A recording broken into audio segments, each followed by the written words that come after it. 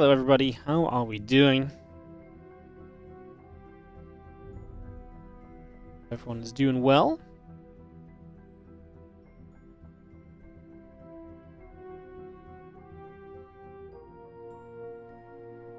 Hope everyone is doing great. Welcome to the Warditv Boom and Bash, getting started up today in a few moments with some players that we've not seen so much of in a little while. Today's group's pretty fun.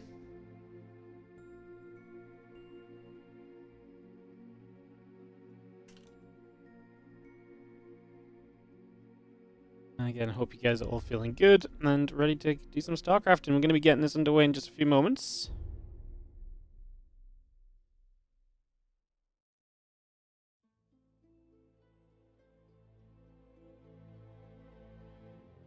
I'm just trying to fix my gamer Bobby. DNS is videoing all the maps he doesn't know.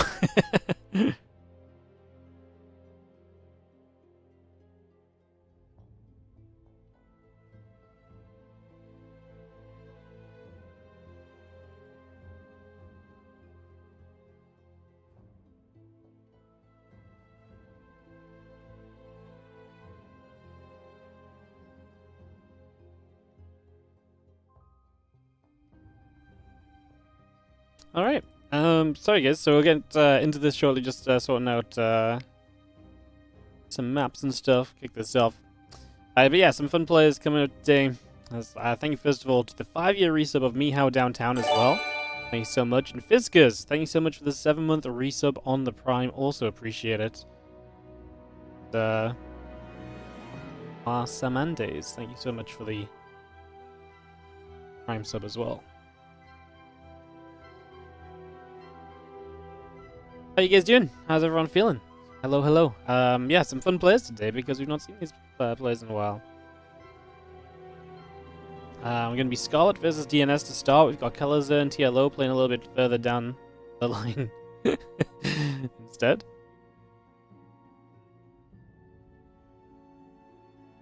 And yeah, I think it'll be a fun little group. So yeah. Are non-boomers allowed to watch this tournament? Yes. You are allowed to watch, especially if you do the 2-year resub. Amazing. Alright, we're just waiting a couple of moments. Like I say, we got confused with the videos because we did 2 videos each and then they started picking maps, which doesn't work. So I'll just try and figure that out for a moment or so here. I'll be able to go.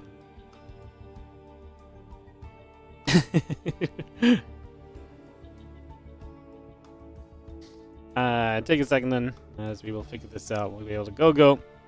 I didn't think about the fact that my map pool was not going to be ideal for players who maybe haven't played so much recently. Yeah, didn't think about that. Perfect.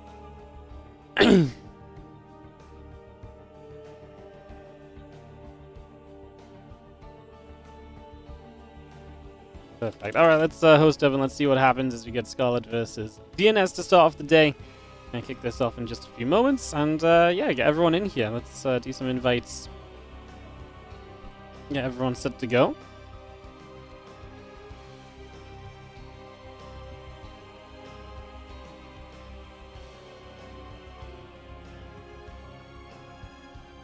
Ready whenever says DNS. If Scarlett's ready as well, we can kick this off. So it is going to be this PvZ to start us. Go GLHF, and let's kick into our very first matchup of the day. It's the Warditv Boomer Bash. Thank you so much to our sponsors, Crate Entertainment. I'm going to throw the link down in the Twitch chat for you guys to check out their Steam page and all the amazing games they play. Or I'm not, because Wardybot's not on. Give me a second. Easily fixed.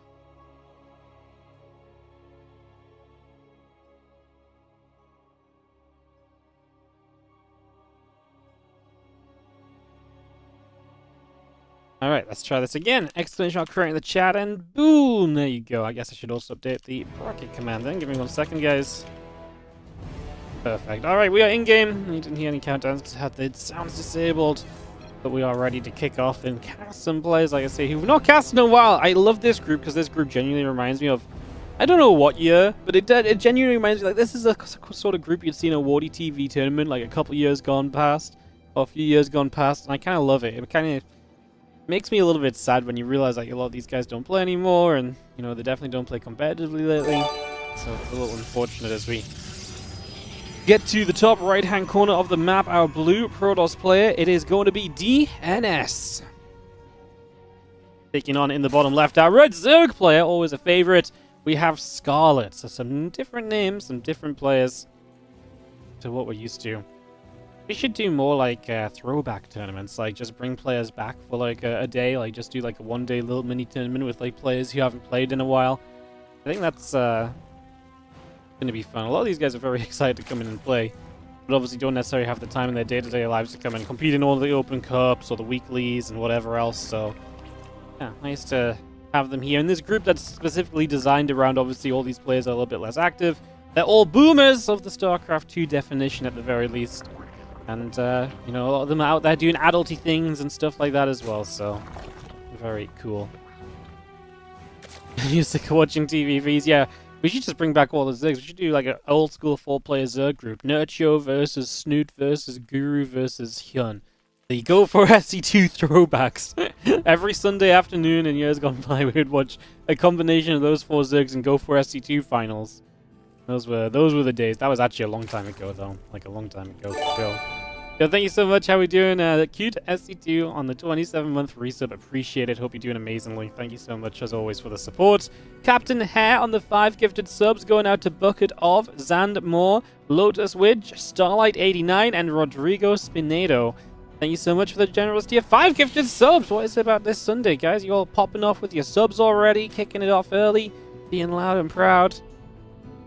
Appreciate you guys. Thank you so much. There's a couple of links going to chase the probe about. Obviously, the rest of the groups in this tournament, guys, I mean, this is the Boom and Bash, so it's 28 years of age or older is the specific rule. The rest of the tournament is filled with more players that you may be more used to seeing and players who are kind of more frequently competitive.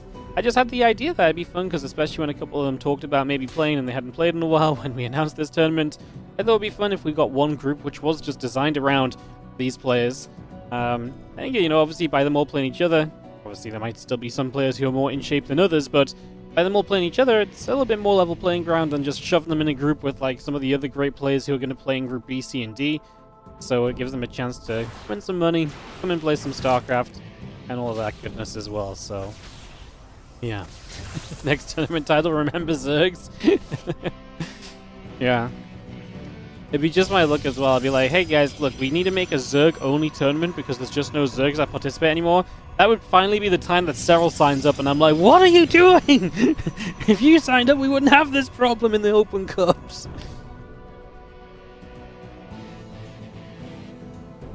Link speed is about to finish. The Oracle is coming about. Wolf Gates, Adept, Gateway continue to come about. Prince and Lings continue to come through, and another Oracle. Chrono boosting out for a few more moments. Still the party people. I don't know. I'm excited to see if we can get Cyril to play in something this year. I mean, we've got some bigger events coming up, Spring Championship and so on. Let's have a lot of plans for kind of going a little bit bigger and better. I kind of wanted to start running a European League as well. Like once a week, some matches, just focus on European players and just have a good breadth of players available playing. I think that'd be cool. We used to do the European League in years gone by. I think that might be one we bring back. I'd love to do a Korean Royale as well, but I might do that a bit later in the year.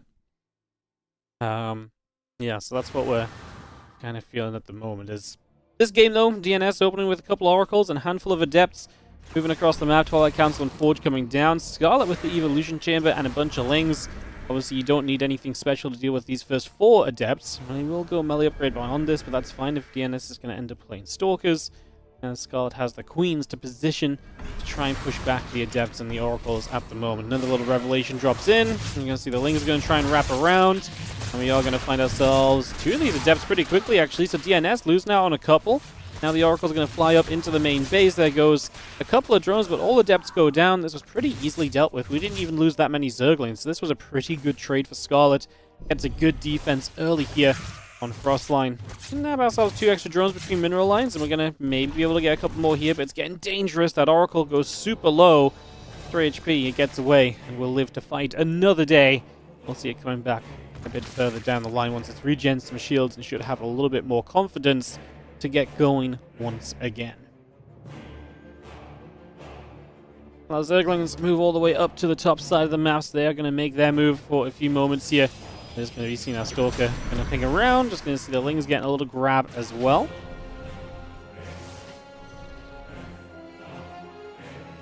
And we'll be seeing our lair drones, the melee upgrade again, continue to come through. Add a couple of hatcheries on also.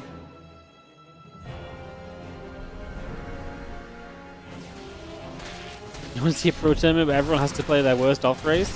Honestly, I still love the idea that we had for the when we did the backers brawl with a sponsor, and the sponsor guy just reached out, wanted to run a tournament.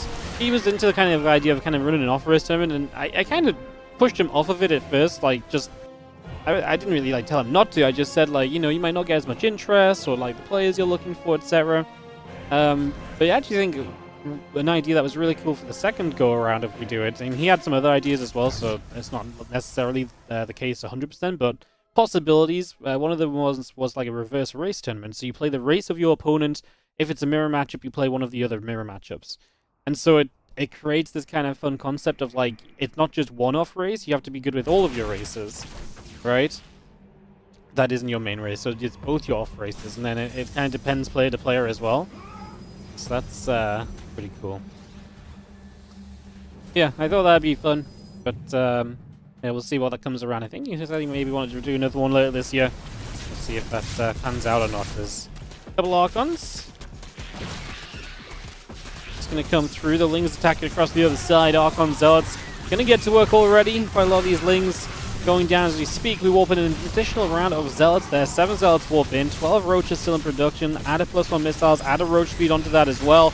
These Zealots continue through. The Archons continue to do a pretty good job at hitting the Roaches, but there's just not enough firepower here from DNS, and Scarlett is going to shut this down. A Drop Lord actually doing some Queen Micro as well. Unfortunately, one Queen still dropped, but there's another couple.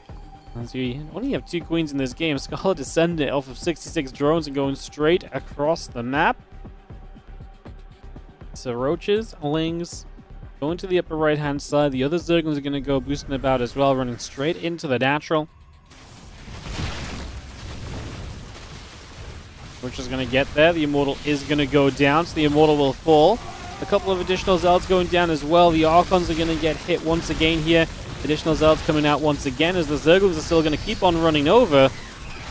The Roaches will continue to hit those Zealots and just going to be seeing those going down. The Archons still microing back and forth. And a couple of extra Zealots coming around as well as the Prism sits overhead. Again, the +1 missiles is about to finish up. And we have that. Going to be a nice little addition. As it looks, the Scarlett will get shoved away for now, but she does have reinforcements coming, and DNS definitely has a unit problem where he just doesn't have enough units at this point in time. The Oracle overhead, the Archon still trying to put some work in, trying to make something of this entire scenario. As we pull back, a couple more of those Zealots taking damage once more. The Archon's getting jumped on.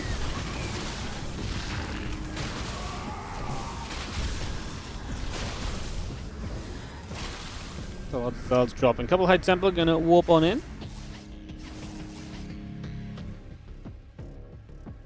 And the Ling Roach is pulling back, listing missiles.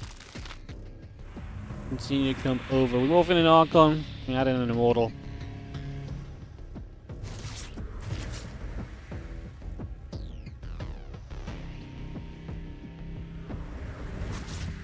Queen's just going to be there. The Oracles got pushed around. 2 High Templars and an Immortal coming up on the other side from DNS. Listing missiles, Overlord's building. And this army of Scarlett is ready to just go again, obviously powering up. More Ravager's going to morph too. Like I said, I think DNS has a unit issue, so a lot of the units he has are tech units, which is great. He needs to micro these extremely well. He can't really afford to lose any at this point. We're going to be seeing the Oracle there very now. They're going down, a couple of Archons turning. Ling Roach Ravager joining. There's another Zealot coming about.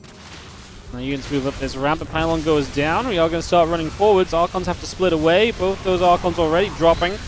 A lot of these Archons fall, and the extra Zealots continue to come through. And we are going to see the Immortals still having to bounce backwards here for the next few moments. So we continue to chase on through. The Immortals and the Archons just continue to drop. And DNS will get overwhelmed by Scarlett in the opening match of the day. In the first game of this opening match, I should say. So the first game opens towards Scarlett's favor. We'll get a game 2 coming up in a few moments. Haven't seen an official match of Scarlett since August, by the way, so it has been a hot second since we've had any of those games coming around. So actually just excited to see her play. I feel like Scarlett's always one of those players who, even if she's not playing, she's always maintained a high level. Like, she's always able to come back, and because there's been times before when Scarlett has disappeared and not played for a lengthy period and then returned and she's gotten back to a high level again, you know, in the past. So I think this is another of those times where I actually think Scarlett, for me, is the favorite in this group. I think, for me, she's the favorite. I don't think that's a super crazy statement. So yeah, I would pick Scarlett as my favorite, which is obviously kind of weird because actually Scarlett's TLO is like the biggest outlier, but then Scarlett is the player who is second most inactive. Like, she hasn't played an official match since August. Kelazhur didn't play a match since December in Home Story Cup. DNS played in the OSC Championship earlier this year, so a couple months ago. He's the least inactive. Hasn't really played much since then, right? But, you know, if you just go by that, you might think DNS is in the best shape. Like I say, I don't think guessing the shape of Scarlett is or the form of Scarlett is a fun game to be playing, because she's oftentimes, like I say, surprisingly good even when she's not necessarily playing. She's always one of those players who picks up other RTS very quickly, as well as also always very good and dominant in other RTS too.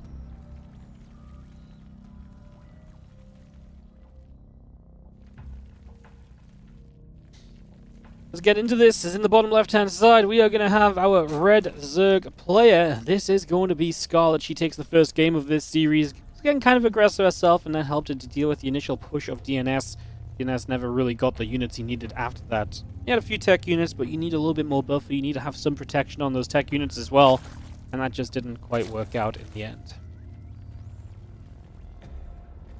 In the top right, our blue Protoss. This is going to be DNS. Game number 2 of this best of 3. ZVZ today. I know, 2 Zergs in one group. What is happening? What a wonderful time to be alive. It's lovely, isn't it? An actual ZVZ. It's gonna be. I actually think it's gonna be fun. Where are Snoot and Naniware? Great questions. Naniware usually is in like Roddy's Twitch and stuff sometimes. I don't know if that's true recently, but I feel like he was watching for a while. I haven't heard of Snoot in a long time. I don't know what he's up to.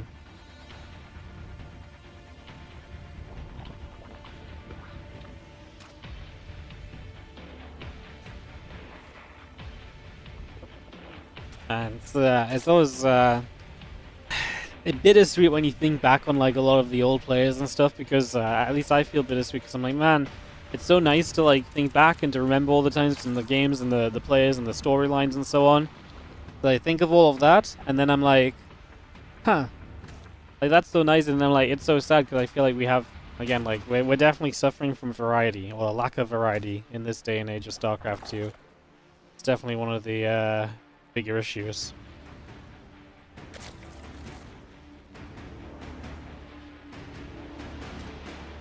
But that's okay.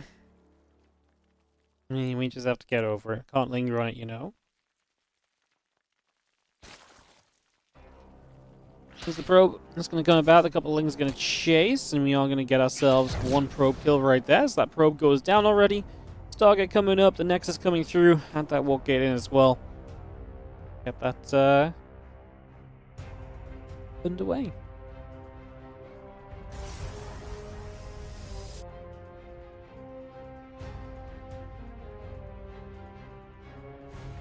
Lings get up to the top, the Adept moves through.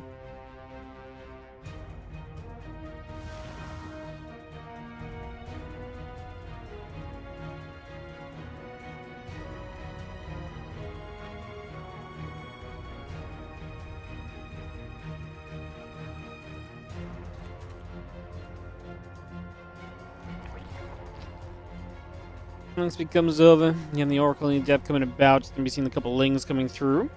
Let's just have our Queen sitting out the front as well. Again, the drones, the hatchery, the link speed all continue to come up for the moment here. Get that underway. We await to see what will be next.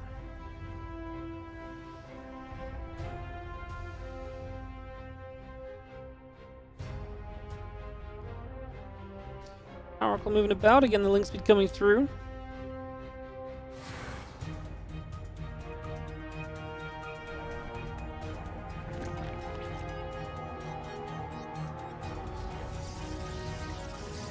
And Nexus starts on the third base, so we're just going to get that started, we get that underway, and we see where we are going to be going to. We just have ourselves the Evolution Chamber coming up again. Wouldn't be surprised if Scarlett played a melee upgrade once more. She was always a fan of playing those melee, kind of aggressive kind of styles. You know, styles that should play quickly as well, especially, right? Because the melee upgrade obviously gives you the chance to be kind of up in your opponent's face. Your Lings can go running around a good bunch. There's a lot of benefits and bonuses you can kind of get from there, so we'll see what goes on as the couple Oracles continue to jump on in. Queen's going to be fighting there. The Spore Crawler shooting. The Queen's going to hit the Oracles one more time.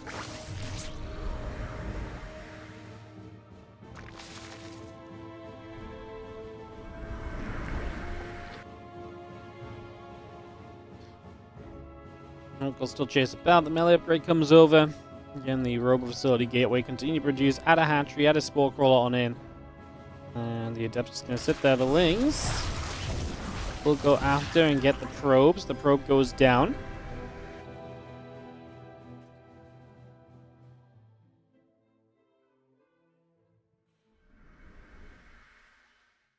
That melee upgrade is, again, about halfway done here. But our lag coming up, the Baneland Nest. Add a hatchery on in there as well. The Zerglings get turned around by the Adepts, which is just going to push those away immediately. So those Lings get turned around the other direction right off the bat.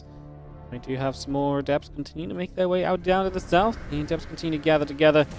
The Queens are going to get there straight away, push the Oracles back the other direction too.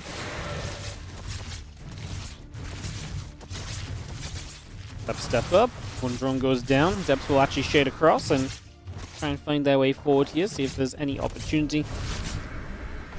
In last game, Scarlett was pretty good at cleaning these up. She's going to get a good surround again. The Oracles need to obviously help with this. The Queen's going to do a great job. We get rid of one of the Oracles. 3 Adepts dead. We will get a Mineral Line, though, and 3 Workers at the very least go down. There's a 4th up for grabs when it pops out the Extractor there. We misclick it. There we go. We get it now, but yeah, I mean, lost mine. Time 4 drones. I think it was better than last time for DNS, but it was also a bit more committed. Last time it was only 4 Adepts. No, this time it was 6, so yeah, a little bit of a tough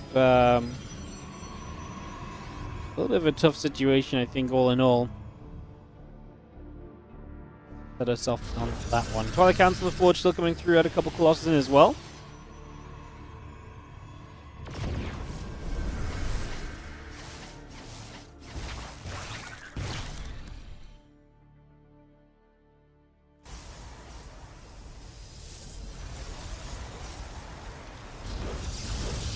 The Overseer flies in overhead. We obviously have the +2 melee and the Hydrogen coming up. The Hydrogen will finish shortly. The Overseer gets into the back of the main mineral line. Couple Queens pinging away. Oracle's already taking damage.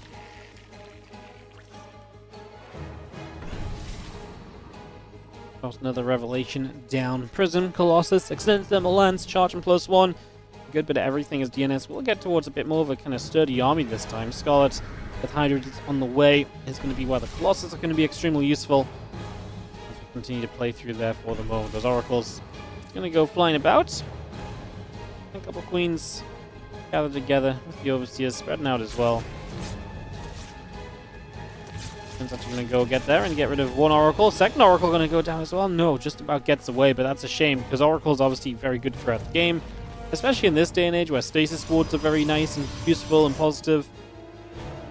A bit of a shame to miss out there. I mean, anytime an Oracle goes down, it's just going to spell trouble for you further down the line.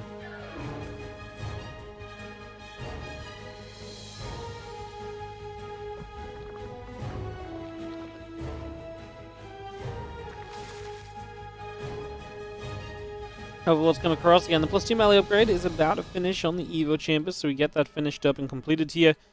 And we will have ourselves the +1 charge, and thermal lance. All finishing through. Again, a couple extra immortals coming on in as well. Still the Prism just poised to the left-hand side, so it's definitely looking better off than he was last game, Scarlett, just with the straight-up Lingbane Hydra, plus some Mizdars, the Nuskull Orgwyn. Still got that Creep Thread working forward onto the map as well, something that we always praised Scarlett for, was just how good her Creep Thread was.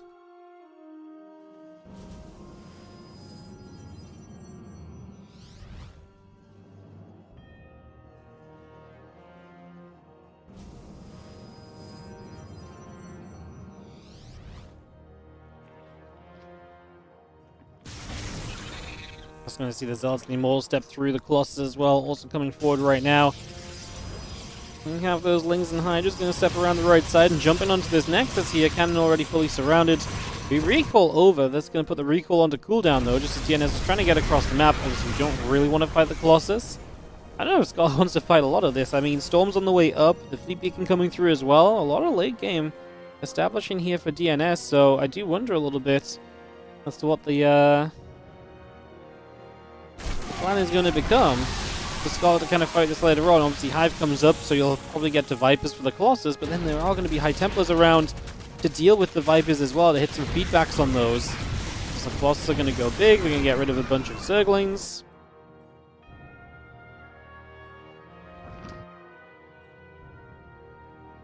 King Hydra just pulls up that right-hand side. +2 attack comes in. The Fleet Beacon not far from finishing either. Still got those Vipers coming up. The Adrenal Glands coming into play. We actually take a second here to jump onto a couple of Immortals that are just coming from the natural. It's a nice catch. Storm's coming through, but we are going to get both the Immortal kills here. We actually ended up losing quite a few Hydras. The last few moments of those Immortals, they lasted a while. As the attack on the right side from Scarlett hitting as well, and DNS not quite able to handle the power at which Scarlett is playing at right now. She's definitely playing quickly, and she's definitely playing with a little bit of ferocity as well. Showing up on different sides, forcing some warpins and so on. We are going to have another storm coming down onto the Zerglings as well, so again, just trying to find something over in that direction.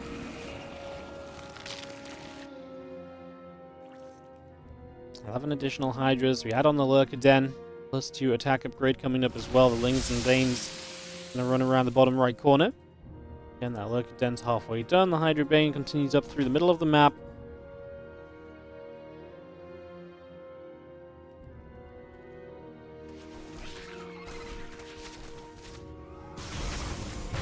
You've seen a couple of creep tumors there going to get picked off as now the Lings going to come back onto the right-hand side and they're going to go wrap around. So that is going to be the battery fallen. The Zealots are dropping to Storm clips a couple of those Lings, but a lot of the Lings left to kind of do that thing. Even with Storms going down, it took a little while to get rid of them there. Scarlett has so much money, which is kind of what I'm wondering. What do we build next? I guess, yeah, just movement towards the Lurkers. Lurker upgrade starting, obviously the Mothership on the way, so DNS successfully getting towards that later stage of this game. And getting towards the stage of this game, I can only imagine he is going to look a lot more comfortable in. As the Zealots continue to chase down a few more of the drones. So a few more workers continue to drop. Boss in the middle. Mortal is just going to knock down a couple of creep tumors as well, so we continue to work through all of that.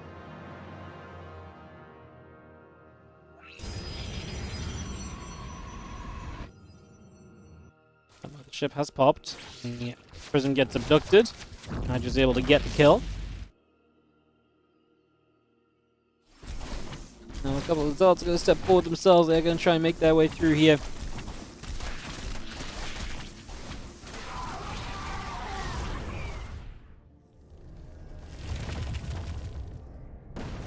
Now with Lurkers out, it becomes a very different army to fight against. I do not love running across the bridge when the Lurkers are right there, right? And DNS realizes that as well. Once again, they're getting shredded on the economy as he loses 16 workers back on the other side. So it is again going to be Scarlett who is continuing to find a lot of damage and a lot of success.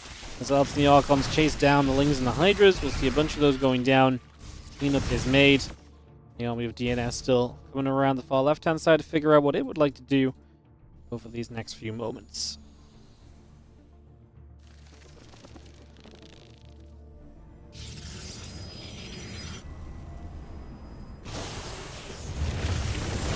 Storms drop, and the Feelings going down, the Colossus dealing some damage, the Archons as well. And get rid of some of the Hydras on the high ground, so again we push back a little bit, a couple of Mortals will go splitting across.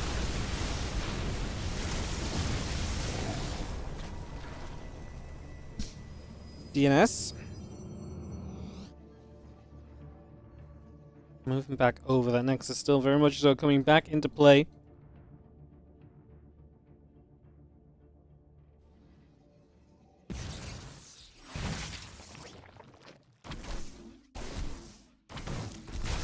Archon's gonna step forward and get a creep tumor, but again, it's difficult to get Archons to do much about the Lurkers.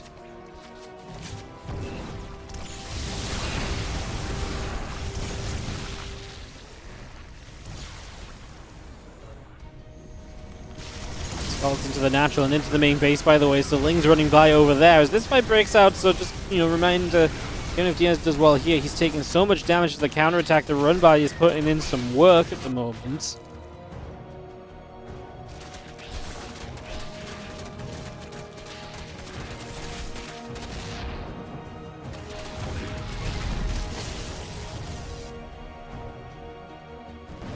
Let's continue about. It's going to go through. Temple Archive is going to get hit.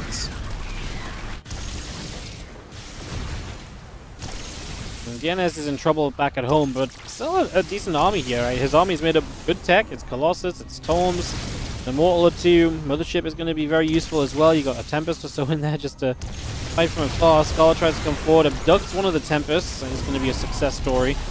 Tempest will go down. Scarlett just needs to try and make this last as long as possible. The longer this lasts, the more her economy gets to come into play, and the more her economy is going to give her the win in this series.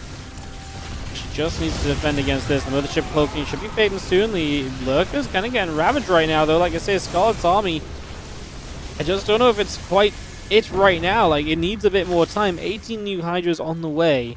We're counterattacking again. Even more probes going down. This time the fourth base. I mean, how many times we've seen this fourth under fire this game? A couple of Zelds go down there, and again, Scarlett just trying to buy time. Anything she does that makes DNS take a few extra moments is, again, more time she has a chance to really deliver here.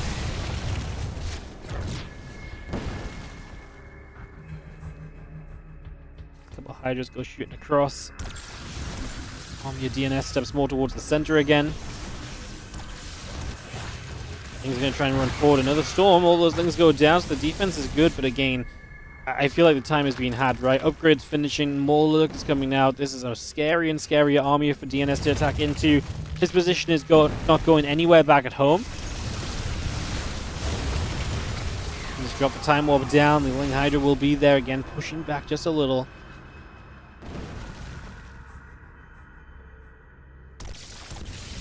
Guess Force will step up to come through. A couple of the Hydras taking shots. Colossus. Getting rid of a couple of Hydras as well.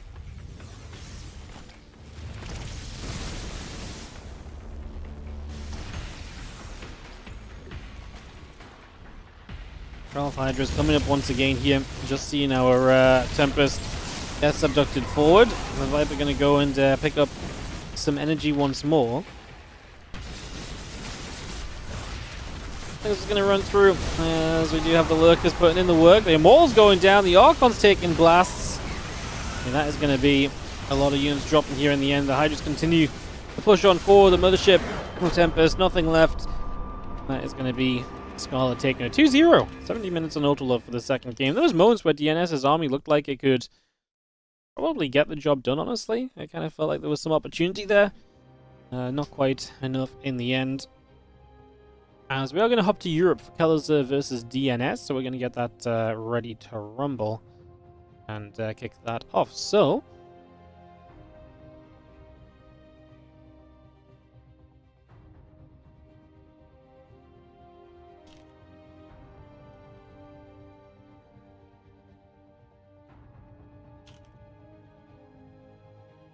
we'll get that ready to go. So let's hop on over to Europe, get ready for some Kelazhur DNS action.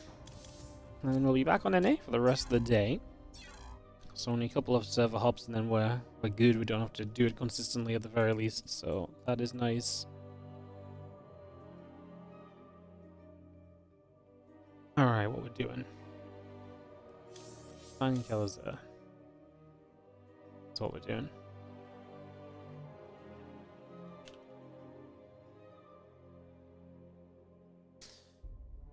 Scarlett's in China. No, Scarlett's actually in NA right now. I thought she was in China. I think she was in China recently. But she's back in NA right now, so I didn't realize that. I gave her some of the earlier matches thinking that her playing earlier would be better for her. Instead, I've made her wake up early, so. But we had two NA players in the same group. I mean, I guess it was inevitable in the end, so TLO nabs the advantage there. The Scarlett gets up to a 1-0, 2-0 start. Heading into Kelazhur versus DNS in just a few moments.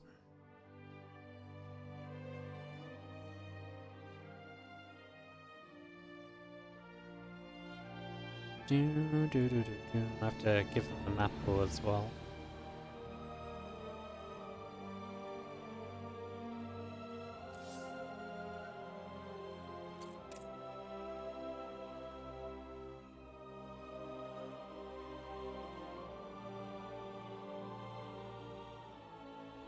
Cool. Scarlett's in China. Yeah, no, Scarlett was in China. She went to China a while ago. I think that's where she's been for a few months. I don't know exactly. I just remember hearing that she went to China for a while. I'm not 100% sure about the details. So when she actually showed up today, I actually asked her if she was in China to do the servers, but she's actually not in China. So there you go.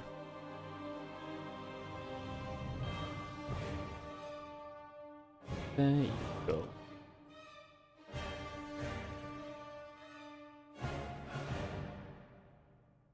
All the TLMC maps that we have in the map pool getting vetoed, by the way, guys. No surprises on that one. Is SC2 dead? Yes. I literally dug it out of its grave this morning just to be able to show you guys some games today.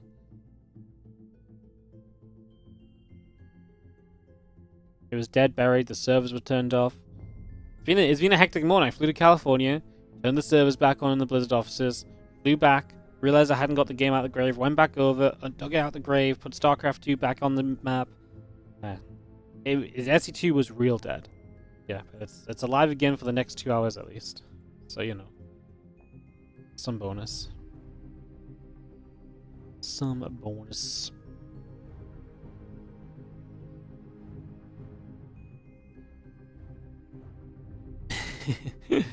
DNS loses the the veto off in terms of playing chicken on the last TLMC map that they hadn't vetoed yet. I'm a streamer caster and now a necromancer, yeah. Maybe that should just be the 4th race of StarCraft 2. Maybe that's what we need, a 4th race, and it's the race of necromancy. They bring back all the dead Zerglings, Zealots, and Marines. It's just like a mega army, but they're all a bit crap. You know, like, the Zerglings only run at half speed because their legs are, damaged because they died before, The Zealots charge, but they actually never stop charging, so they run at the opponent, but they run straight past and out off the edge of the map as well, like they're all just a bit dysfunctional. Marines are so broken you probably wouldn't notice the difference. They probably still shred everything.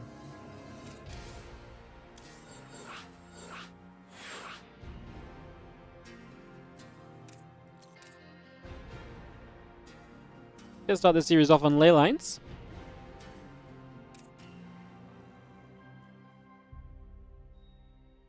What's going on with my mouth? I've got, like, something crunchy in my mouth. I think, I found some in my lunch. Wild. Oh, you guys want to see something exciting?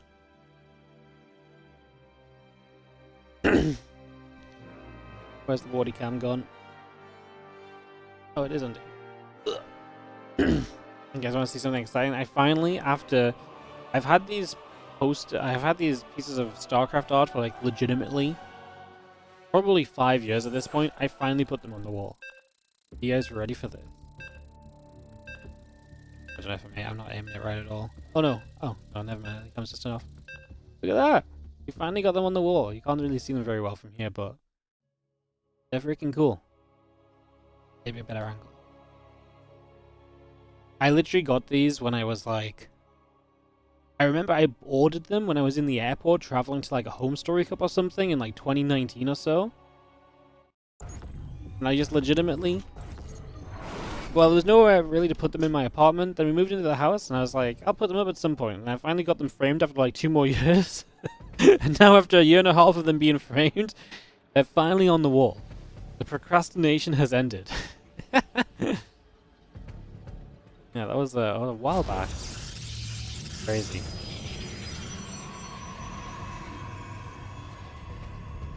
The Warlord version of the undead race in Warcraft 3? Aye.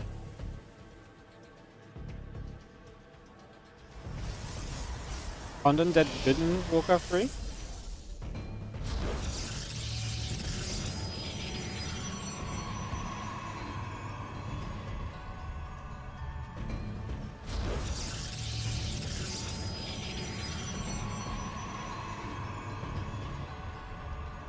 Alright. In the top right, we're going to have ourselves the red Protoss DNS. And in the bottom left, our blue Terran player, Kelazhur.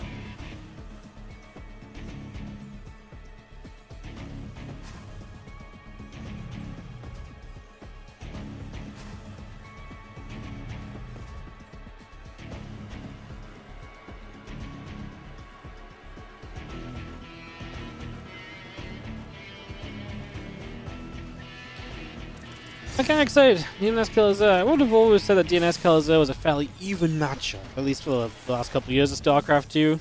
I feel like on any given day, if you put these two against each other, I'd kind of expect them to, I'd kind of expect them to give us a good back and forth matchup, you know. So, we'll see what today brings us as we get this going. Who hung them up? I hung them up. Admittedly, Helen did get them framed for me when, she got them framed for me as a Christmas present. Like, I asked for them to be framed as a Christmas present. It's a great way to get out doing a job, isn't it? But I hung them up. I just took a while to get them hung up. That was all. I didn't know where I wanted them for a long time. Like, originally I thought I was going to put them somewhere else, and then that idea disappeared, and yeah, well, now they're over there. In the last, they're in the last, possible bit of wall space available. The walls are now full. Walls are now full. Unless we switch up the walls behind me, but it's kind of wild. They've just been up for like 3 years now as well, like 4 years now nearly.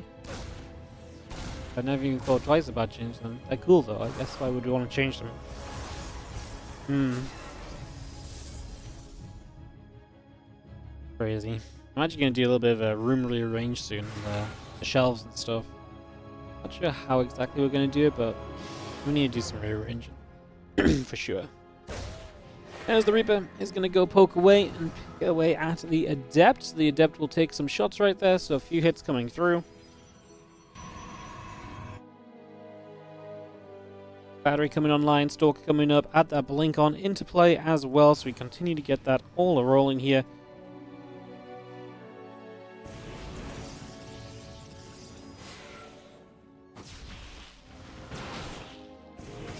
So we're just going to shoot the Reaper and take some shots.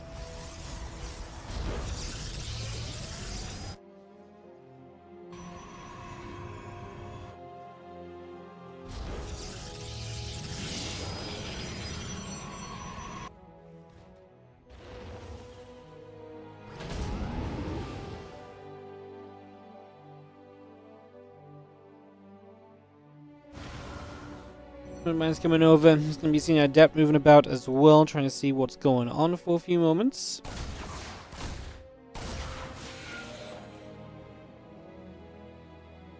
Adept is just going to chase. The Reaper is going to get hunted. That Reaper will go down. The Reaper is going to drop right there.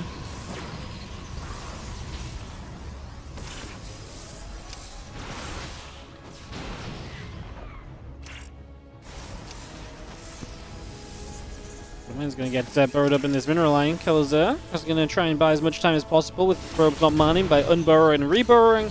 Going to unload and reload. That's what the mine goes for. One more worker. Only 2 probes, but obviously at least we do keep the medevac and 1 widow mine alive. So that keeps you with an available threat for later in the game as well. So that is a nice bonus. As again, the Prism and the probe continue to come about. The Raven coming online as well. Continue to get that on the go here as we get this all settled.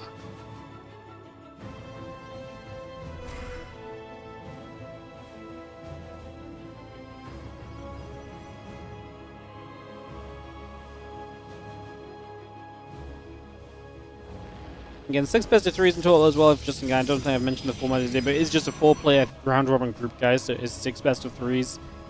The top 2 players will advance to the playoffs next weekend, Saturday, round of 8, Sunday, semi-finals and finals. So that will be coming up next weekend for you guys. Should be a lot of fun, as well as a few Stalkers gather. The Prism just going to be right there, moving about a little bit.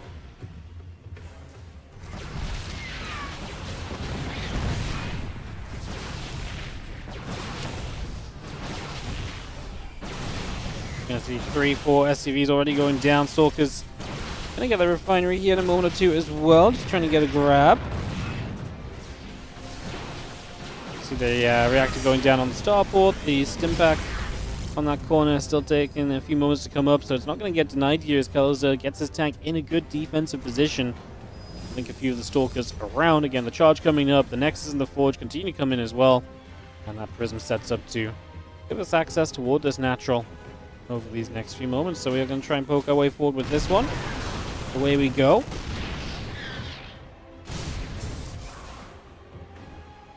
Wow, 6 probes across the map. The Widowmine drop coming from a different angle as well, and now the Raven's going to hit into the main base. So mixing that up a little bit and just trying to, again, bring as much annoyance as possible and just trying to be frustrating here in these early stages to the best of our ability. Stalker's going to get whacked away at. The siege tank putting in some work.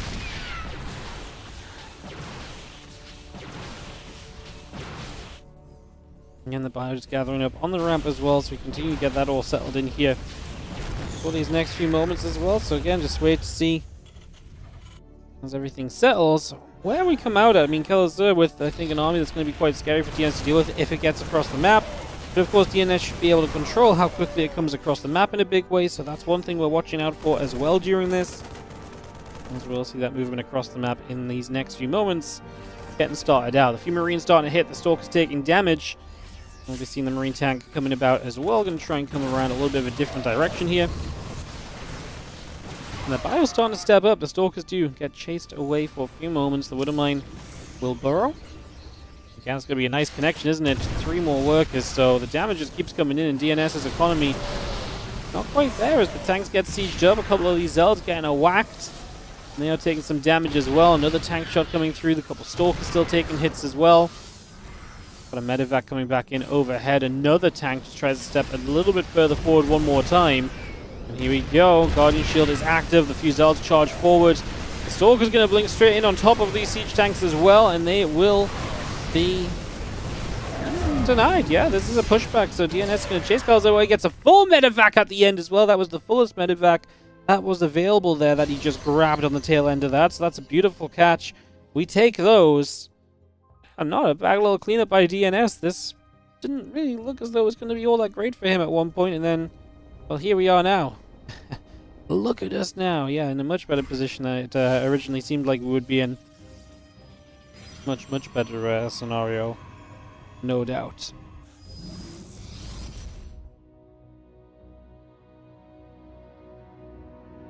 Robobait +2 attack continue to come up as well. We will see our bio units continue to gather together. And the +1 comes about. Liberate coming through at the armory and the engineering bay on. A couple more Widow Mines coming up as well as we speak. And that bio force continues to gather in. A few Zelds coming in from the bottom side as well, on top of everything else.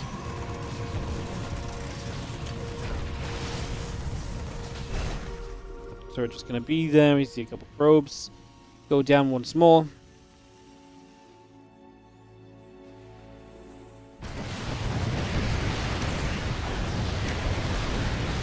So it just has, well, I mean, it goes down, but at least the Zelds get into the mineral line, so at least a few Zelds will be here, if nothing else. Could have been a whole lot worse, quite frankly, so we'll take that for what it is.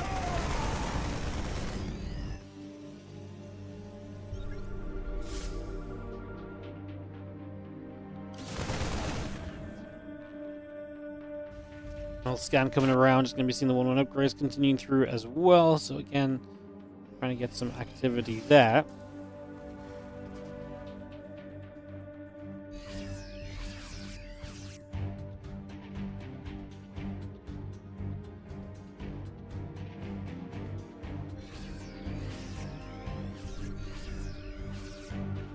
We've just been killing so many probes this game. Every time we look at the left-hand side, there's just more probes going down. There's 33 probe kills in this match so far, which is pretty ridiculous. Now, the Zel's going to get in. A few SCVs will begin to drop, so some damage will be done. So you will successfully come through there for a little bit of success as the bio gathers up and we get ready to go pushing on forward here. So, a shove forward begins to take place. Going to make a little bit of a move already. Fire just relocates around that left-hand side. Getting set up. Seeing what we can do.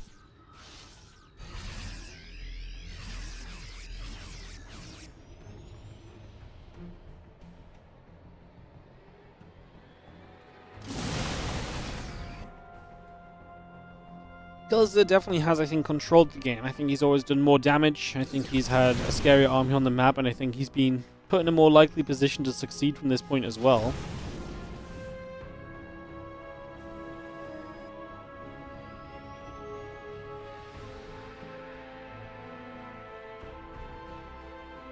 Fire pulls back. I see the few of those elves are going to change forward. The Stalker's going to get there.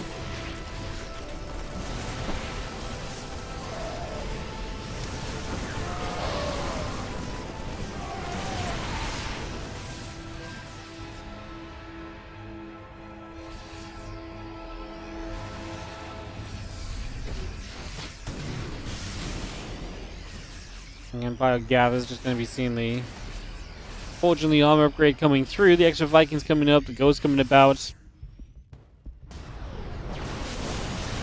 The Vikings thinking about coming through. The Stalker's playing forward. The Vikings going to get to work. I mean, the Colossus are just dying too quickly. That said, the Colossus are now going to go and test it. So DNS doesn't have the buffer. If he ran his elves in front of this, and the Colossus get to keep shooting, and the Colossus are safe. It's a very different story, right? It's a very winnable fight, perhaps even. As it stands, that is going to be that, as you're just going to be having. I think GG's on the verge of being called here. DNS going to fall down 0-1 in this next matchup. As you see, the couple Vikings come through. The Colossus goes down. Stalker's going to try and clean up. Kelazhur continues to chase and just gets a couple more kills, so continues to go very well for himself as he chases right the way back across.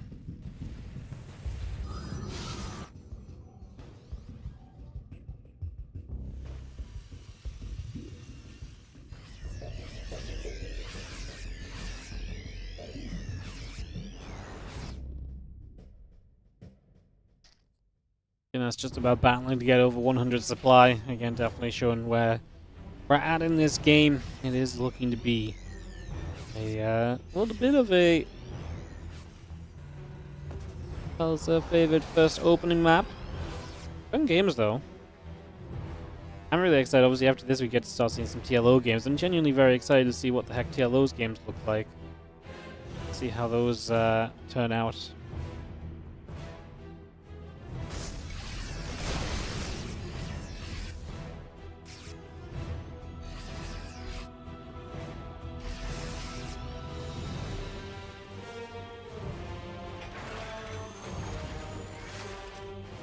We having ourselves the Bioforce coming across.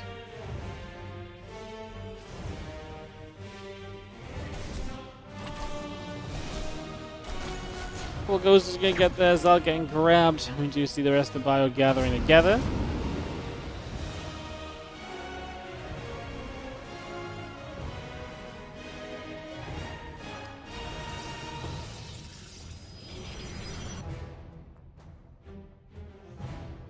And those medevacs coming over into the main base. We have a couple of order turrets coming down as well. Again, you talk about a game that's controlled by Kelazhur. This continues to happen for the moment.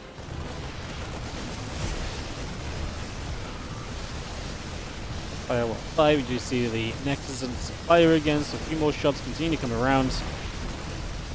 We got the robo facility too, so tech rebuild is going to get a little bit worse for DNS, who's not really been, in a position to build additional robos in preparation for losing any, or just for additional production in general. It's been, like I say, a bit of a rough time here in general.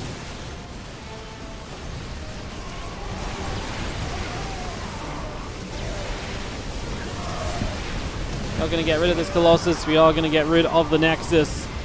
And maybe get rid of DNS in this game. We actually don't get the Nexus, so for now that part survives. We're going to lift up and try and get out, but full medevacs, wow. Full medevac was in the back. Only the empty medevac died, which I actually think is a little bit miraculous there for Kelazhur, who will drop back into this recall. Not having the easiest time of finishing this one out, as medevacs return to the upper left-hand side as well, so they are going to get back onto the move. See what they can do.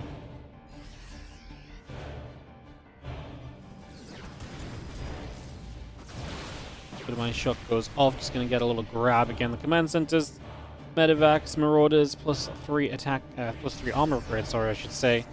Coming about. The Bio and Ghost is going to sit here. We're going to get rid of a couple of those zealots already, so damage being dealt off the start. DNS will say GG. Kelazhur takes the opening game of the best of 3. And it's going to get to go 1-0 into the lead. Took a little while at the end. It kind of felt like he was in a much more comfortable position than the game kind of looked like. Like, if you hit the supplies, I could have almost been made to believe that Kelazhur was still in some trouble, but it's not the case, as we're going to go to Ultra Love for game number 2.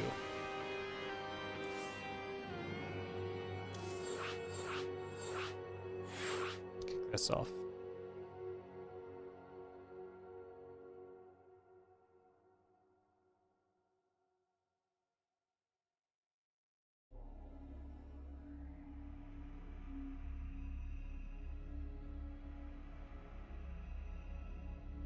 Get everyone in. We'll move people around.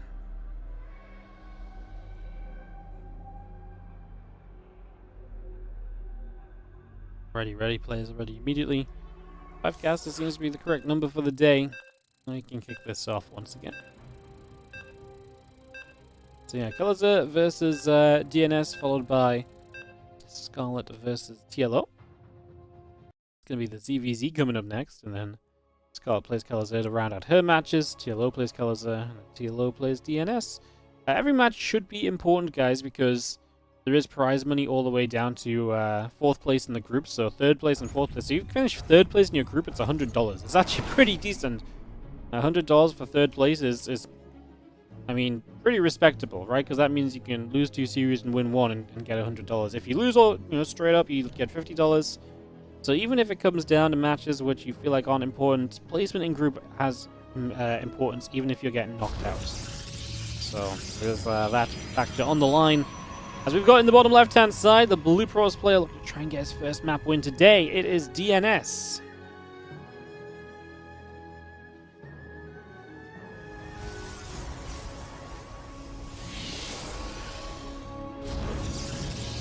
Battling against the Red Terran, Kelazhur, in the top right-hand side.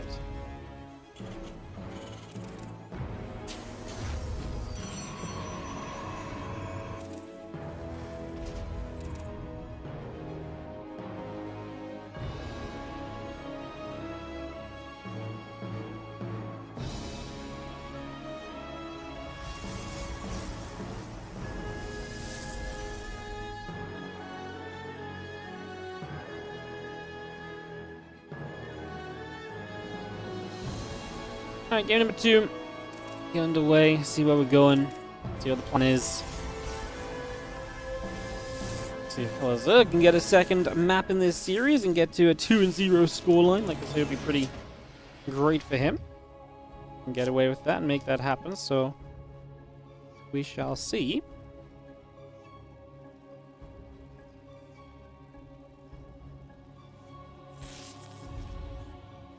We shall see where we get to. As the probe and the SCV just going to nibble up on one another. We chase each other around for a few moments there. The SCV going to come back through for a couple moments as well. Nothing wrong in a bit of back and forth.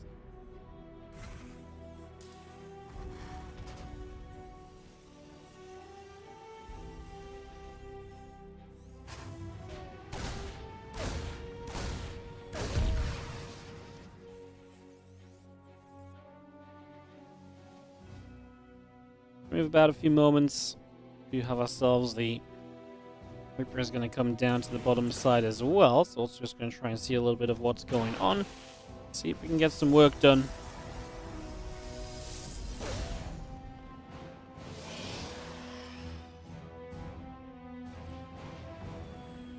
There's the Stargate on the way from DNS, and maybe trying to play a little bit of a an easier early game or a cleaner early game where you don't have to worry so much about everything that's going on around you. You can just play a little bit more defensively. You're very naturally just going to end up a bit more defensive with that Stargate, so I kind of like it. I feel like it puts you into a reasonable position, and if you, again, felt like you were struggling with the harass, which I think it's fair to say was an issue last time around, that harass is not going to linger like it did in the last game, right? And that's a massive difference right off the get-go.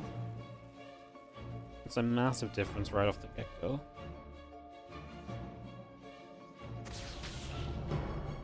As we come stepping forwards, take a couple of moments.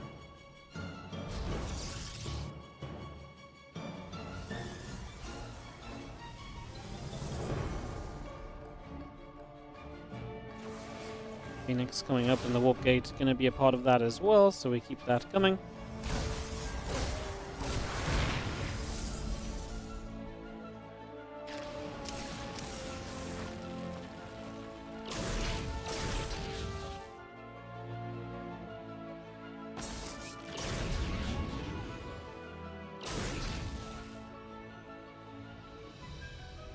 Wouldn't mind trying to be baited, or trying to help be a part of the bait. See, the idea is if that Widow Mine goes off, you can maybe hit the Phoenix, and then it takes some damage, and then it's just going to be low for later, so trying to find something there kind of works out. Not a bad start thus far. As now we just take a few seconds, and it's going to be Kelazhur pushing onto the map again, so another fairly dangerous push it feels like, right? This is one of those moments where you're moving out, it definitely feels like you could end up in some trouble, so definitely room to be a little bit cautious perhaps as we get settled down over these next few moments.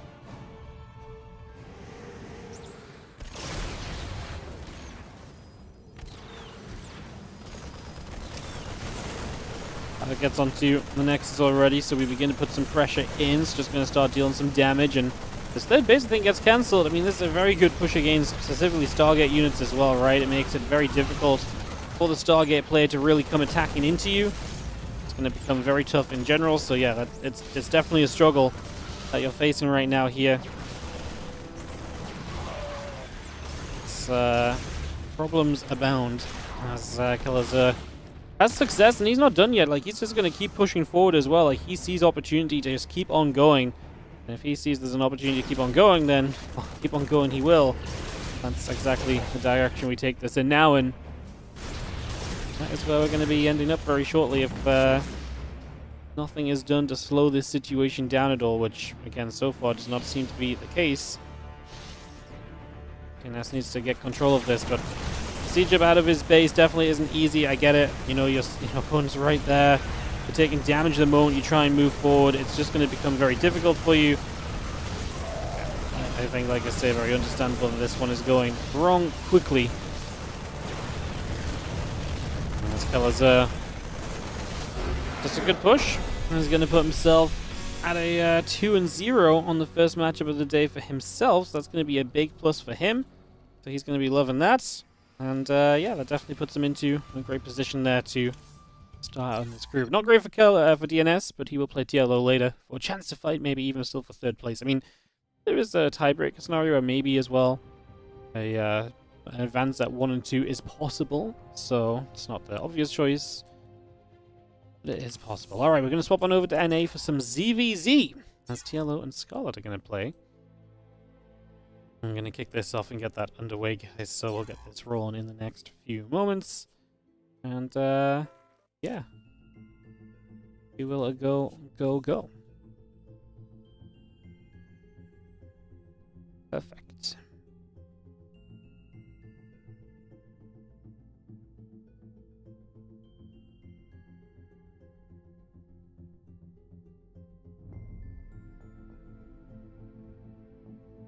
Part where inform the guys, inform them that there's maps that they've never played before again.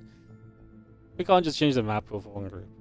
They have to own the fact that they're that they are in the unknown on the maps, unfortunately. I haven't watched Scarlett play in a hot minute. Yeah, she's not played an official match since August. That's why this group in general is very exciting, because we actually have a few players that we've just not seen in a while. So that's very nice. It's just a bit different, something a little bit different to spice up your day.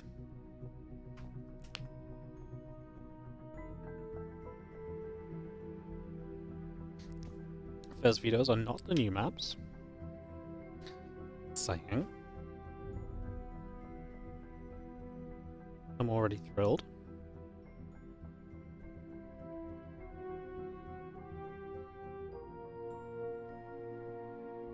Okay, none of the new maps getting viewed. We might have a full-on new map or matchup here. Yep, okay, none of the new maps are getting viewed at all. I love it.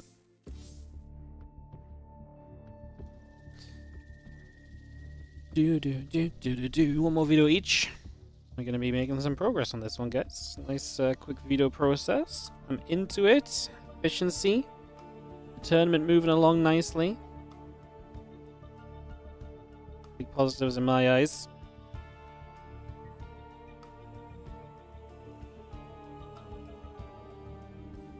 Yeah.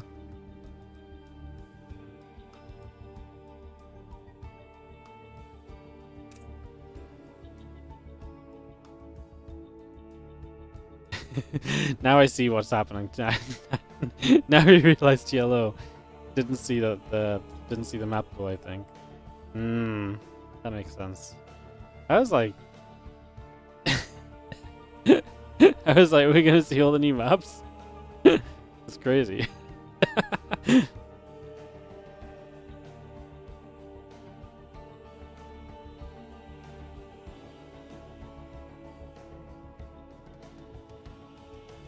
Yeah, a little oversight on my part. Maybe we should have put in a heads up or a note or something.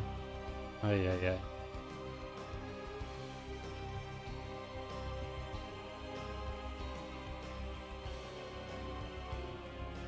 TLO says he doesn't even know the ladder maps. Perfect. Alright, Skull gonna video one of the other DLMC maps. Yeah.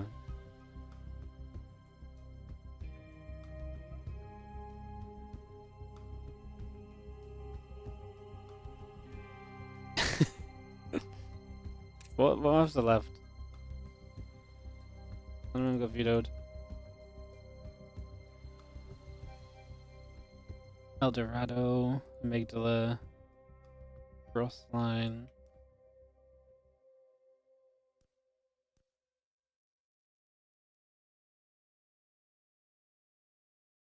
Okay, we're gonna play Whispers of Gold to start us off. Perfect. Alright. Obviously, should be an interesting one.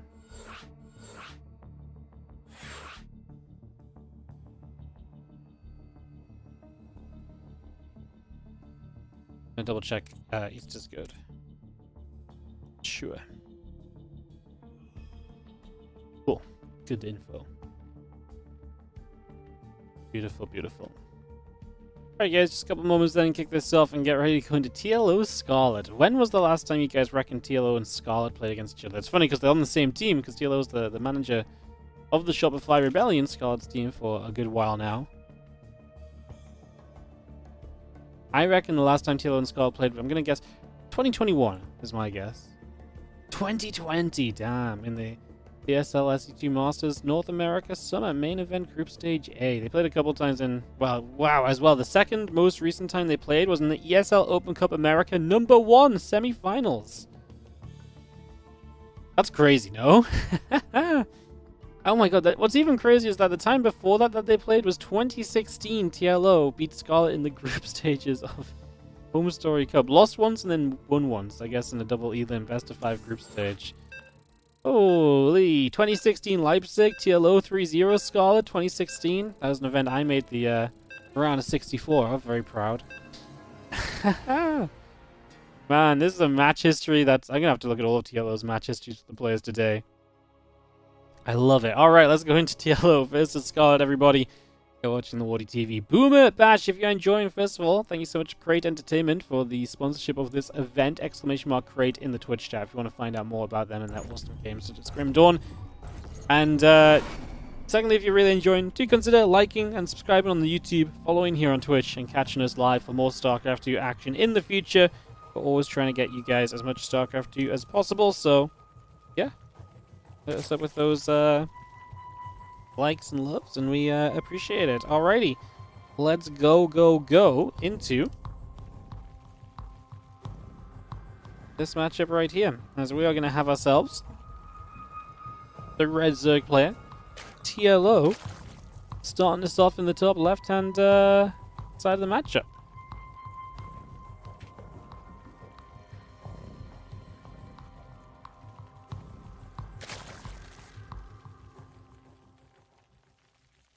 Meanwhile, in the bottom right, Scarlett, our blue Zerg as we get going. Yeah, what is this matchup? I think a reference to the fact that it's ZVZ Yeah, what is a ZVZ? Isn't this matchup banned? Yeah, look at this. All the boomers playing the race that doesn't exist anymore.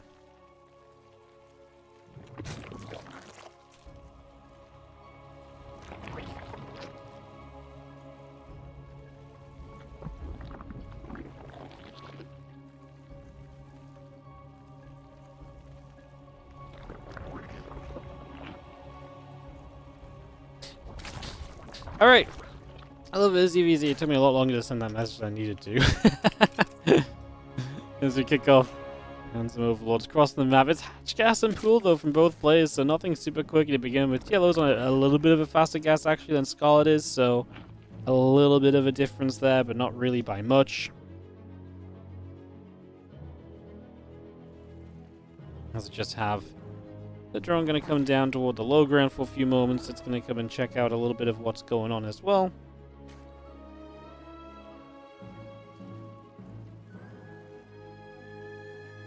And for the moment, that will kind of be that. The few drones going to get to mining.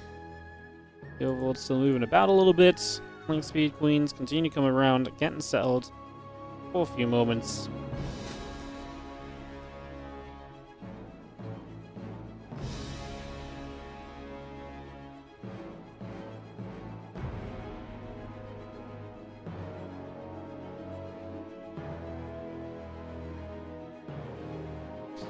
Couple Lings is going to head towards the upper left. So again, Link speed coming through, the Queen, the Lings, and drone continue to come about also. Again, nothing too wild. Generally going to get a few moments to just sit back and enjoy the opening of two players like we see. We do not get to see very much anymore. I'm a big fan. I'm actually really enjoying this group already. Even if... yeah, I think that's actually not even if. I think just genuinely just enjoying this group already. It's been fun. Fun couple of matches so far. This one will mark a pretty much halfway marker of the group.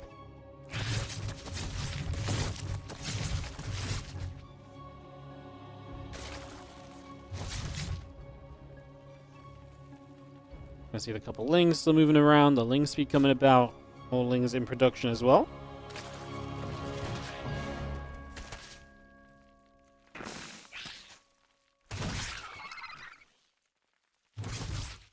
Gonna see that Queen. Gonna go and just gonna grab the Zergling right there. So that's gonna be a nice little nab as well. Nice little pick off.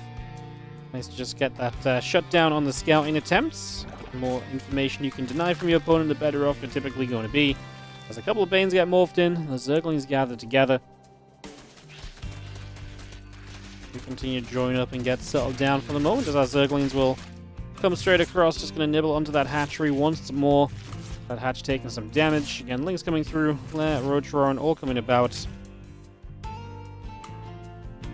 As we continue through here for the next few moments. Double Bane's going to connect, and TLO is obviously setting up to be quite aggressive.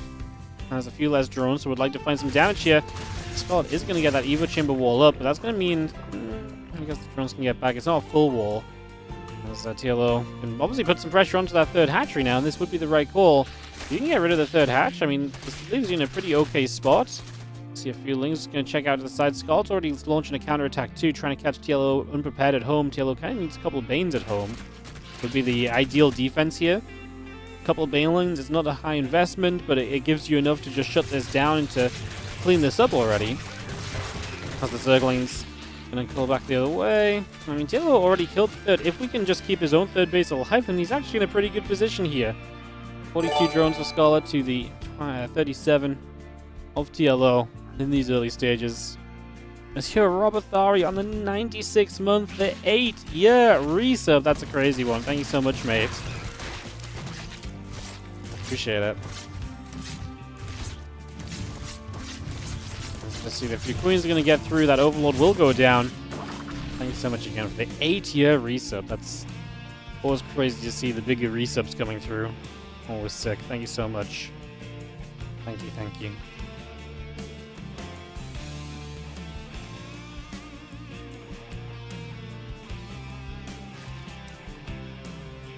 Well, Feelings continue to move around and cruise around. The upgrades continuing through. Scarlett going double upgrades.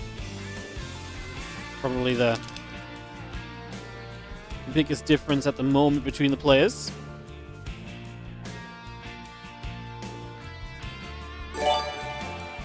Zero, Robert Thari with the 5 gifted subs as well.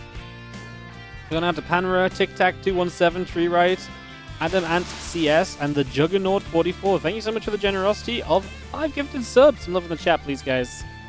The hype up in here. The sub rebuild begins again. Thanks so much for the 5 gifted. We do have TLO just pulling back. TLO, again, having kept his third base alive, generally should be in a reasonable spot. I do wonder how it goes onto the Roach stage of this game, though, because I mean, TLO was behind on workers for a while, so it would have been mine a bit less initially too, so keep that in mind as well. Scarlett's going to add a couple of Infestors into play.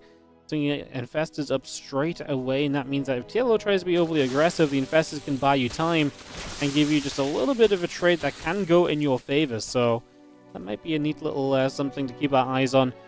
The Zerglings pull away back up toward the top here for a few moments. The Overseer, the Dropper Lord morphed in. I like that. TLO...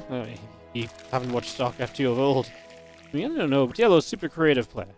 Creativity was his middle name. As, yes, he really did always come out with, like, unique ways and plays, and obviously nothing super crazy here, that's just a Baneling drop, but it's no surprise to see him utilizing every tool in his arsenal to try and get damage done and try and find ways of putting himself into some good positions here, especially in a match where I think it's fair to say he's the underdog. He's, you know, not been active for many a year in comparison to Scarlett. Super fun play to have today. Excited to see how he makes it happen. So we're going to drop the Spire down as well. What's funny is that by going into the Spire, the fact that these Infestors have been made a little bit kind of, you know, unusually from Scarlett. Like, you don't typically add Infestors on like this just in the Roach Ravager phase. But they're actually going to be quite useful against Mutalisks. So if that's the go-to for, you know, TLO, which makes a lot of sense because what else are you building a Spire for? Then you're going to have, you know, kind of an answer to those Mutalisks, or at least a way to start slowing the Mutalisks down, which is oftentimes quite important as well. And Corrosive Bile is going to be good for an Overlord kill, so we get that little grab, a little pick off. Nicely done. Roach Ravager joins back up together, just going to be seeing the Queens there, able to push the Dropper Lord away once more.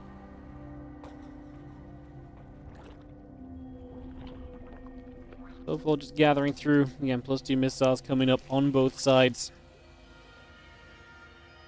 So he gets settled in here. The Bane speed still very much so on its way for the moment. That little bit of Ling Roach Ravager also just on the move for now. So moving about. Ravagers gathered together. The hatchery. It's coming through as well.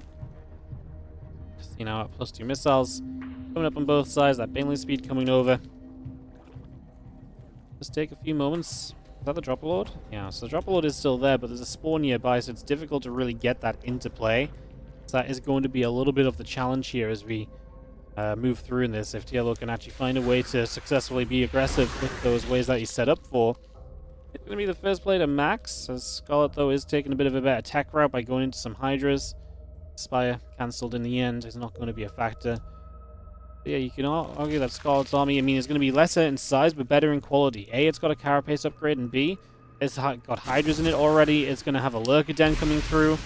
So TLO is definitely in a little bit of a need to go sooner rather than later here.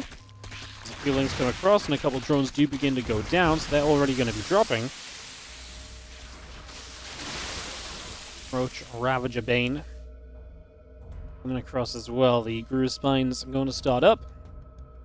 Or finish up, I should say, so the Hydra upgrades are continuing to power through here already.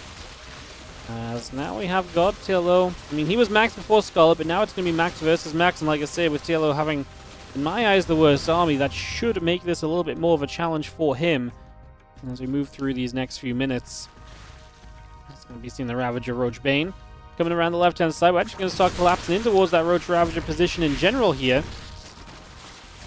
Here we go. A few of the Banes actually step back for the moment. Now we see a couple of Banes connecting through. Fungal growth is decent. Land on a few units as well. The Baneling's still trying to connect. The Banes are really important.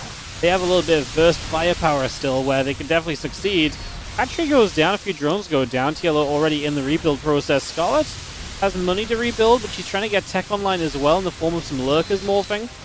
Or at least she was trying to. She had one lurk on the way. Looks as though we've maybe stopped before any more come up. Both players are going to equalize in supply game. I just don't think that we're going to have the tech that we need to take on lurkers. Like, if Scarlett can just add like 3 to 4 lurkers here, it becomes so much more difficult to ever really attack in here than as TLO. That makes her life so much tougher. As this couple of Hydras get chased, they will get hunted and shut down, and they will indeed end up falling.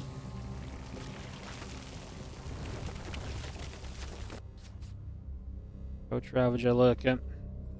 I mean, it's a good comp again. The Infestor is something which we're talking about initially. We're maybe not going to be the ideal scenario to have early, but now that you've gotten away with getting to them, that's the thing, right? The Infestor is never like a bad thing to have a few of. It's just an investment that doesn't always pay out.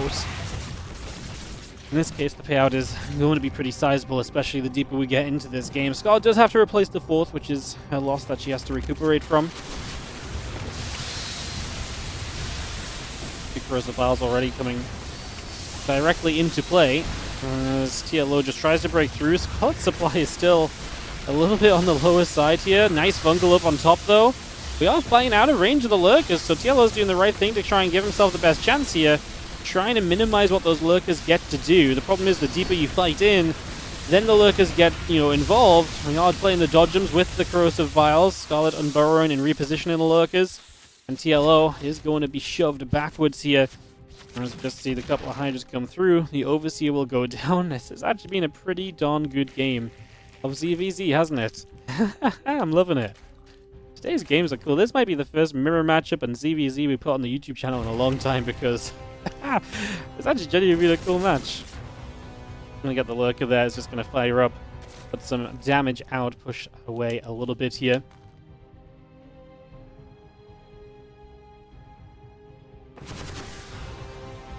Mobiles is going to find an Overlord as Scarlett. Still doesn't really... Well, she has a good Overlord spread, but obviously TLO can, as we can see, bile some of those down and trying to make a bit of a difference here and there. So there is opportunity at least. That Roach Ravager force coming through once more. More corrosive vials drop into play.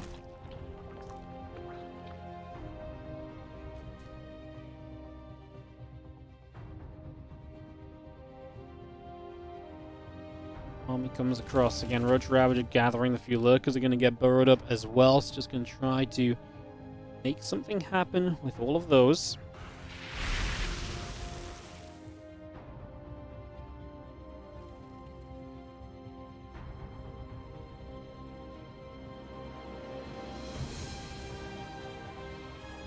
Roach Ravager force very much so. Let's continue to cruise around the map. So again, trying to see where we can get to, what we can get done. If there's some possibility here right now, as you see a couple of Ravager shots coming through already, so a couple of hits coming about right off the bat. Roach already taking a few shots of damage as well, so again, a few shots here, a few shots there. Nothing too crazy just yet.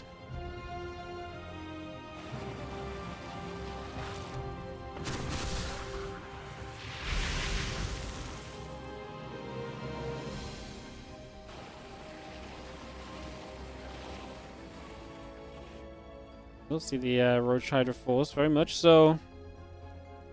As we gather here, just... Well, happy to kind of sit back and get maxed out, I guess. I mean, it has been a fairly crazy game. It's been pretty hectic. I think it's fair to say that sometimes just slowing it down is going to be something everybody can be a fan of.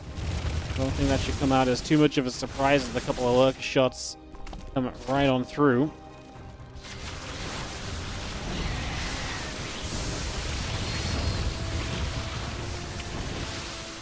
TLO actually going to get a little bit of a dive on this army with the Vipers helping him out. Corrosive Vials looking good. Those Corrosive Vials going to get rid of a bunch of the lurkers. Unfortunately, TLO is dying kind of over towards his natural, and his army supply is not bad. I just don't think his army is really made to something that can go aggressively pushing across the map, which is kind of what we need to do right now if we're going to make something happen, or try and make something happen here. Like, this is a much more desperate scenario than you might like to let on, I suppose. The drones do continue to drop. I think TLO is going to have had better of him found here in this game. Oh, it took a while. Like I say, it definitely wasn't a guarantee or an easy one at all for Scarlett. And I think fair to say it's been a pretty entertaining little matchup here to start us off. In this ZVZ, what a fascinating first game. Super fun, super interesting. Very excited to see another game of this series, as the first ZVZ we have on stream in a long-ass time. It was actually pretty darn good. Very fun game between Scarlett and TLO, as we're going to prep ourselves up for game number 2 of this best of 3. Our second map will be Persephone. So this map coming through right now is going to be one of the ones we've added to our Warditv map pool from the TLMC. Let's host it up and we'll go.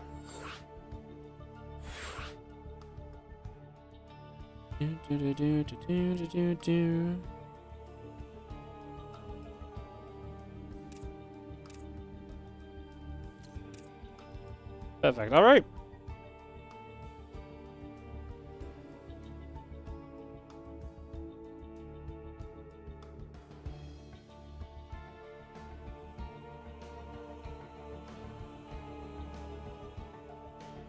Ready, GLHF. Let's do it, guys. Let's jump into more Starcraft. You're watching the Warditv Boomer Bash. This is Group A. If you're enjoying the stream today, again, we mentioned obviously following and liking, but if you want to go one step further, you can help us out by supporting monetarily. Obviously, we're trying to get that Twitch sub count back up again, back up to towards 700. We've got a bunch of Warditv tournaments coming. The Spring Championship next month as well. Going to be a big one. Do consider subscribing if you've got a Prime, if you're feeling generous and want to gift some subs, or you just want to sub regularly. It all helps out, as well as all the other methods of supporting, including the Patreon page, patreon.com/WardyTV. You can pledge whatever you would like.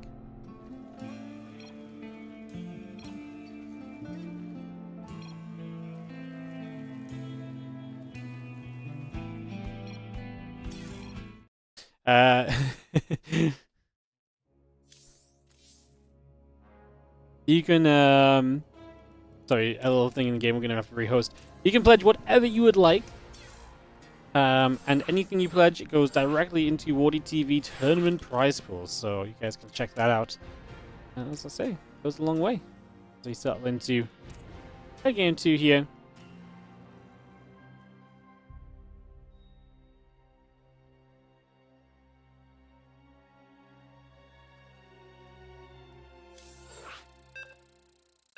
Yeah, we nearly had a TVZ as Yellow entered the game as Darren.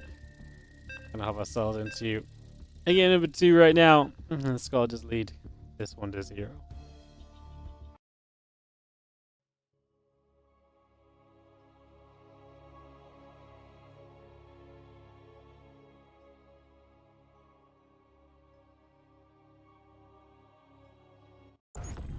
Alright, in the bottom left-hand side, our blue Zerg is going to be Scarlett. While in the top left, our red Zerg is going to be TLO.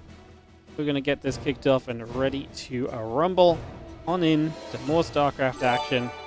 Very exciting. Thank you so much, Adrunk Grunt. Thank you very much for the generosity of dropping a Prime sub on the channel. Really appreciate it. Thank you very much. Hell yeah. Thank you, thank you.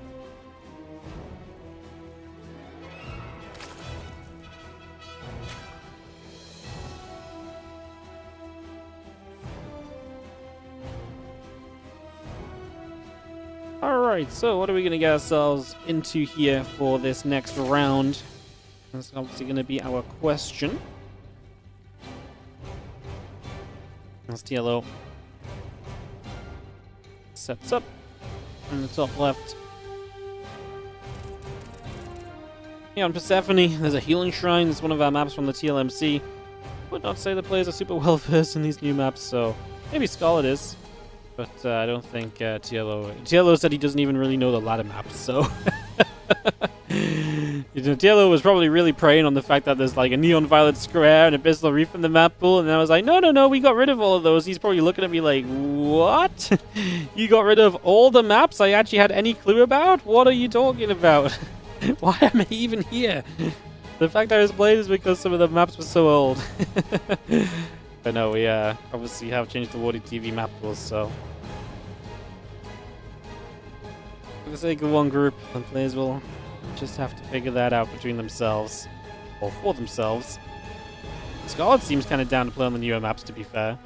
She's letting them come through. She's happy to let them play, much more so than the other players so far, at least. So that's been the general way in which things have gone up until now.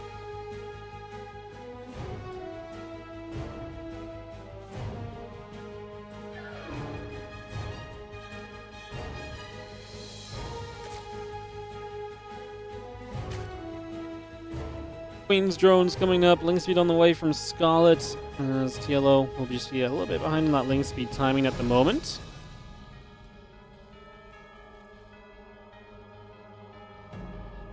TLO not number 1 on the NA ladder. He's like rank, he's high up there. I think he's like 3 or something. I'm not sure. He tweeted something about being high up on the ladder. I'm not actually sure whereabouts on the ladder he is. But yeah, he's up there right now on the GM NA ladder. Turns out, when you used to be really good at a game, even if you don't play it for a while, when you come back, you're still really good.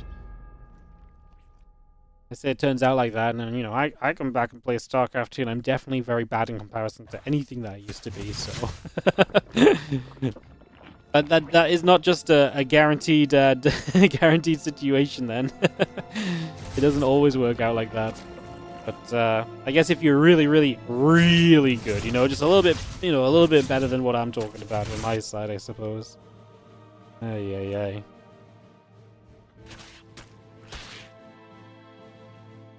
Alright, so we take a couple moments, couple links gonna go chasing each other around. Yeah, well, gonna try and get away with the hatchery on the 3rd. Which doesn't seem crazy, but he can go ling speed, which kind of means that this is a bit of a no-go, right? Like, you shouldn't really be able to get away with that. That's something that you should just be punished for, realistically, right now. And Scarlett's going to come. She has more lings arriving.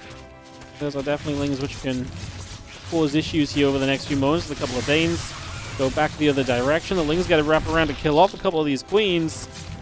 I think that hatchery is going to be in trouble. Losing the queens already is a little unfortunate. I feel like it's not exactly about to get much better because you lose the hatchery as well. And that attempted investment here is going to go a little bit haywire. Yeah, it's kind of falling apart quite quickly, but let's see where we end up, as we do have a couple more lings going to come popping out. The ling's going to try and make a dive there. Moving through toward that group of units as well. I mean, obviously TLO gets away with going on to fast roaches. We'll have a fast upgrade to help him out with that as well, so that is continuing to come through also here. Wings come back and they're going to get a rat around on the roaches once again.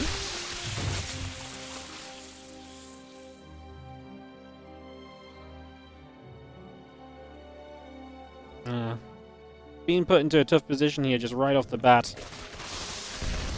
Turned out to be difficult, as we do see the Zerglings get cancelled again, so TLO just unable to really make this kind of opening style work for him. And now Scarlett's going to start taking away any of the advantages TLO might have been able to make for himself as you go in toward the, you know, the 3rd hatchery own already fully manning. The roach drone starts up. She will start to catch up on the missile upgrade. She will not have a lair. Oh, no, sorry. She already has a lair as well, so she really is just getting to be ahead in every manner. I mean, if TLO doesn't start another upgrade soon, then the upgrade lead is lost as well, unfortunately. And this just continues to end up in a little bit of a difficult position.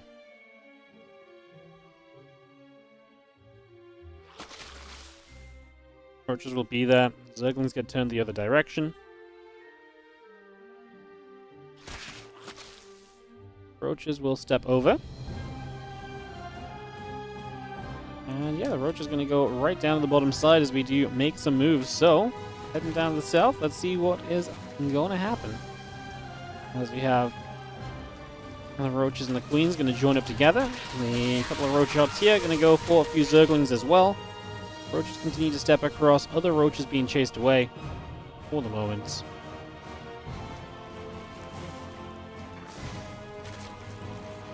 Again, with that roach speed and now +2 missiles also starting up, we make some progress there. Okay, bringing that through. The Scarlet supply is obviously starting to really boom. This is the state of the game where you're just going to see that get higher and higher and better for Scarlet. And again, with TLO having been in a little bit of a difficult position early, he's going to end up a little bit worse for wear in the grand scheme of things right now. So this is definitely starting to look a little bit tough for our team manager of the Shopify Rebellion against his team player. I mean, it would not be a great look for Scarlett as part of the rebellion to lose to her manager, right? But, you know, that was... Honestly, that first game had me convinced that we were going to see a little bit of an upset here, to be honest. I'm not going to lie. That was a pretty crazy first game, no? I thought it was a pretty crazy first game. Anyways, we, like I said, continue through. And we aim toward this next stage, as we just have a couple of the queens firing away. Overlord's going down, getting pushed back as well, so that's all taking damage already.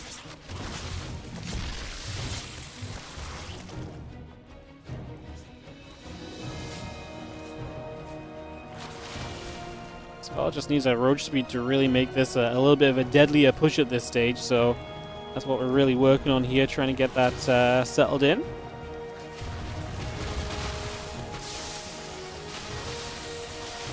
Roaches do come stepping forward right now. So Scarlett, 180 supply to the 130 or so, pushing straight on forward, pushing into this. And yeah, just the opening obviously went way too far wrong on the side of TLO to realistically bounce back from. That's just a situation you don't recover from. And there ain't nothing wrong with that. Sometimes that happens. It was such a cool first game. I will stand by that one again and again. It was a very cool first game. And first game alone had me having a good time. Alright, we're going to go into Scarlett versus Kelazhur, and then we finish the day off with another couple TLO matches. He will play to Kelazhur, then DNS. So we will go into that Scarlett-Kelazhur match. I didn't really think about Europe versus NA, actually. Guess we go East Europe East for this one.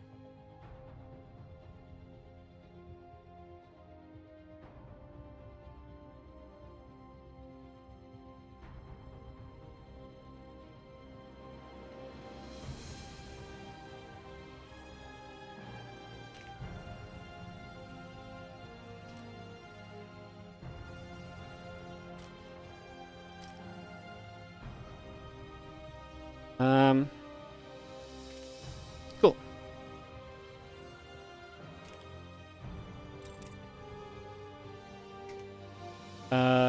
Cool. Put the viewers down. And we'll get Scarlett versus Kelazhur on the way.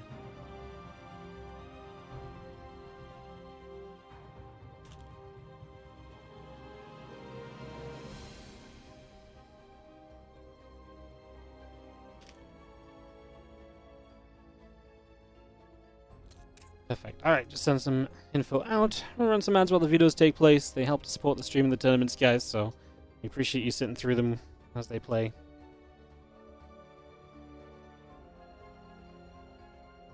Awesome. Couple videos will come on in. We'll take a couple of moments ourselves and hopefully get set through this. Is TLO now in Shopify too? TLO is the Shopify Rebellion team manager. He's been the team manager since the team was created back in 2020 or so. So yeah, he's the team manager.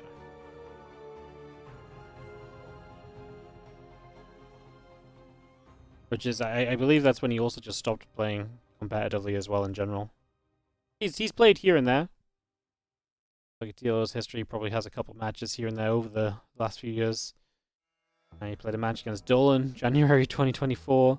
Played a couple matches in Katowice qualifier in 2023. Some big brain bouts he played in, Open Cup America. He has periods where he plays in a couple of things, just no consistency to it, right?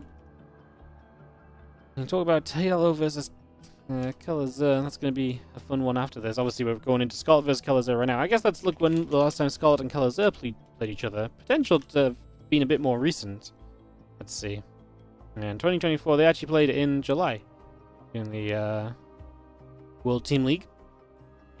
Scarlett had the better of Kelazhur the last 3 meetings. Mostly just meeting in the ESL Pro Tour Americas and so on, which obviously makes a lot of sense as well.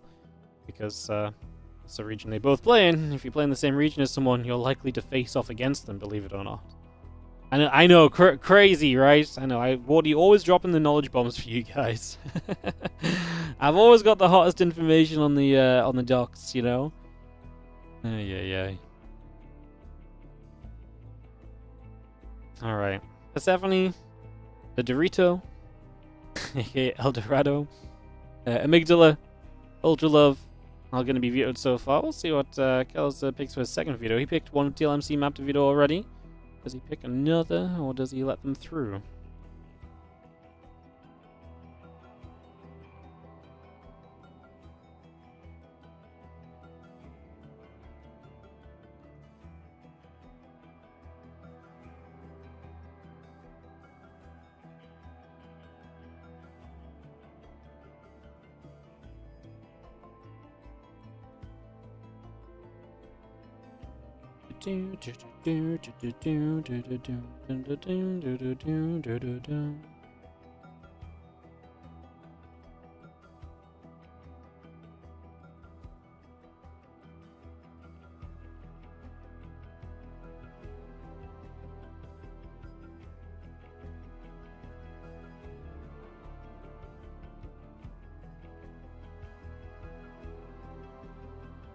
Going for one more veto.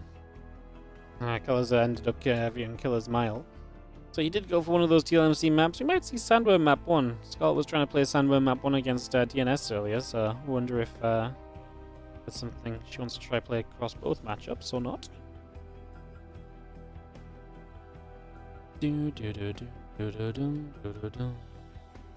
Whispers of Gold, so yeah, maybe a Sandworm coming through. Let's see what Kelazhur's first map pick is. So it is leaving us with Frostline,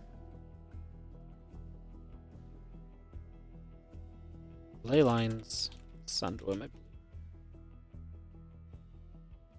Whispers, Ultra Love, vetoed, Stephanie vetoed, Leylines not vetoed, Smile, yeah, correct. Cool. Map pick from Kelazhur to come in here in a second. Yeah, I forgot about this. This is kind of funny, but I actually kind of forgot about server swapping for Europe versus America. Like, it's been so long since we've had someone from NA play in anything, I just completely forgot that we used to do, like, either Europe, or East Europe, East, right? Just completely went out of my head. I completely forgot. So yeah, we will be doing some server hop for this one. Sorry, DNS. On his match against Scarlett earlier, I completely kind of forgot about that. It's been a while. That we just haven't had any NA versus European matches as of late. Not in my tournaments, at least. Alright, let's move a couple players into position. Who are we missing? We're missing a caster. Throw that invite down. And we should be able to go. Ready. GLGL says Scarlett. Kelazhur do the same, and there it is. Alright, let's kick this off. The average APM is 100 low in this tournament. One of the suggestions was maybe we should have done maybe we just do like a big group stage, and a win is worth like, say, 1,000 points. But you get negative points for each APM you have. So you actually get punished for playing faster. Really make them play slow and boomer-like. Oh, that was a fun suggestion. Fun idea for the future, maybe. As we do have ourselves this best of 3 starting up, I'm actually kind of excited about this one. So on the bottom left-hand side, the red Terran player is Kelazhur. He did nab that win off of... yeah, he did nab that win off of... DNS already, so that's a good start to this group for him. That's a big plus. See how this plays out from here. As we get into more these next few minutes. So yeah, Kelazhur in the bottom left, Scarlett in the top right. She also took down DNS, and she's also taken out TLO. The win here would cement Scarlett in first place and gets to advance to the round of 8, which happens on Saturday next week. So course, the tournament definitely gets a bit tougher from there because the rest of the groups in this tournament are not made up of players such as the players today, who are obviously playing from the past and so on, or players who are a little bit less active. They're going to be made up of players who are just a bit older, who are still playing actively. So yeah, the competition definitely gets a little bit tougher here, to say the least. Ain't nothing wrong with a little bit of it being difficult. Like I said, this group's definitely been some good fun so far, so enjoying it, having a good time. Hopefully you guys in the chat and on the Twitch and on the YouTube are having a good time as well. Appreciate you all dropping by and watching some Boomer Bash with us today. Appreciate you all. Thanks for being here.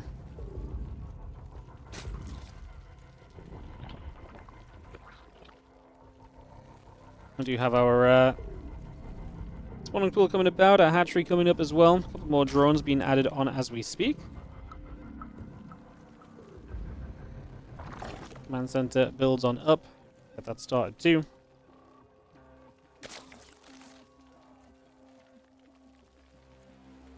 And yeah, a couple queens, the lings continue to come about here. And get this on the way. Let's just see what the plan's going to be. A couple marines early, going to try and get this overlord, chases it back towards the front. And obviously we'll find some high ground, but that means he will not really get forward to get any more scouting info in, so there's not much else you can really see from this right now. That is just pretty much it for the moment, so that will be a little bit of a stopping point. There's a couple marines going to nibble their way still through the rocks right here as well. We have some Zerglings already approaching forward. Things are going to hang about. Again, Starfall going to be there. Things going to fight. Again, we push back a little bit so far. A little bit of chase away to begin with. And so far, otherwise, so good.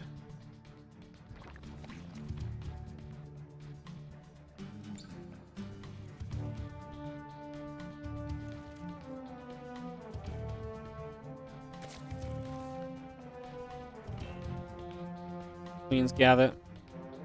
Gonna settle down for a couple of moments at the front. Obviously, the Marauders start, so we're gonna see Kelazhur probably adding on an armory here and getting ready to play very, very aggressively to start this one off as well. So we are gonna see some aggression absolutely coming through on the side of Kelazhur. This is, you don't build Marauders just for fun and games, you know. Although the supply block not exactly gonna help. No concussive shells actually. So there's another Marauder. Like I say, this does continue to look then as though we're likely going to be seeing a very, very aggressive Terran in the next few moments. There is the armory coming up. I do feel like we're not getting the concussive shells. It's a mistake if he doesn't get it, but he does start it up now, so the timing probably will just still work out there. So that's nice.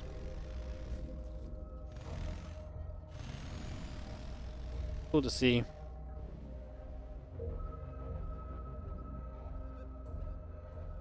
A couple of Hellions gather up, and obviously we are getting ourselves ready to go.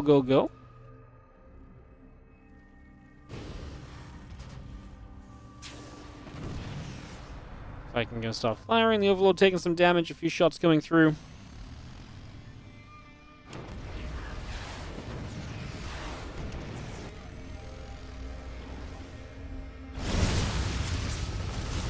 Although you having roaches, I was going to put a big stop to this for the most part. I mean, there's not much you can do when the roaches are already here and firing up on you, right? So it's going to already make your life a little difficult. And as the Hellions, the Marauders gather up, the Viking going to move back and forth a little bit as well. So also trying to figure out what direction it would like to go in, perhaps here for the most part.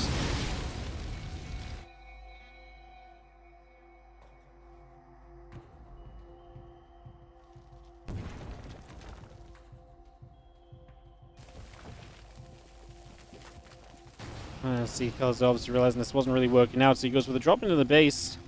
Obviously would like to still try and find some damage if at all possible. He'd love to get something done here. I mean, at this stage it's already going to be quite difficult, but may as well give it a go. And we do end up with 8 drones, so in the end I would say it's actually fairly successful.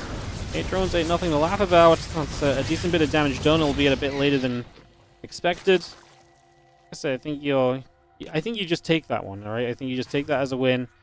You just try and roll with this from here at this point on. As that Viking comes back around the side again, looking to see what can maybe happen. Let's start putting some damage onto this hatchery.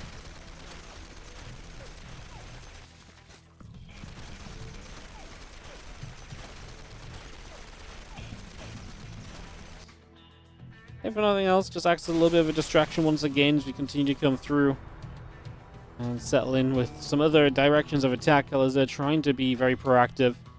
Was always one of the faster players, Kelazhur, and very multitask heavy. He's going to get straight at this natural, and Scarlett's defense completely out of position, so Kelazhur is going to go a-roasting.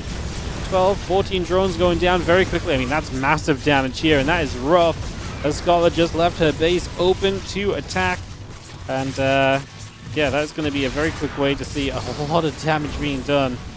That is a little bit brutal, in fact, so yeah, that is rough. Bouncing back from this is actually going to be kind of difficult. 28 drones end up dying. That's so much damage. That absolutely makes up for what was 100% so far before this point, a slow start. We're in much better stead right now.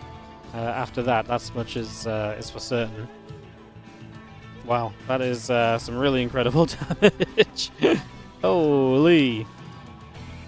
Yeah, that was rough. As the Viking continues to sit up onto the top side.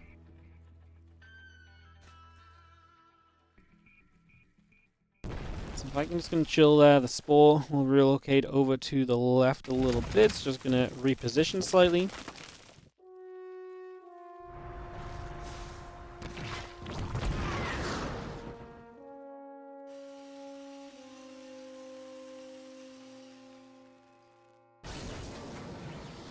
Tank's gonna re-siege themselves a little bit as well. Obviously, Gastar's defensively plays. After that attack, you're maybe gonna have to respect the idea that Scarlett might just try and pick it up and go and just send it before that economy deficit kicks in. In which case, you need to be positioned defensively. That's why the tanks set up as they do. Obviously, in this case, we can see Scarlett does not seem to be just full sending it, but like I say, it's never a bad idea to be prepped. It costs you nothing to siege your tanks preemptively as well. Especially as you just continue right now to not make a bigger move onto the map, but instead just let your advantage sink in a little bit by moving around with the drops. Now, Scarlett has obviously rebuilt the workers, so the workers are back, and she is back into, you know, comfortable worker lead. It's just the cost that comes with. However, that's a nice fungal as she tries to get to the infestors here. Like, in general, Scarlett's just going to be a little bit slow on transitioning away from that initial roach style and into everything else. And I wonder if the infestors are actually kind of a choice based on that, and the concept that she is definitely going to be playing from a little bit of behind right now. And so she just goes into the infestors as like, okay, well, if nothing else, these things can kind of keep you back. These things can keep you away from getting into trouble. See the melee upgrade, the +2 carapace, the ling speed, all of that continue to come about now as CT upgrades coming around, the +1 vehicle weapons coming up as well. Continue to bring that into action as Kelazhur doing what I think Kelazhur is actually fairly well known for, which is going for the mega drops, so sending those straight out onto the map. A handful of medevacs coming straight over. A quad drop into the main base obviously has been successful so far, catching Scarlett off guard and not quite in the correct position defensively. Can this happen again now? Like I say, I think it's not a bad call, because this is definitely just what you could say as well. Exactly what Kelazhur enjoys doing the most. Like, he is at his best when he's being aggressive like this. He drops straight in, and Scarlett, yeah, she didn't get any kind of inkling that this was on its way, so she'll start to take some damage. That Bioforce stemming through, quite a few lings going down. The Roach Ravager continues to run straight back in over here as well, so just comes straight through as well. Now the bio hits on the right-hand side. Can these infestors make a difference? Kelazhur has a little bit of a pre-split. And I think this gets cleaned up, but Scarlett's taking mega damage, and the drop in the main base is still very much so putting some work in as well. The queens are still dropping up in that main base too, so yeah, this is becoming more and more of a problem. This hatchery goes down. And Kelazhur probably runs out of steam here, but like I say, you're running out of steam after already having been extremely successful, so it's hard to really complain or criticize or anything along those lines right now. In general, this is looking pretty darn reasonable.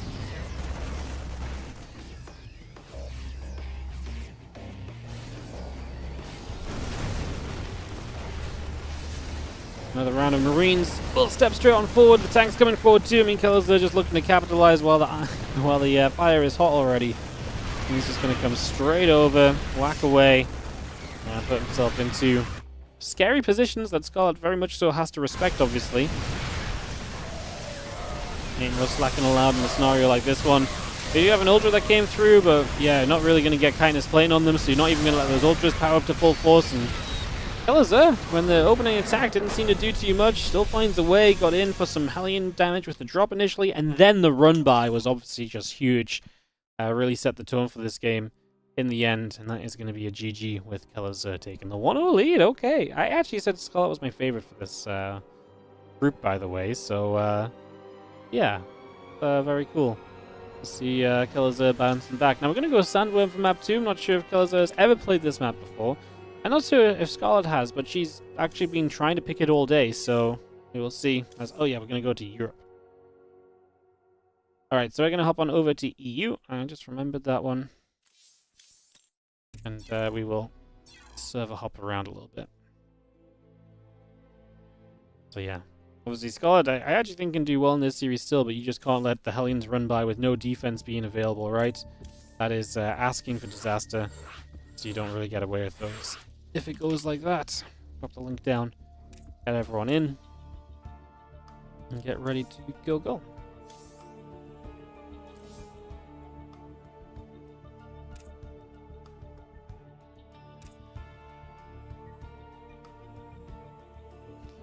Alright, everyone's here. I just need players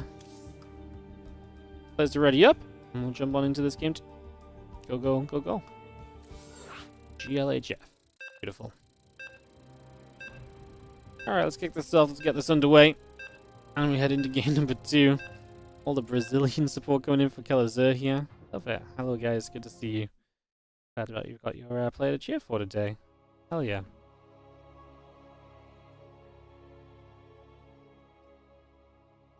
Alright then, into Sandworm. Like I said, it's one of our TLMC maps. As of late, we swapped out some of the maps in the map pool for this one, so like I said, I'm not sure how much experience Kelazhur has on this, but I guess it'll be fun to figure out as we get this underway. Kelazhur is our red Terran in the top right corner of Sandworm.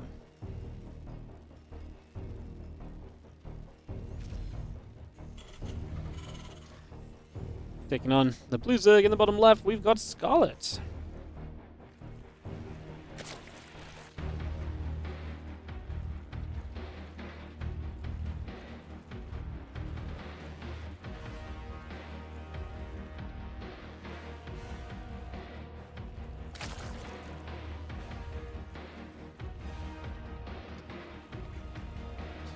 So it is going to be a game number 2.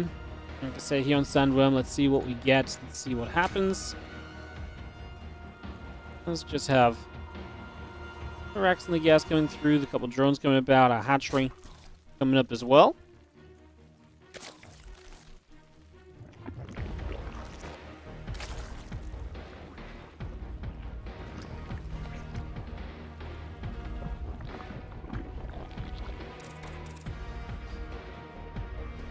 Scarlett was kind of the one who was just playing the reactive game last game.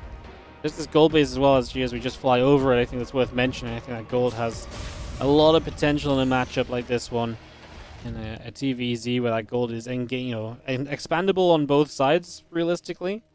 I think there's a lot of possibility to be taking that gold base here at some point, so definitely expecting that to be a bit of a factor at some stage. We get this ready to roll. Just going to be having that Reaper is on its way out. People coming down. Hatchery finishes up on the natural. It's just going to get that completed.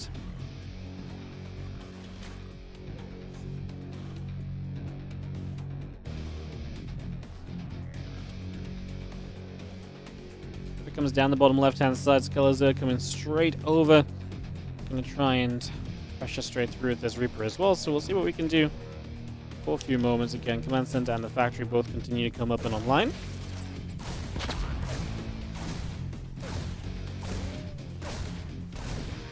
So we'll chase. A couple of Zerglings going to get hunted around. Again, that Reaper very much so trying to get to a couple of those Lings. The Queen is going to be there as well. Let's chase that Reaper back the other way. And the Queen will fire up a few more shots. So Reaper again, still just taking a few hits, nothing too crazy overall for the moment.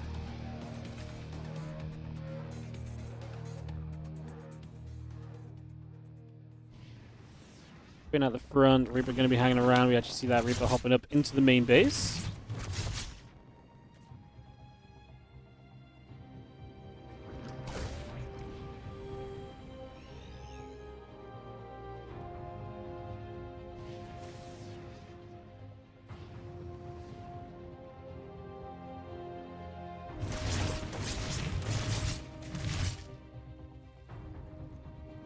Keep it chased away. Queen's doing their job. In the area clear. Making sure that no trouble comes of this situation. So, yeah, just doing a nice job of, again, handling this and making sure, like I say, nothing crazy is happening. We do see a couple of Hellions going to make their way out across the map. So they're going to go straight on over to that bottom side. A couple of Queens will be setting up as we speak. And, yeah, these Hellions step forward. The Queens are going to be there. So the Hellions get turned around immediately. The Hellions and the Reaper.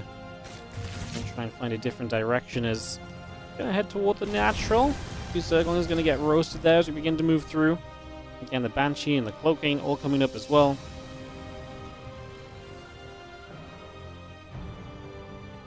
Trying to bring up as much of that as possible here as the Reaper does indeed turn back to the center.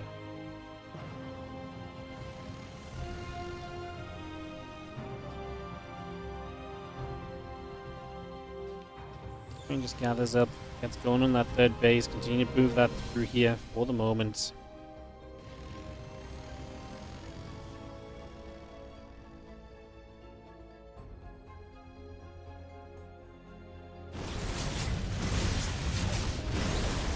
Something really interesting with the teeth in the center obviously mixes up a little bit of how you can move around, a little bit of what units can fit through the middle. Kelazhur heads into the engineering base as his next step of this, so gets that on the way as well, gets that going.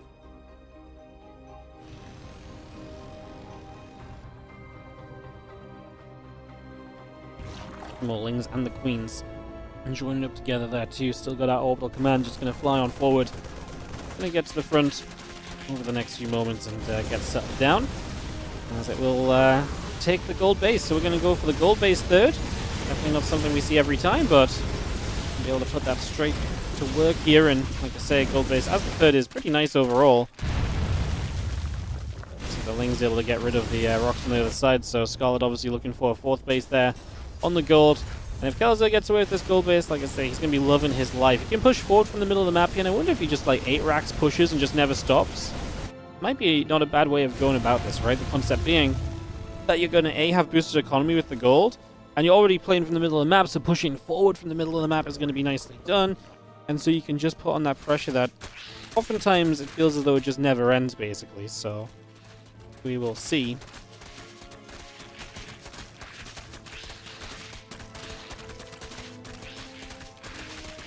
This feeling still putting their work in, doing their thing. Middling through that set of rocks right here, so just opening up for a little bit.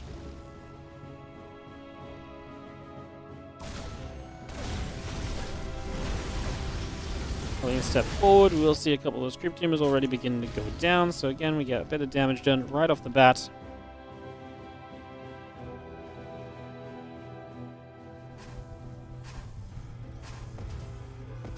Yeah, there's the extra barracks, but Night is never coming from Scarlett, so she's maybe looking to get aggressive before this even really becomes a factor, huh? An interesting way of going about it. I'm intrigued. Could be a very interesting way to go about this, is just have Knight is then going to go up into the back of the main base. Kelazhur watching. He pulls the SCVs now. Does he have anything else nearby is maybe a better question. Even if you notice it, if you're not nearby, then it doesn't really matter. Scarlett attacking at the front. Kelazhur should be fine if he just survives this and doesn't let too much happen of it. And he does get the denial in the main base, so that Nidus does not manage to go up at all. So no success right there.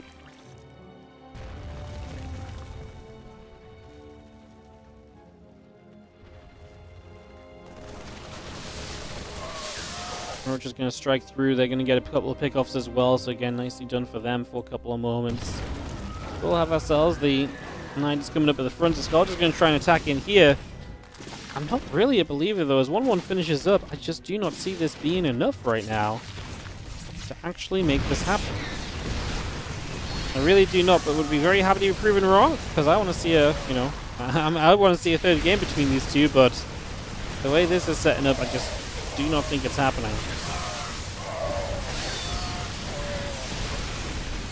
Roach Ravager kind of getting beaten back already. Scar going to have to step away. Like I say, not really much choice there.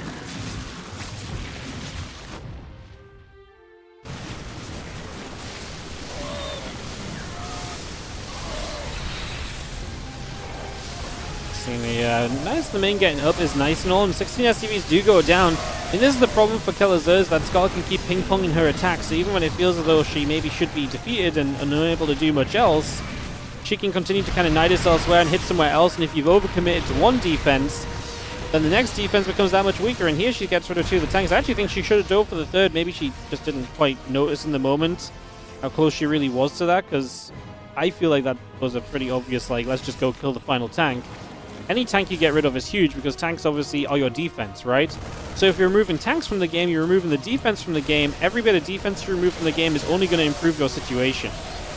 So yeah, that's generally what you want to be doing as Scarlett, so maybe a little bit of a missed opportunity already. As the Roach Ravager takes a few more shots, continuing to peruse back and forth.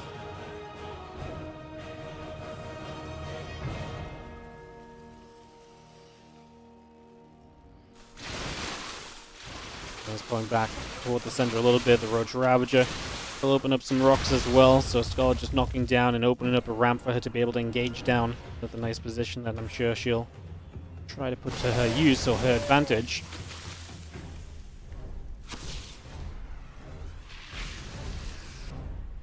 Couple of corrosive balls, still just seeing the medevacs making their way over.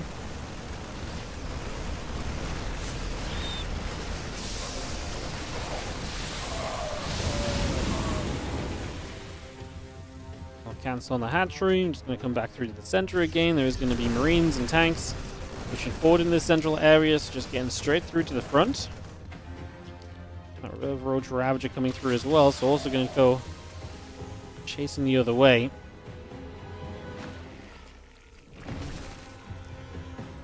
Interesting game, because like I said, Kelazhur was kind of looking to be aggressive himself. Now starts up 3-3 upgrades.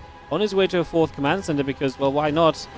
Any other choice probably puts you into a worse and worse position, so this is the one that probably makes the most sense, just to kind of get set up into the macro game. Because, like, I mean, I don't know if you're going to break into Scarlett, but having a 4th definitely just seems like a good idea at this point, right? So, it just definitely gets to that stage where it's like, yeah, we should definitely be making precautions. The drop is going to be dealt with nicely. Scarlett can continue to mine her gold. The high ground's annoying. It's one of the negatives of the gold base, right? It is absolutely an issue, and that's, you know, part of the balancing act of this gold base is that the high ground's engageable. But if you take that base behind the gold and you kind of then defend in front of that base, that high ground isn't very reachable, right? So then you're kind of negating one of those problems while solving your next problem, which is where do you have your 5th base. So that, in theory, overall should just be a pretty nice 5th base to hang on to.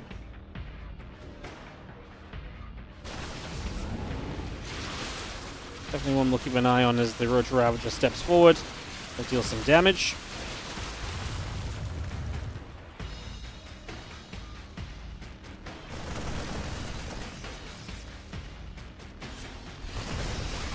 He's going to fire again. Bane Roach going to start stepping forward straight away. As we do have a couple of siege tanks already being knocked away out here, so success as again Scarlett gets some good corrosive files down. Can she keep pushing through? She has one more tank. The problem is you're always pushing into those tanks. I mean, we actually have Vipers on the way up, but she starts to lose some of her Ravagers here. The getaway from Scarlett is going to turn out to be very expensive as Kelazhur is going to come through and absolutely shut that down. So nice little grab there.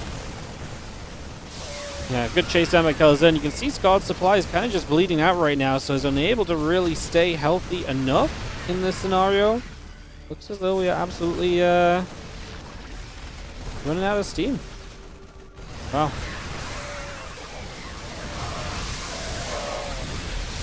Kelazhur, though, now gets jumped on again. Scarlett does find another little wave of reinforcements. Bane's coming through. The Vipers are ready to maybe try and cast some spells.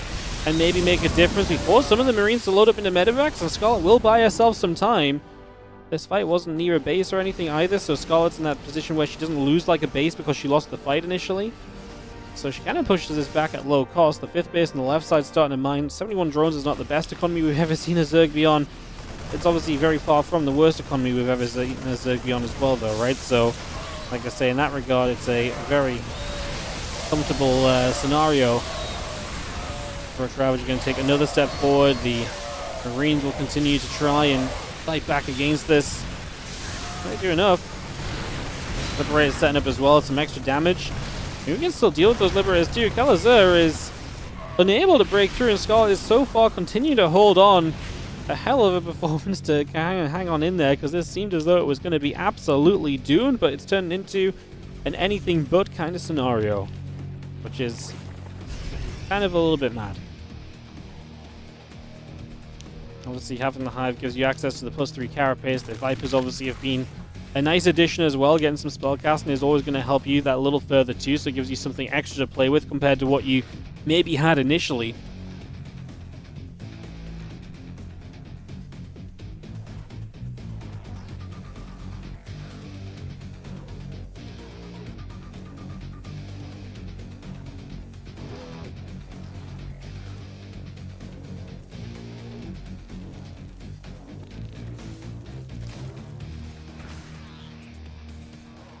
Move about again.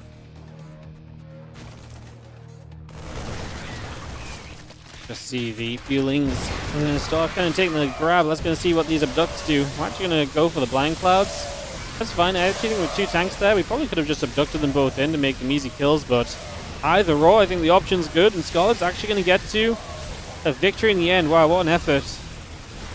That was genuinely a very difficult game to play, and was actually very well handled, I think, by Scarlett, who obviously had some scrappy moments, but just about managed to scrap it out to the point where she was able to get to the tech, get to the Vipers, get to the Hive, and so on. And GG, Scarlett takes the 1-1 tie. We're going to be tied up on this one. So we are going to go to America again for the final game. They both won on each other's server.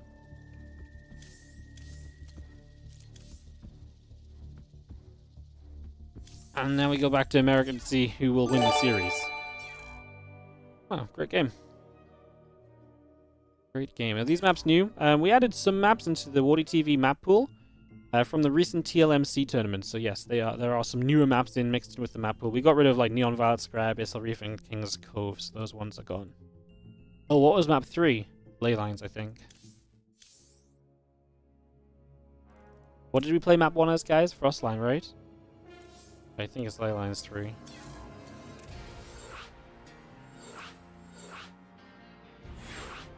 I'm not used to keeping my maps across different servers. Yo, Soulman, thank you so much for the 5-month resub on the Prime. Appreciate it. How you doing? Thank you so much for priming us up. Thank you so much for supporting the stream today. We appreciate you. Thank you. Thank you. To get ready to go. Just gonna pop a couple invites down and we should be ready to go immediately. Yo, Primate, thank you so much for the 35-month resub. Ready Chef just gets called. Yeah, thank you so much for the 35-month resub. Appreciate that as well. Thank you so much. Thank you, thank you. Go Brazil. Hell yeah. Then Kelazhur will play 2 matches in a row. He'll also play against TLO after this. And then TLO DNS will wrap the day up. That's going to be where we're going. It's going to be what we have going on.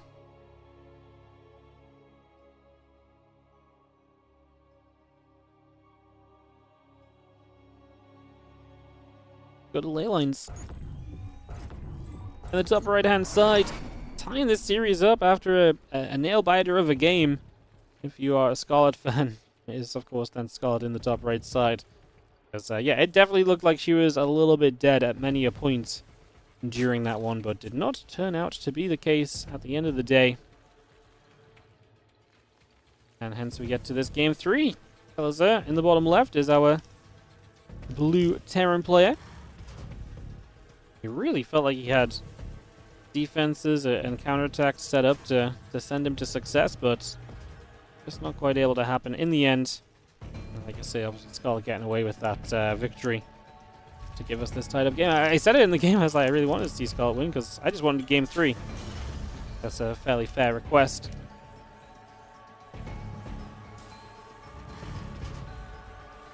We've already had some fun matches today. One of these going to a game 3. 2 NA rivals. I'm into it. Very fun, very cool. Very exciting.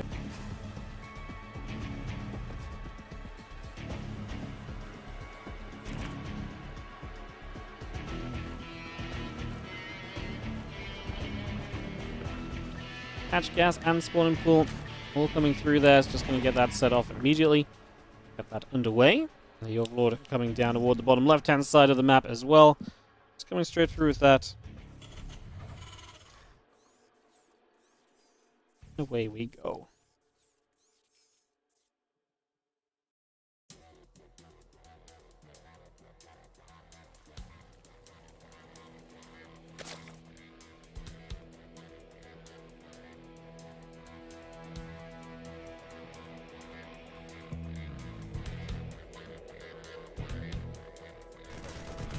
Overlord just continues to cruise about for a moment or so there.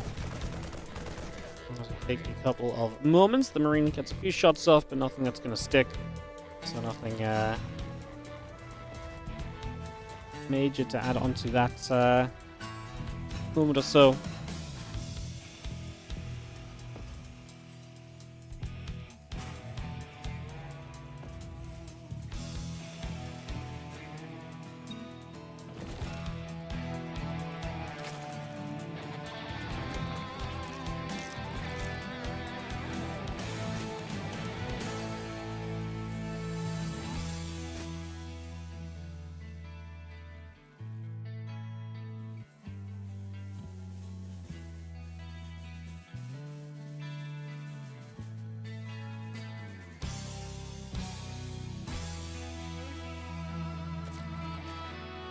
I guess just needed to respond to something quickly as we just still setting up, nothing crazy going on.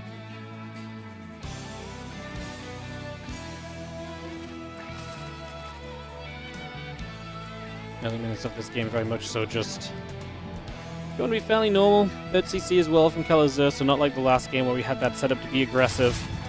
That is not going to be the case this time around, so instead we will just go towards triple CC, play into that, well, I guess last game we actually had the triple CC, right, but not like that game 1. And obviously, this game there's no gold to really take either, so it should just be in general a much more standard, maybe the most standard opening into mid-game that we'll see between the two in this series, unless there are some tricks and surprises coming that I'm yet to be made aware of, so we will see. Seems unlikely at the moment based on where we're currently at.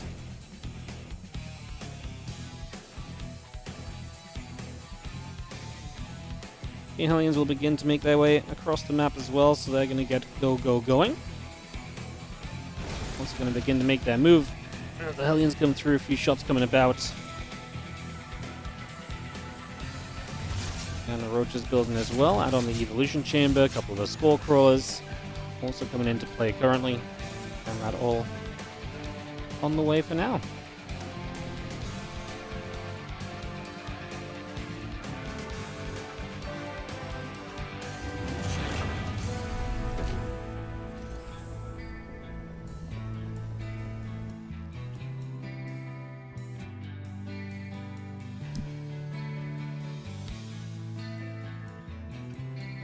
Catch my breath a little bit. Been some fun games as we have a couple of medevacs coming out, and this game will hopefully be spicing up soon.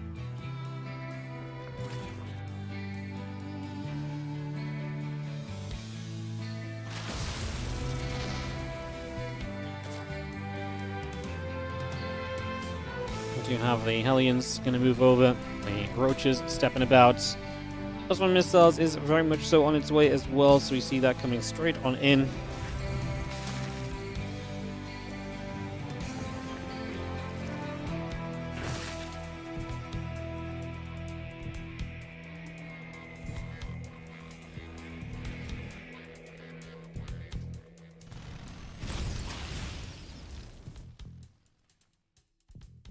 Medivacs are still obviously cruising as well, so they will move about and see if they can get anywhere interesting or maybe make something happen at all. So far, so we're seeing not really too much still to chatter about. Obviously, the Marines get there, and then we'll start to apply some pressure, so they're going to come right on through. They will very much so begin to go.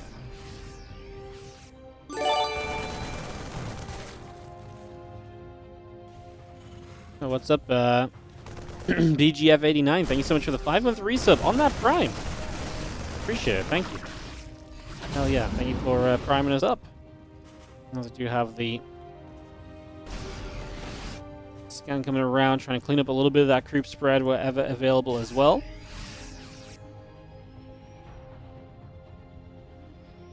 Medivacs the Marines very much still gathering together, +1 missiles, roach speed coming up too. So again, we just get a go going.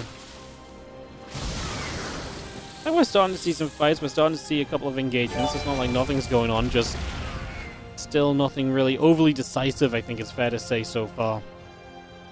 As yo, Masala, thank you so much for the Prime sub as well. Appreciate it. Thank you. Appreciate all the love today, guys. Lots of subs today, actually. A very sub-friendly day as our roaches step through. Those Marines are going to get chased for a little bit as well, so they get pushed back for just a few moments.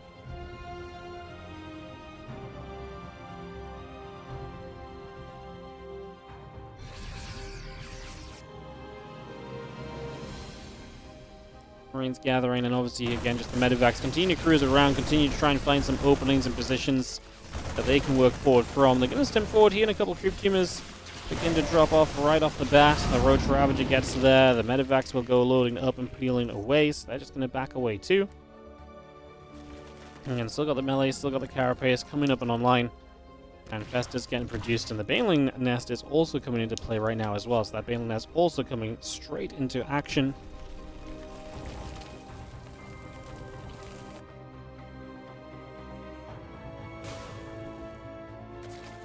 Good stuff still for the moment. Our Marines and Medivacs come back over again. So again, we'll try and see where they can get to as we push over to that right-hand side. It's just going to go.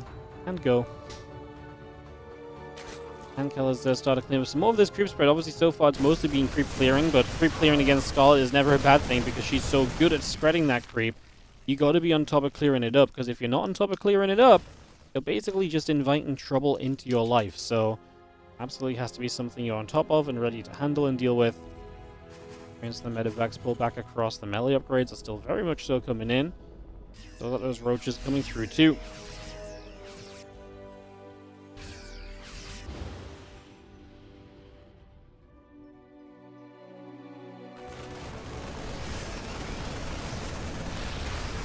Just gonna get there, and the Queen will get taken down. Nice catch, Queen, just out in the open. Again, if you're getting rid of the creep, then getting rid of Queens also then denies the creep from coming back, right? So, a little bit of a win-win on that one.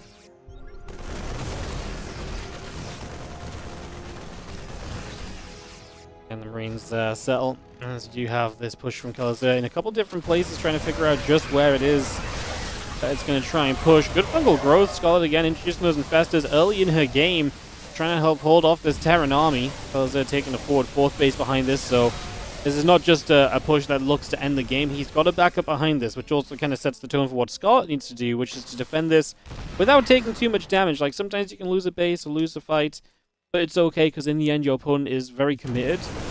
Kelazhur's not overly committed. Like, he has a base coming up behind it. And it actually looks as though we're going to see Kelazhur backing off, which means that Scarlett's going to get to survive through to another stage of this game as well. Should be fairly comfortable getting into that next few moments. So, yeah, there you go. We are getting into a pretty fun couple of seconds here. Once you have the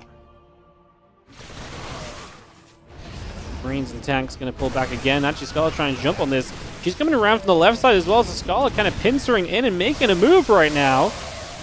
Alright, well, Ling's Roach is going to get active over there, trying to force our way up this ramp. Obviously, Kelazhur was not really ready, was not really sieged. Scarlett loses a chunk of supply, but like I said, catches her opponent off a little bit. As you see the order command coming through. SCV's coming about. And those few roaches still getting jumped on as the Things continue over. 12 SCVs have fallen so far. 13. I mean, Scarlett is not exactly on a great supply coming out of this, but her economy is still good, so should be alright overall, I want to say. Yeah, should be kind of alright overall, I feel like, as we have ourselves the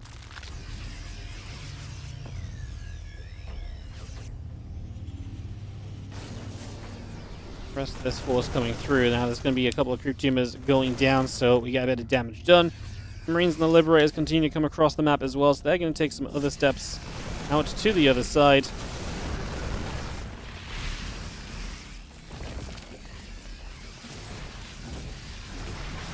We've seen those Liberators will siege right across this forward base as well, which means they can try and play denial on this mineral line, which is also a nice added bonus here.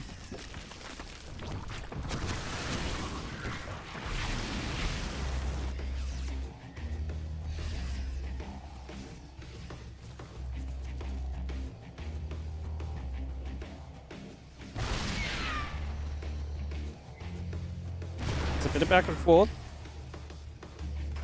We have our couple of Vipers overhead, very much so.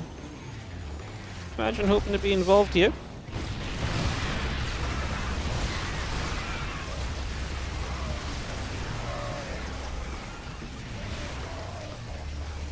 Interesting fight, because Scarlett's obviously wrapping around the bottom side.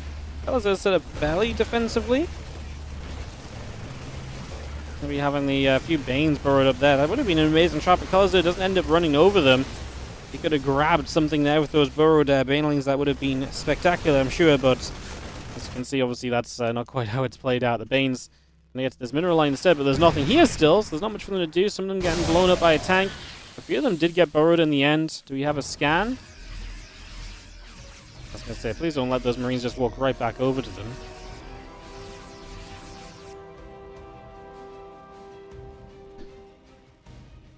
Three. Very much so, still on the way through currently then, so we continue to bring that about. A Spire, the hatchery. Coming up as well, Scarlett even looking towards our own later stages of the game right now.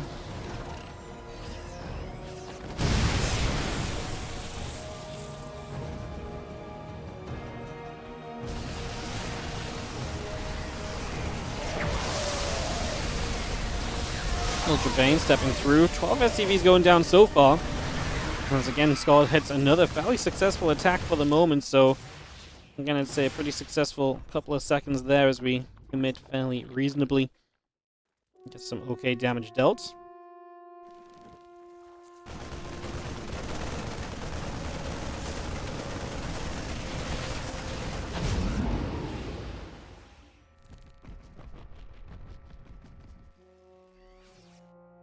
Vipers are going to come through the bottom side again. Ling Ultra coming through over here. So we're just going to make ourselves a move and again try and see if we can commit on in. We are going to send it as we're going to see a couple of those Lings and Banes committing through. Vipers still very much so there as well. So away we go once more.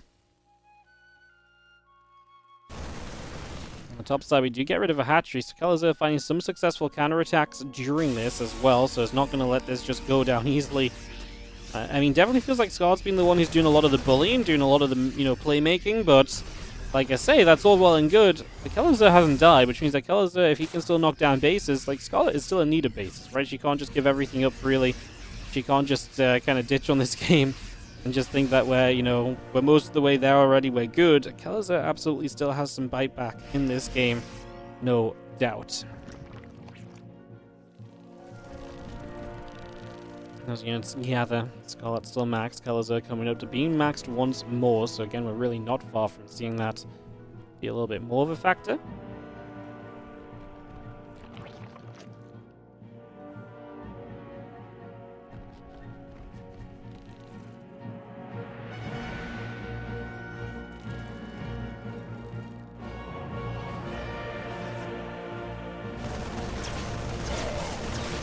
Step forward and we will have ourselves the couple of Ultras actually hitting mineral lines. Bane's going to come in on the bottom side once more. Again, it's difficult to fight through though with the Ultras and everything because you're playing into choke points. Choke points obviously really are not your friend. They do not do you a lot of favors. They make your life pretty difficult in fact, so Again, you got to be kind of careful about that as come through one more time.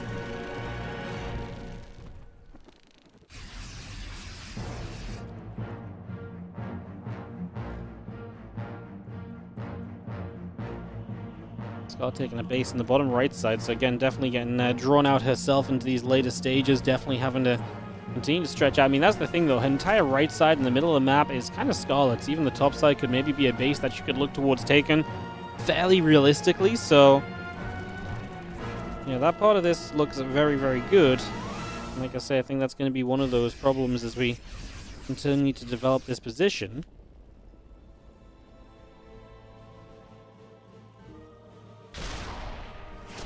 Those lip shots coming about. Just going to be seeing the bio pulling back down over here as well. 17 minutes on ley lines. Hey, we asked for game 3 of this series. Not only are we getting a game 3, we're getting a pretty darn good one. And as we do come moving over, the units are going to unload into the main base. Going to start hitting some of the production lines. There's a couple of racks going down. That Ghost gets picked off. The Bioforce going to come through and hit the Ultra a little bit, or at least try to. Firelings and Ultras still coming in. The Banes are going to crash in. The Planetary Fortress going down. I mean, again, we get rid of a base, and if Kelazhur can't ever get off of the 4-base setup here and is going to remain kind of stuck on these 4 bases, eventually you get kind of whittled down in this game. So Scarlett has a bunch of money in the bank, so does Kelazhur, but it's not endless. And that's why he needs another base, and that's why it's becoming difficult. Scarlett has control on the 6 o'clock, so the only base he can really take is the left side. I mean, Scarlett obviously would see that as well, and that's going to be kind of one of the issues at the moment.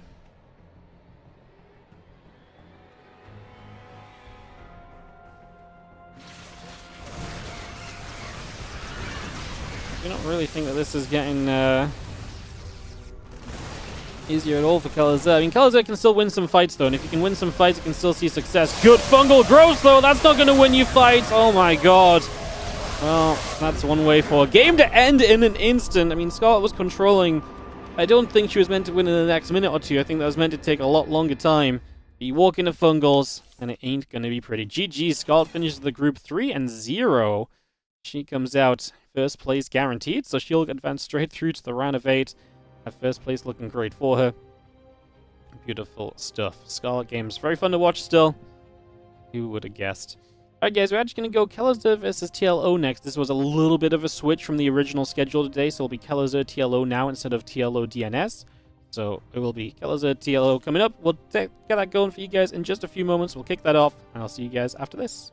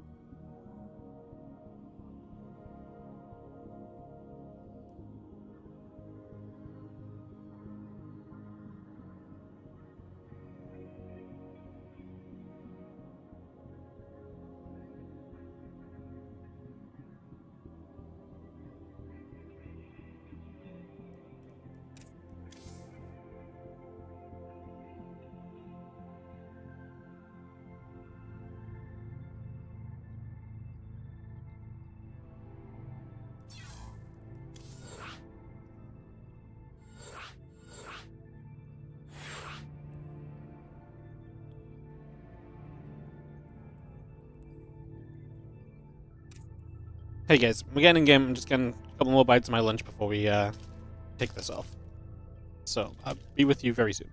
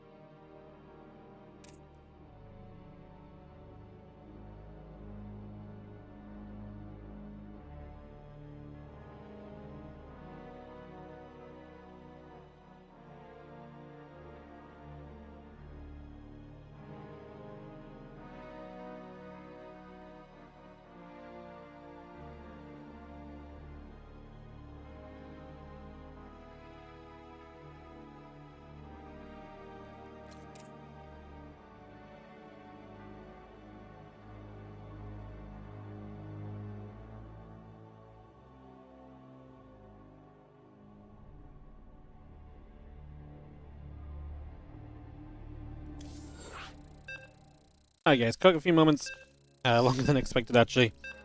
Players were taking a little long to join the lobby, but we're good to go now. Into this best of 3 between Tilo and Kelazhur. With a win here, Kelazhur would guarantee himself 2nd place in the group, and then actually be a fight over the 3rd place, which is a $50 difference. On the bottom side.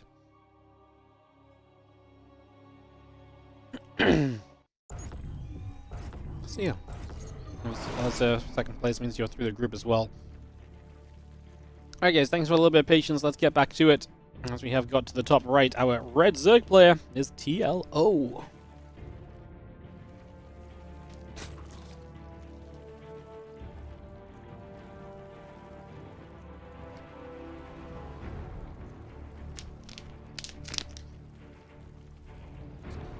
Taking on Kelazhur. He just about lost out his Scarlett in that previous series. That's me feeling as though he's going to be a bit of a favorite in this one, but let's see how it plays out. Let's not make too many calls too early. Let's get this underway.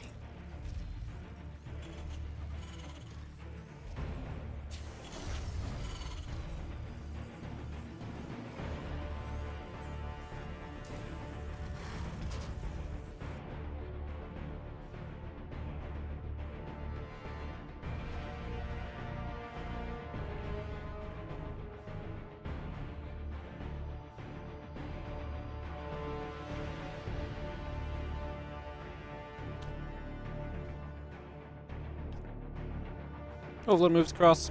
Catch gas pool.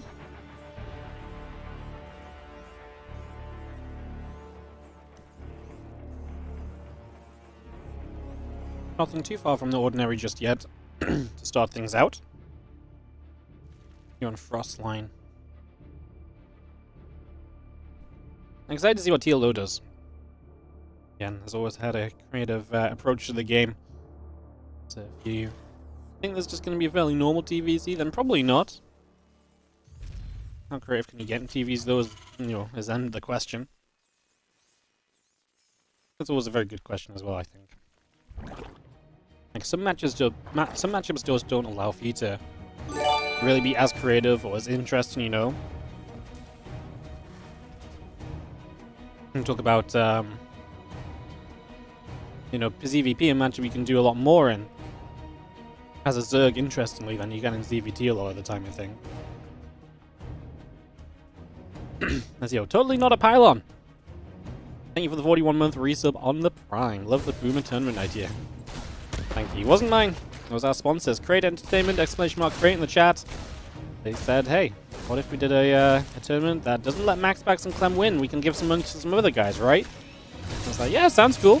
And here we are. Here we are. As the rebate goes low, should not be able to do too much else. We'll have to hang back for a few seconds here. For a moment.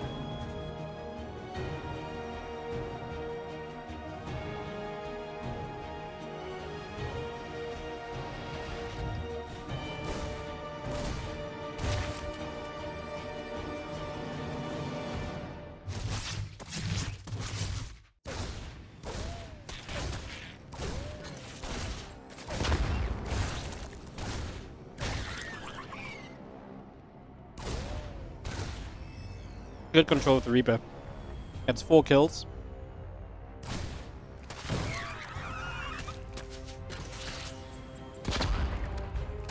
Gonna go down, but like I say, you can't really complain when the Reaper was able to be so effective so early on. A couple of Hellions make their way across. Starboy coming up as well. Does Diallo know about the Ravager? I think so. Diallo was very good at the start of Legacy. He played a lot of Legacy of the Void. We're not going that far. We haven't invited like MVP to the tournament, you know. It's actually kind of hard to pick players who only played in Wings of Liberty. It was such a short period, and it was obviously so long ago. It's kind of hard to pick any names out.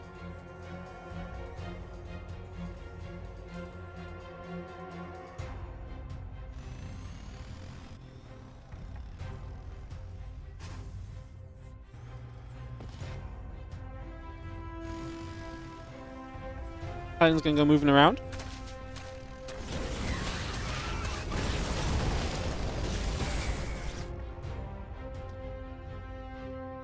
Clean up a few Zerglings as we go.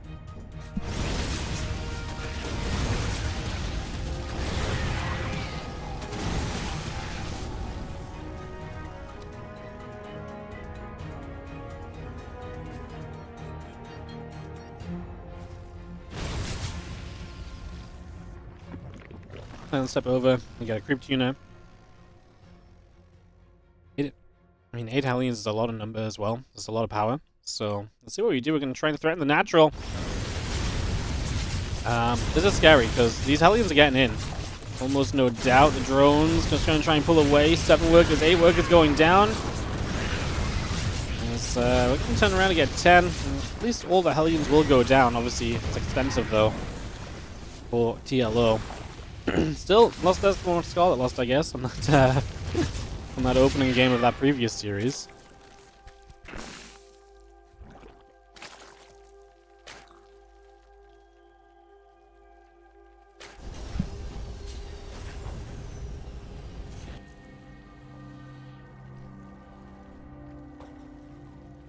And there is some small benefit to getting rid of all the Hellions, right? Less map control. Creep spread's going to be easier to push out. Run-bys have a little bit more potential of not being stopped.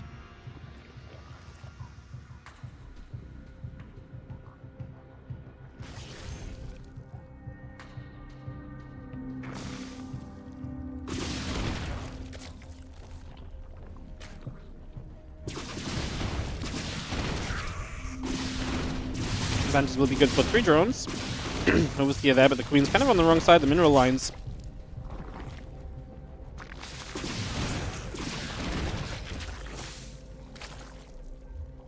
Got slightly awkward for a few moments. The 6 drones go down in total, on top of the Hellion damage, obviously. This is adding up, and it's definitely going to start getting scary for TLO. As Kelazhur continues to power up into armies that are going to start pushing very shortly.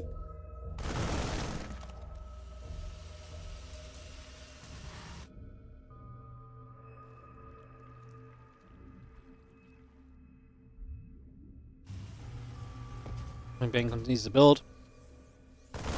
One Stimpack coming through. Marine's going to be good. Quite a few of the Lings going down. Medevac coming across the map. The Marines in the center here. Again, the 1-1 coming through. The Stimpack finishing shortly. Had a Carapace upgrade on. And the Groove Spines for yellow. All the upgrades finishing at the same time. Both sides of the map. And eSports is going to be difficult to hold because, again, he took so much damage early on. Unless he gets some very good connections. The Bane's initially hitting well. Kelazhur does not get a lift up there until very late. What a disaster.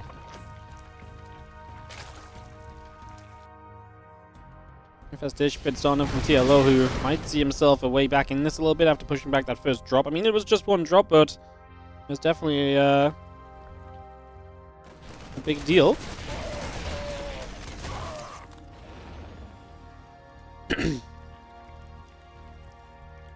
Medevac boosts back through. Bane Hydra going to come moving across as well.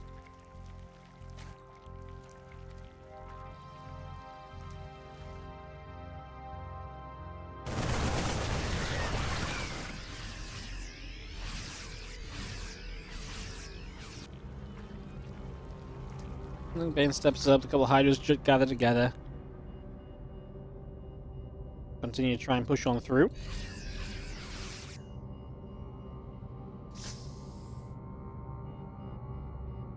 The Marines just stim about. Combat shield finishing, +1 vehicle weapons is on the way. Add the extra barracks in the medevac as well.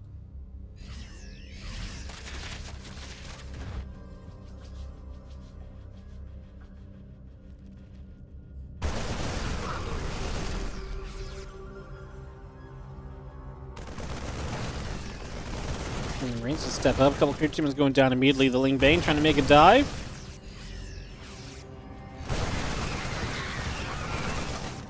Yellow really does need some good fights. The difference in supply is really starting to show. And Kelazhur going unhindered in the game in comparison to his opponent.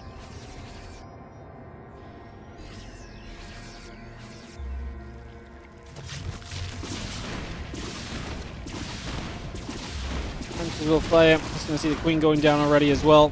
And a couple more drones getting picked away at.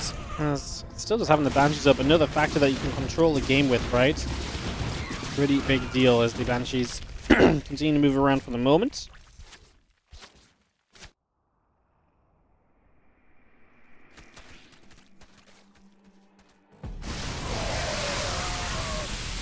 We're just going to stem on through. A couple of Banes going to take some shots.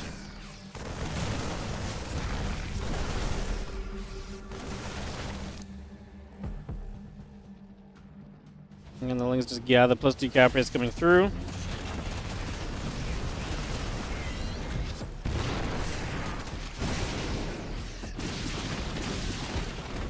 I'm just going to see a couple of Lings taking damage. The Marines can take some more shots. The Lings run into the natural, but big push from Kelazhur. I mean, that army on the other side is not going anywhere. +2 melee finishing up, so TLO getting some upgrades in, but there's just no real stopping this army. Kelazhur should just be able to keep on pushing. He doesn't need to slow it down. He doesn't need to stop this. He should just be able to go all the way through to finishing this one off.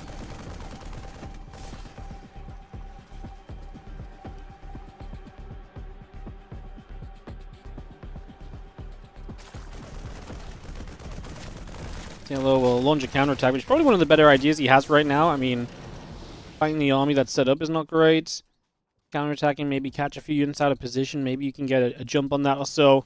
Could be definitely the way to, get in there and, like I say, make something a little different happen as the Ling Hydra turns onto the Marines. The medevac lifts up, pulling back across into the natural. Now the Hydra's going to turn again. A fungal growth comes down. The Marine's going to continue to get grabbed. We run straight into this natural here, and the orbital command is going to be having a lift up. Fungal on the ram. Banelings actually do connect as well. Nice play from TLO. Unfortunately, he's just completely outnumbered still.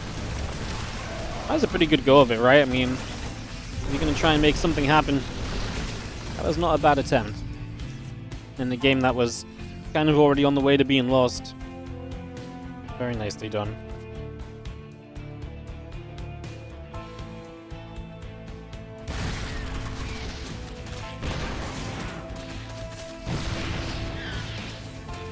Marine step over. Again, a couple of Banes is going to be right there. Working Den.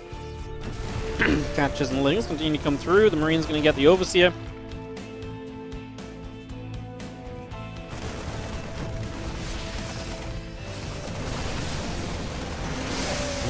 Banes actually get dangerously close to the army, but again, it's a numbers difference, and it's hard to really say how much is going to happen here outside of just straight up Kelazhur victory. Too much damage taken early. He can't really survive through moments like that. And that is going to be GG's for Kelazhur to take the opening game. Like I say, a map away from him on being in the playoffs. Exciting for Kelazhur.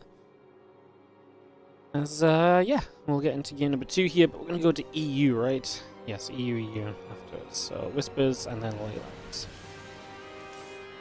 Cool. So, Whispers are gold, and Leylines coming up.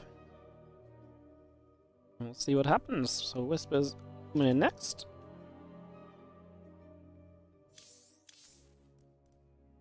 Like I said, let's see if DLO can. I mean, it's just rough. I mean, you saw the same happen with Scarlett, who ended up winning the series against Kelazhur. You know, if those Hellions get by and do a lot of damage, like, it's a very difficult game to play. Like, it's very tough to win games when that happens, and that is the issue in TVZ. Like, again, so much just depends on keeping that economy alive, and keeping the economy alive is quite a challenge a lot of the time. Like, it is not easily done, so yeah.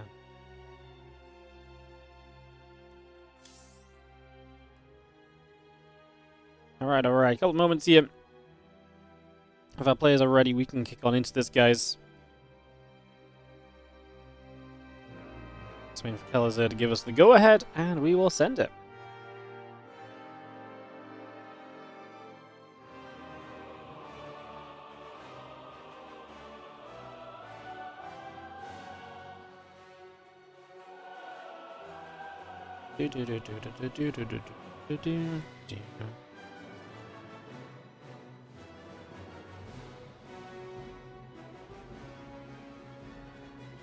Cool. We're all set. Let's get this one going.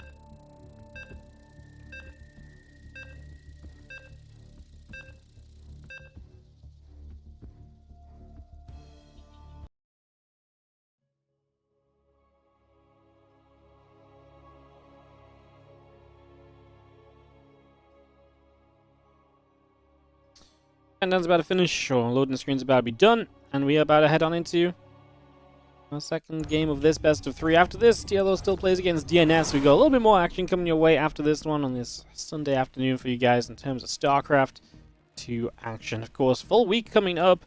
Warditv Monday is going to be tomorrow, and then Tuesday we'll have more Warditv Boomer Bash with Group B.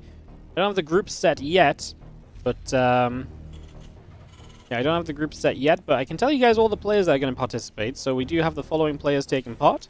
We're going to be having Solar, Bunny, Classic, and Hero, obviously qualified. And then our invited players will be Björn, Lambo, Gumiho, Mana, Ryong, Showtime, Cure, and Harstem. So you're going to see those guys playing over the course of the next week, culminating in the Boomer Bash playoffs at the next weekend.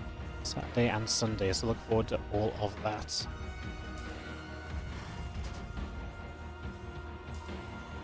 Could we get Hydra, Nurture, Firecake, J-Tong alive? Probably not. They are much older players than these guys. A little bit less connected to the scene. I mean, Nurture still goes to some Polish lands and stuff, but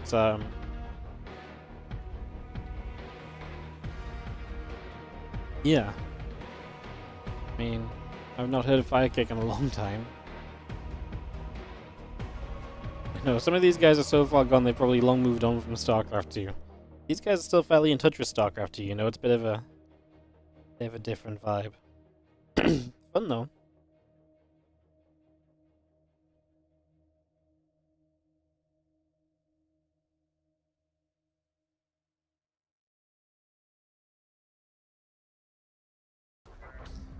We're falling an overlord. I know how to treat you guys in the early game, don't I? Give you all of the excitement. Yeah, overlord moving about a little bit as we get settled here for a few moments.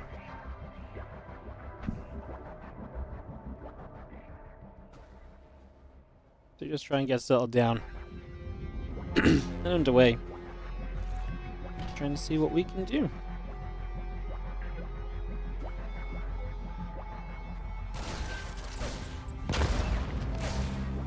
We're going to chase the drone. Actually blocks the Evo chamber there for a second. So it's going to get a nice little denial on that one.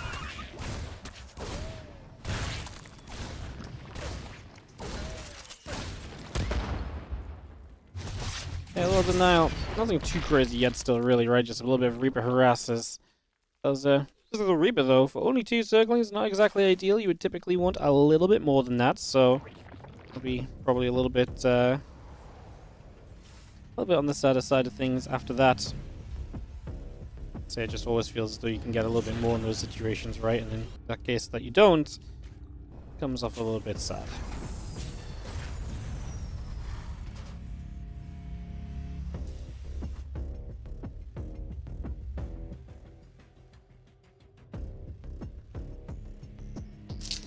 A couple of Zerglings going to come moving across. Going to try and get down to the bottom here and see if there's any opportunity as they move on through. The Hellion going to be there, hitting a couple of the Lings. So a little bit of damage being done right off the bat. Zergling going to get caught as well. Just going to take that one out too.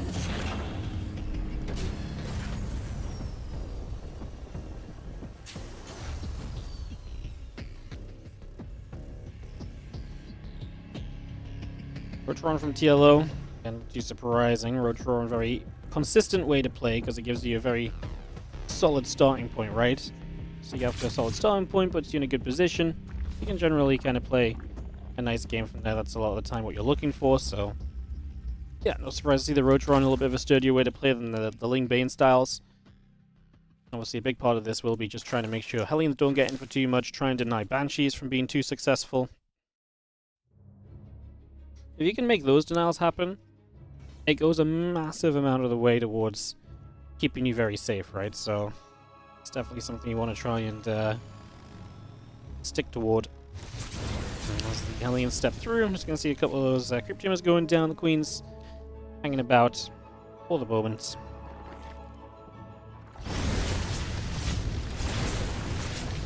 I'm going to see these Hellions dive in. That's why I said let's try and minimize our damage. Straight away we get tested on that one. Yeah, I mean, overall it's actually not too terrible. Although we're still going, getting over to the third base as well. The fact that this just continues through for a little bit longer is absolutely that little bit more painful, right? 10 drones go down again, so once more early in the game, Kelazhur is going to get in, deal some damage with the Hellions, and this time the Hellions don't even die. So, you know, last time I was scraping together some excuses. Well, you know, you can like this part of it, you can like that part of it. You can't like any part of it when you lose 10 drones, and there's still Hellions on the map, because now the map control is still there. Your creep spread is still under threat. And if the last game was bad enough for TLO while getting rid of the Hellions and losing workers, it's going to only get worse here, losing workers and also not getting rid of the Hellions at all, right? So that is just going to be problem. That is going to be a little bit of a tough time as the Banshees step across, going to move toward this mineral line. A couple of drones getting jumped on. Queen's going to be right there, taking some extra damage as well. So a few more shots just continue to come through.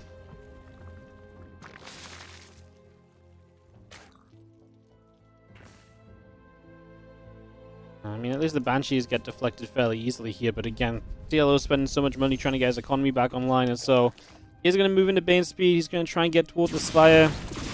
I mean, again, you can only do what makes sense, and what makes sense is just try and, you know, keep yourself alive in these situations, and that is exactly what we are going for as we speak here.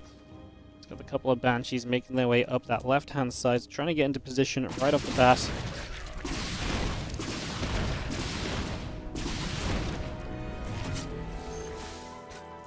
It's taking a good bit of damage. Again, 4 workers going down so far.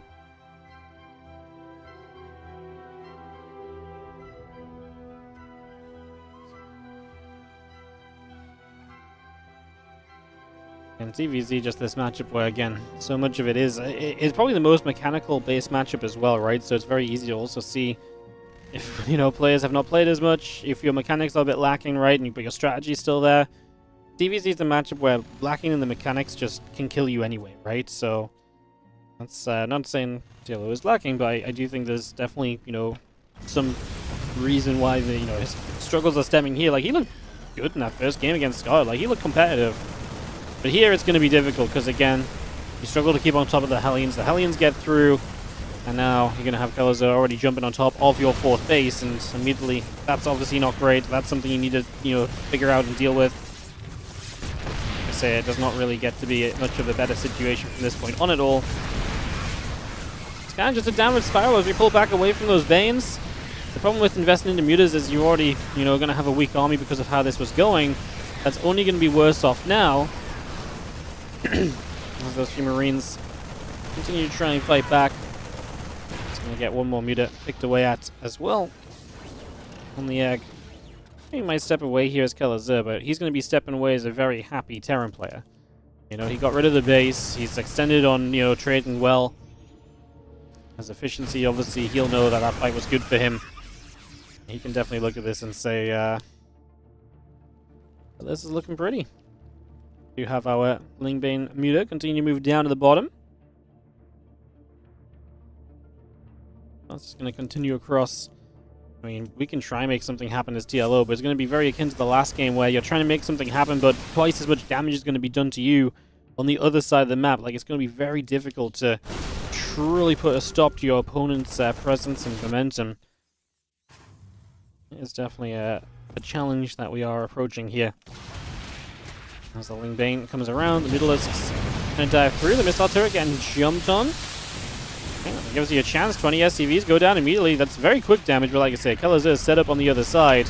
He's got no intention of turning around and coming back home. That's obvious. As he shouldn't, right? There's no reason he should ever be coming back. Yeah, this army is currently untouchable, so at the very least go through and trade out, look for damage, and yeah, he's going to do that and more.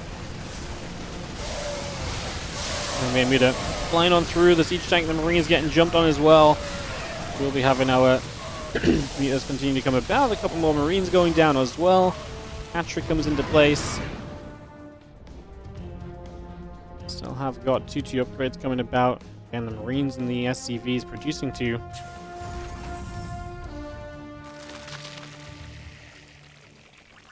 Morphin 12 Banelings.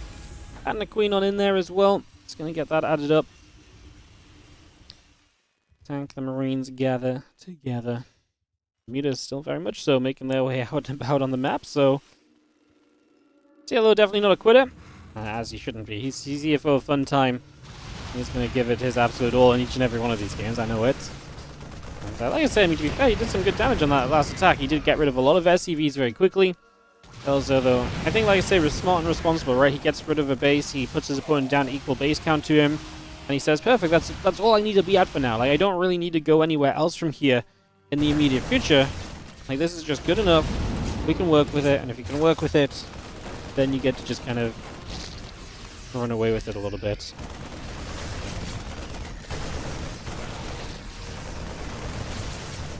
Marines will stand there as the Lingbane steps through, coming straight up and whacking away. The medevacs do lift and leave.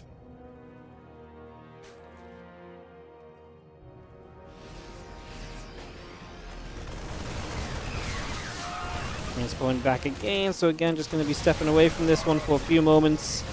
And just try and, I mean, obviously, the issue is when you don't have enough stuff to set up full surrounds, the Terran can always just kite back and away. And because there's not enough creep spread on the map, essentially, because of how this game is set up, you're pretty much never going to be finding a way to catch that. GG's. And Kelazhur is going to take this best of 3. As I didn't realize the scoreboard was wrong, guys. Sorry. It was obviously 1-0 to Kelazhur already on that one.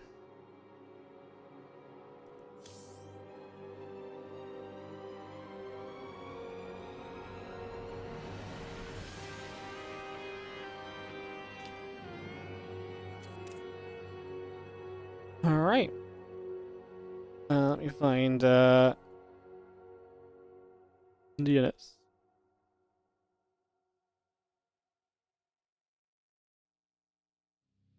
And we'll get this one set to go. So final match of the day coming up.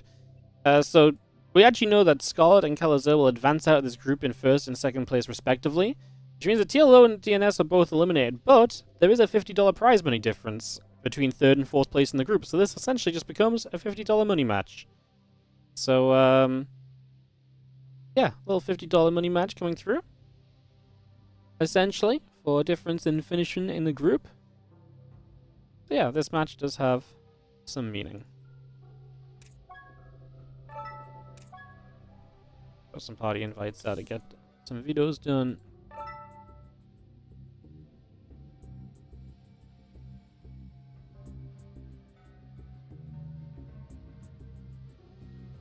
Perfect.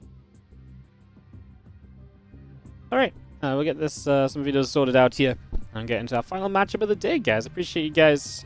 Good to see you all. Thank you for supporting and enjoying some games with us.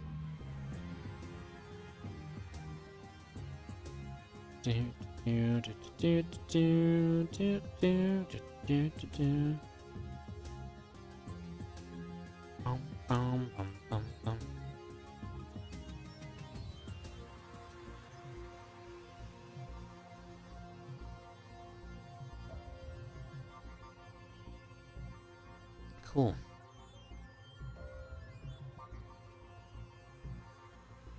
Again, appreciate you all being here. Thanks for joining us. First day of the Boomer Bash. It's been a fun one. Like I said, we've got some great plays coming up over the next few days. Forward to that as well.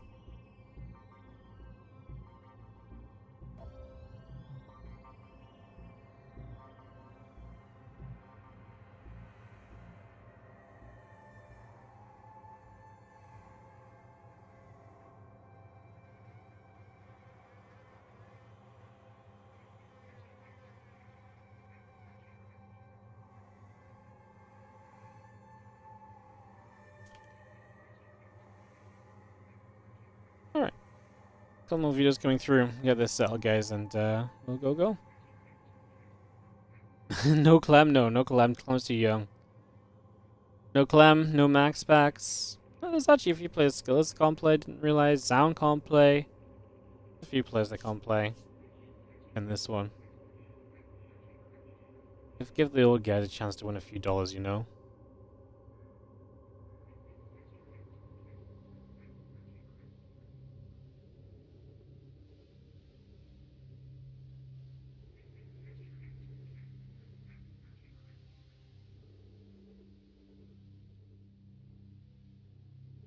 Alright,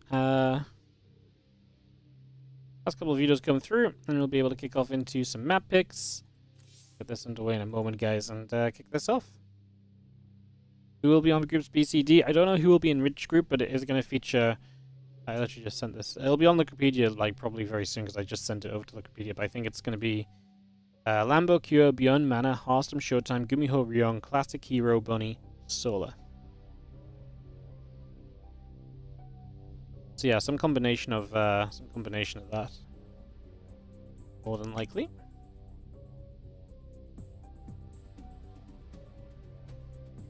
I don't know who's going to play on which day yet, though. That is to be decided. El Dorado going to be map 1. And then second map Leylines, third map Whispers of Gold.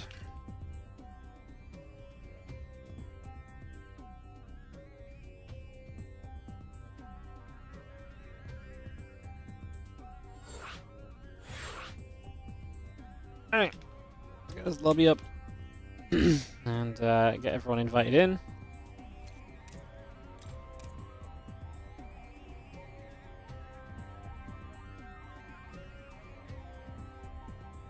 And we'll kick this off. Alright, thank you guys. Sorry, just doing videos and hosting up and stuff while talking.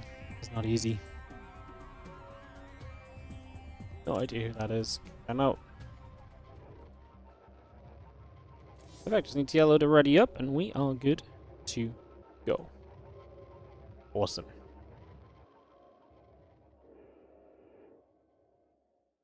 Alright guys, let's go do it. Our final best of 3 of the day. As we kick this off and we get this going, El Dorado is going to be the map. And yeah, we'll get this started. So in we go as we get underway. Like I say, thanks for joining us for the Boomer Bash Group A.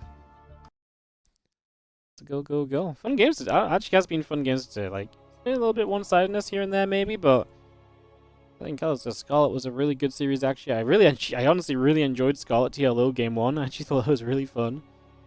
Yeah, I thought that was also a really sick matchup to start us off on. Yeah, there's been some fun ones. I hope TLO DNS is fun as well. I feel like this has potential. Honestly, Scarlett DNS was also pretty good. Let's see what we get. Like I said, I think this is the matchup where maybe TLO can be a bit more kind of TLO-esque and fun and creative. It's more allowable than when you play the you know, TVZ. So we will see what we can get up to here as we get underway. It is DNS bottom right and TLO bottom left. We get this rolling. So we move out and away we go. Kickstarting this one right here.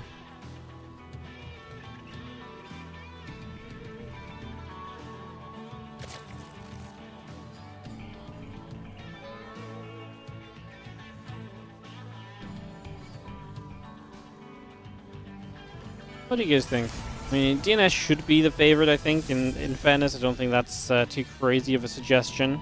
But, I don't know, man. I really kind of enjoyed how TLO played a little bit today. I think there's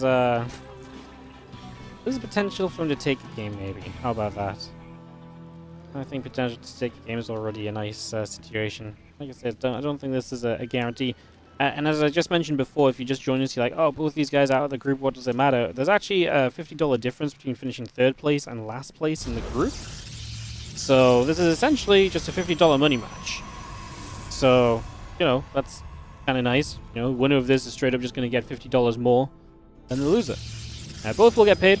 Again, $50 for making it to this point no matter what. But you will, like I say, get paid $50 more for winning this series and finishing 3rd place. So there is, like I say, a reason to play this one. It's not just a wash of a matchup where nothing matters. There is still money on the line. This is one of the problems with the 4-player kind of round robins, is that you do sometimes get pointless matchups, but by having a prize money difference between 3rd and 4th place in the group, it's obviously less pointless, right? Because then you're still always playing for something. So, yeah, very cool. TLO's back. I don't think he's back, guys. I think he's just here to play for fun for a day. He was playing some ladder recently as well. But, I mean, he's still very much so working with Shopify Rebellion and on their tournament teams and stuff. So, you know. I don't think he's going to be back to playing Prefer. I don't think he's coming out of a nice stable job to play full-time Starcraft 2 in this climate. To say the least. Fun to see him play for a bit, though. Fun to see him in a tournament. This is the kind of thing we can look forward to in the future, right? Where some players I haven't played for a while just pop in and they play a few games. Kind of neat. Something to be excited for moving forward. It's going to be seeing the Adept here. Going to go and attempt to shade through as we try to put on some pressure. DNS was doing a lot of the 6 Adept and Oracle kind of pokes. I do get a little worried because I actually do feel like that's one of those moments of the game where you can end up in a lot of trouble as TLO if you're not quite prepped for it. So you saw Scarlett dealing with that very well. TLO is going to have to be prepped for that as well. Otherwise, that could be trouble right off the bat for him. That could be one very fast way to start dying. You really just aren't prepared for that. So it's definitely something to, like I say, be watching for. This setup continues. We actually see the forward base being taken from TLOs, moving right to the middle of the map. That might be suggestive of getting some creep spread out there early and maybe pushing across the other side and preparing for that big old push, that big old opportunity to go and just shove the other side of the map in total. So yeah, that's something that we're going to look at here. A few drones go down, a couple of Adepts move about. Ling's going to try and go after that probe. Probe will be taken out as well. Oracle still moving up the right side. And DNS poking into the front of the 3rd base is going to obviously see this forward base as well, so you know about that. Like I say, that's definitely a target as well for DNS, where he's like, okay, brilliant, well, you want me to come and, you know, basically attack into you. Thanks for the invitation. We'll see how much of an invitation it really was. We'll see if it's something that he does take advantage of. I mean, only 2 Adepts here. Doesn't seem like too many to try and do much with at the moment. As the Queens will start to shoot, and the Adepts are going to threaten the shade into the natural, where there are units. The Lings are going to jump on those Adepts straight away. And the Oracles will not protect them, so that's going to be absolutely spot on defense. No qualms about that one. That is exactly what you want to see. Very nicely done. Good job.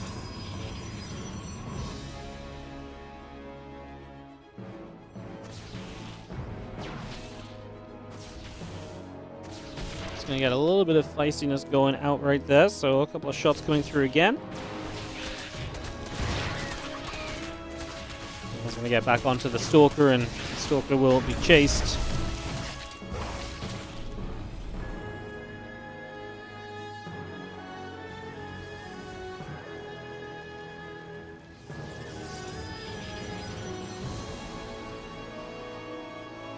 Oracles continue to gather together then, so they will join up and take a few moments to make some move arounds.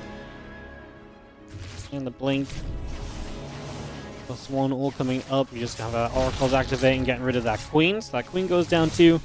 Nice little grab on that one.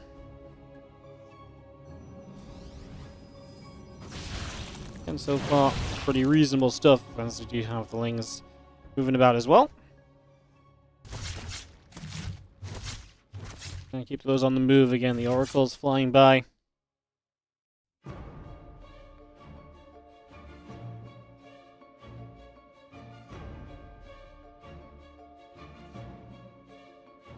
Let's get back over the right. Blinking +1, no surprises on that. TLO, like I say, intrigued as what he does. Taking a good chunk of Lingbane right now. Melee upgrade coming through and starts the Hydra Den. This is all off 60 workers currently, so just kind of wondering if there's going to be more to the kind of worker reduction, or if there's, you know, if this is kind of just it. Yeah, kind of just wondering on that one right now, as we do have the Stalkers coming through. Gonna go poking, prodding, trying to find some value. Early stages.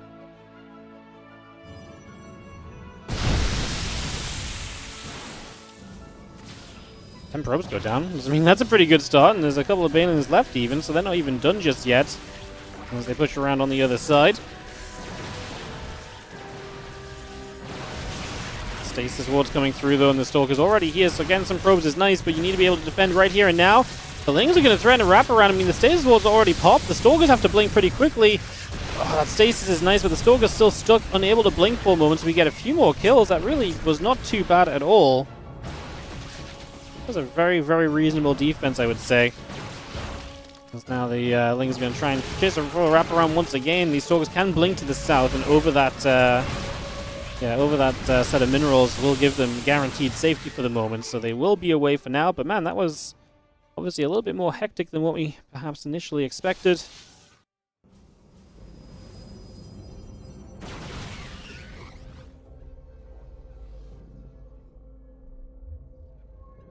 That one got a little bit wild.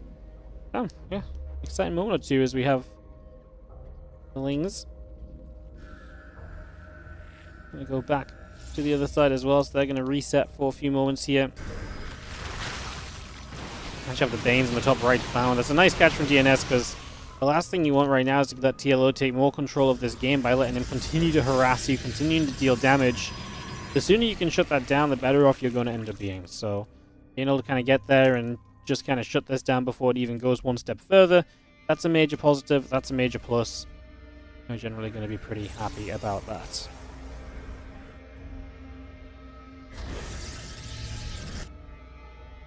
The Lings continue to move across as well.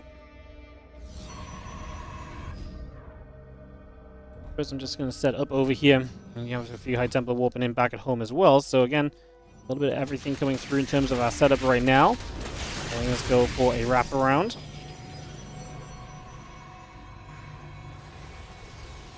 Caught in a stasis as Zerglings again keep on moving. Let's see another little pickoff made immediately then for now.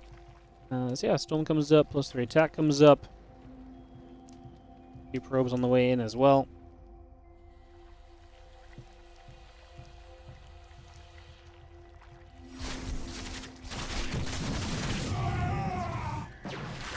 Still just gonna shoot through. We do have the things taking some damage, so again, a little bit more finding of the run-bys. stopping that before it gets anywhere else really is a pretty big deal, so that's really nice to be doing.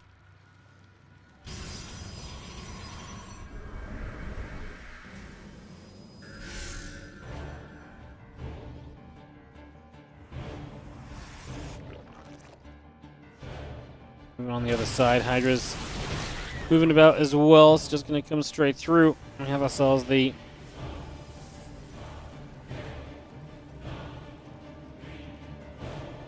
all drones just opening up this bottom side. So I like that. TLO taking advantage of the map. It's definitely the kind of thing we're used to seeing here. As those lings are going to come around, they're going to get a wrap onto a few of those zealots as well. It's just going to get straight into position.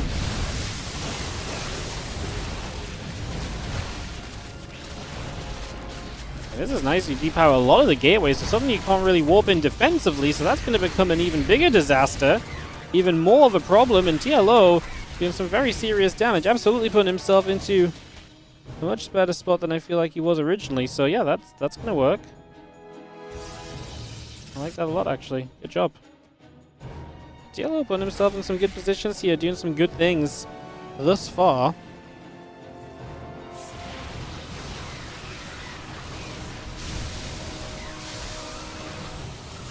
Now some storms coming down. We lose a few more probes again. If you keep on losing workers, well, obviously you can keep replacing them, and he is going to do that.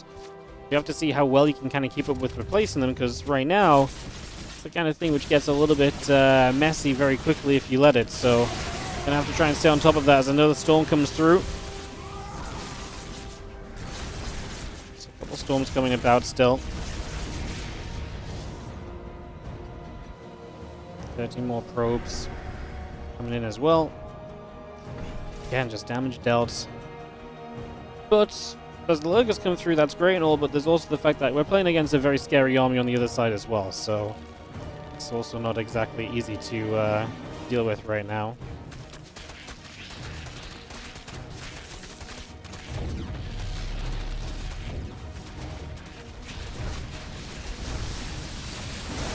Storm comes in, Ling Hydra going to get caught, more storms coming down. TLO's already done a lot. Again, it's another huge chunk of workers going down as well. So that's going to be a huge deal.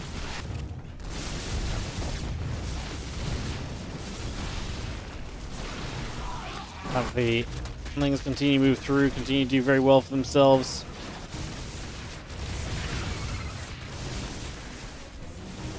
We'll just have ourselves those high lurkers very much so still putting some damage out. So again, work being done. Damage being dealt for the moment.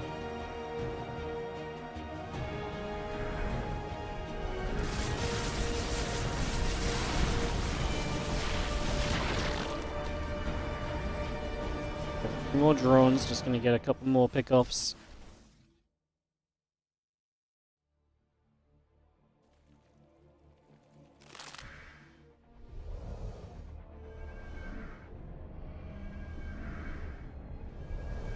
Scarlett, Stalker, Archon still moving across here currently, just going to be with the mothership as well. TLO still has to deal with this main army. That's going to be our biggest challenge, I think.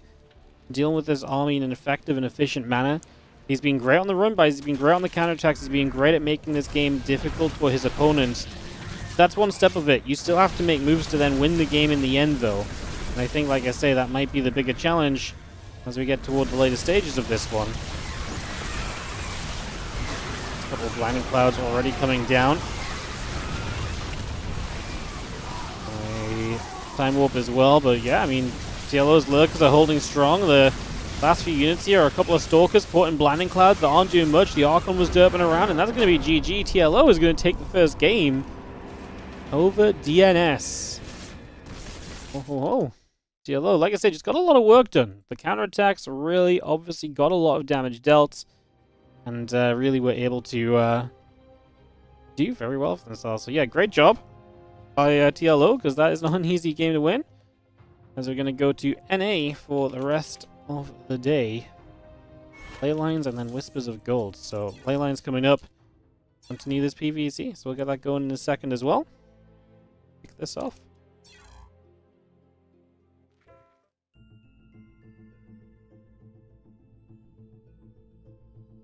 Alright, so ley lines.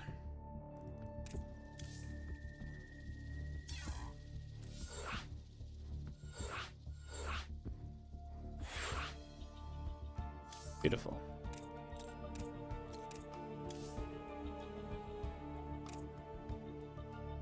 Three, 4, 5, and 6. Perfect. Got everyone. Just need them to accept, and we'll be off and away. Isn't that an upset? Yeah, absolutely. Now, TLO is definitely the underdog of this group. I don't think anyone's going to disagree with that statement. As we ready up DNS.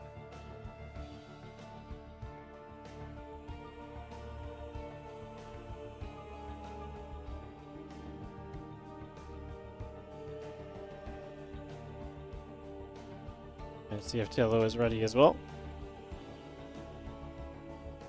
She is. And we can go. You got to give it a moment, guys. These boomers, you know, they don't know how to do the different chat channels and so on, so it takes a couple of seconds and all of this and that, right? So, yeah. Alright, we're going to kick off into ley lines, like I mentioned, for game 2 of this. TLO is up a game against DNS. Maybe an exciting conclusion today. I think it's exciting either way. Either TLO wins, which I think is exciting, or DNS makes a comeback, which means we get 3 games, so... yeah, love it. Love it. Alright, let's do it. As we have got in the top right-hand side, our red Protoss player here is DNS.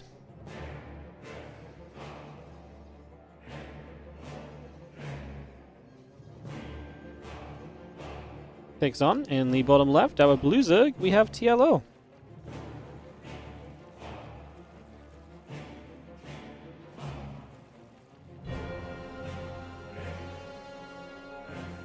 And again, TLO takes the 1-0 lead in this BO3. Hell yeah. This group's been really fun. I'm glad we did it.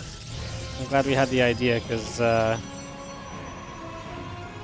yeah, it's actually been really fun so far. Very enjoyable. I say so far, pretty much at the end of it, but yeah, the entire thing's been pretty fun. Fun stuff. Good games. Insane games. Like I say, even at the end here, this match does matter because the winner gets a bit more prize money. It might not make it through to the playoffs, but they get themselves a chance to win a bit more prize money. Ain't ever nothing wrong with a bit more money in your pocket, is there?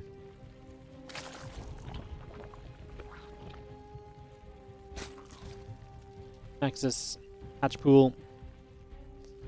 Settle in for a moment or two.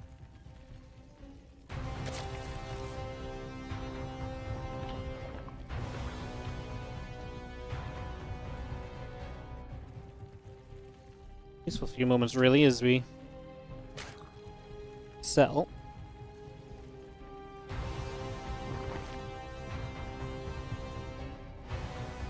Now with the probe coming around the back, just trying to be an annoyance. And nibbling up there is a cyber core that's going to get added on as well. So going to bring the cyber core straight through too. Get that going.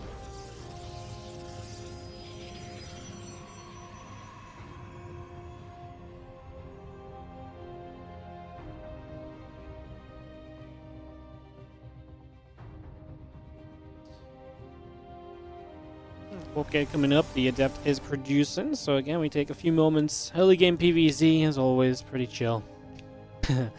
Also glad this happened, Scarlett. Yeah, it's been nice, been fun, something different.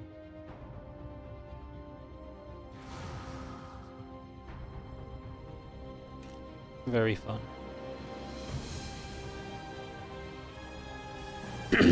Adept coming up, the Stargate coming about.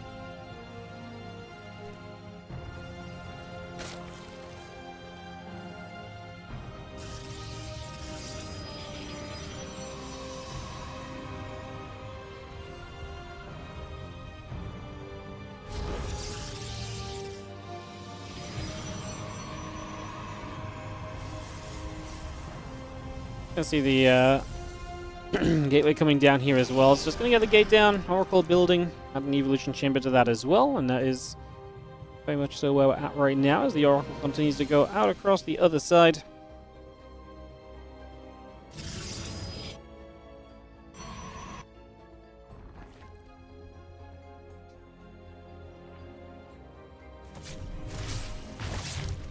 Oracle is just going to jump onto a drone there, so it'll catch right away. As do have the melee upgrade building up as well, so again, get that online, get that going. Let's going to nibble at these adepts. And so right off the bat, those adepts will begin to take some damage. Things coming over and again, just nibbling up at the Nexus 2, so again, applying some pressure, putting some work in. All these early stages. Getting some work done. Job so far. Gonna apply some pressure right now, put you in a good spot for later.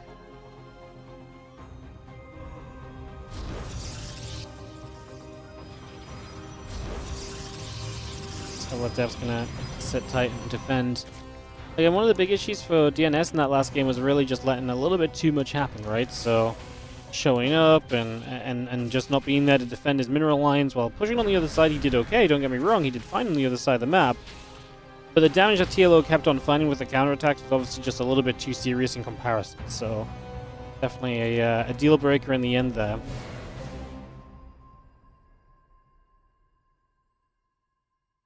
The Circling's going to pull back towards the top. The Overlord just got denied on the natural as well, so that will go down. No more scouting information for you, TLO.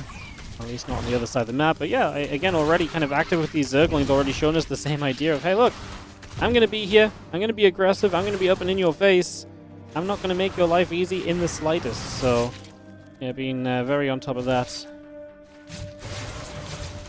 As the few devs just get pushed over to the corner. Oracle's still hanging about too. So I'd love to try and just get a little bit extra done here for these next few moments. Maybe seeing the links coming back across as well. Those adepts just going to shade back a few steps. 4 drones dead.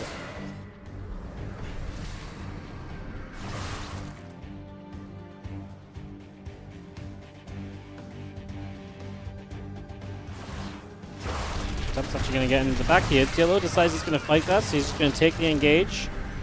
He's going to take it on. It's scary though. I mean, it's a choke point. It's a good choke point, and it's a decent number of adepts as well, right? So there's no kind of just chewing through that easily. And I think obviously it's being recognized, and this is being backed up into a different position as the links come through, and they will go after and clean up a couple of adepts. So in the end, we do get rid of some of those adepts. Just took a few extra moments and a couple more decisions in general.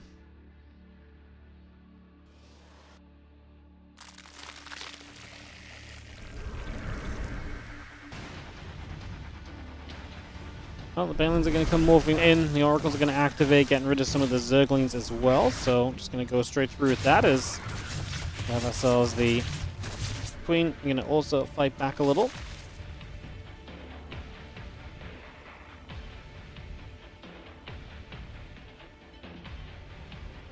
I think it's going to keep on moving. Again, coming across the other side. Things moving about. The Oracles are going to step forward as well here. Now these Veins are going to try and make the mineral line. A couple of Veins already connected and a few probes going down. 5 workers falling initially.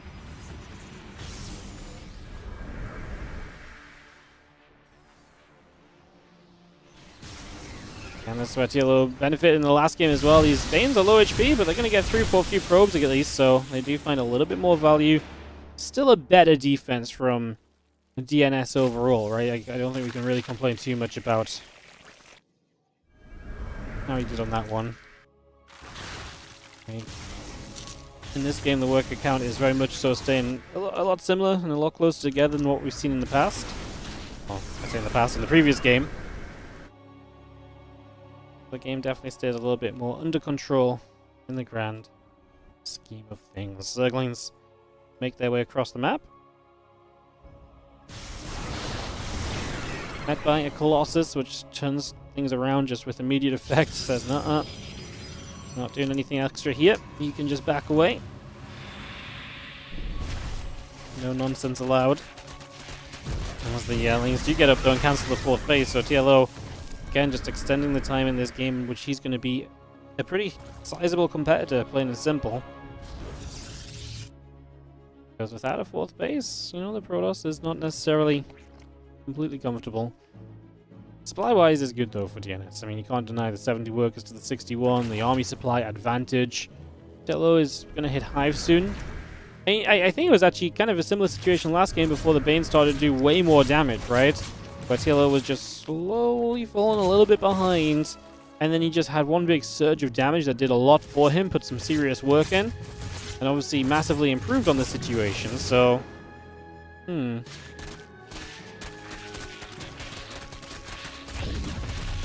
are going to counterattack again. Would love to get a third base, that would be incredible. They don't get it, but they also do get away, right? So... you take your little wins that you can have, which in this case is going to be the fact that they get away from that, so no problems had.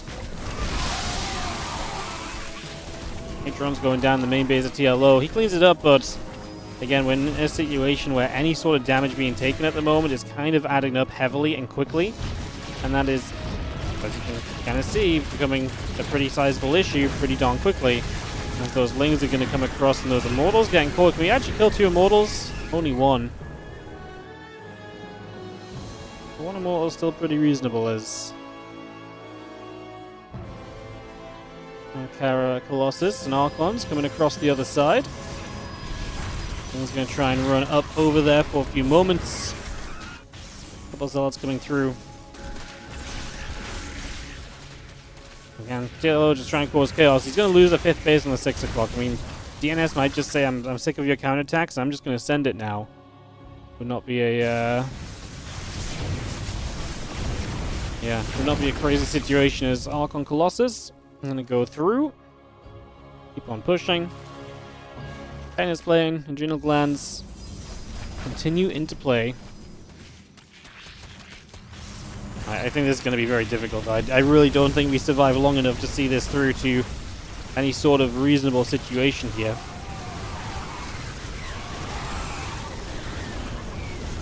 Seven drones going down.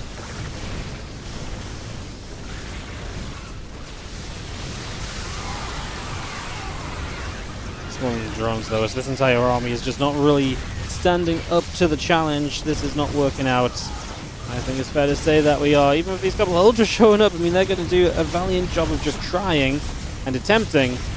But this is probably just going to be a little bit too much. As the Archons and Colossus continue to go the other way, pushing those queens back. And GG is called by TLO. DNS will tie it up 1-1, so we're going to go to a game 3. DNS definitely tidying up around the edges some of the problems he had in that game, or in that first game, and making it just a much clearer kind of pathway through for the second one. So we go to Whispers of Gold for our third map, and our final map of the day. Yeah, thanks for joining us. That actually worked out lovely. What a great stream. We're up to 4 hours. I like it. Good length of stream, fun games. Enjoyable.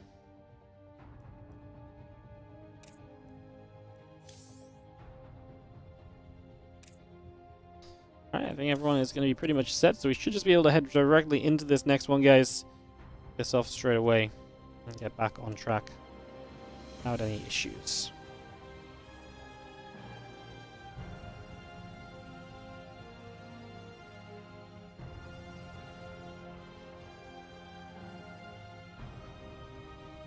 And for TLO to say ready, which he did, and we can go. Perfect, we're all set. Final map of the day then.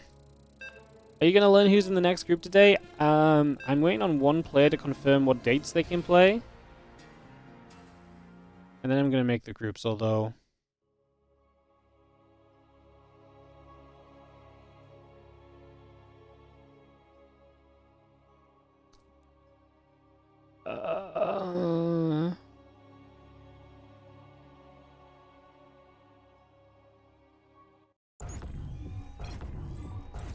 Yeah, I'm not sure right now. Sorry. I'm trying to figure it out, but I actually just don't know right now.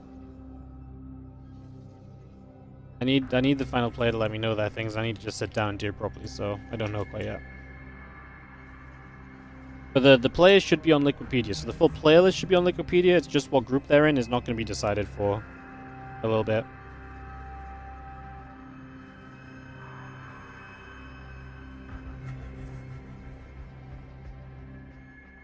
So yeah. Hopefully that's at least knowing which players are coming up should be nice, even if we don't know that group yet. Should have that info probably later today. I'll probably on Wikipedia in like a couple of hours even. Just I need to just take a second to stop and double check it all. So yeah, I'll be probably sending the players that info tonight. I just want to, like, I could probably tell you, but I just want to make sure that the groups are a little bit balanced as well before I don't want to just do that live on stream while trying to cast. I just want to double check I haven't made some silly mistake or put someone in a group they said they couldn't play and stuff. So just better to do that when I'm paying full attention, that's all.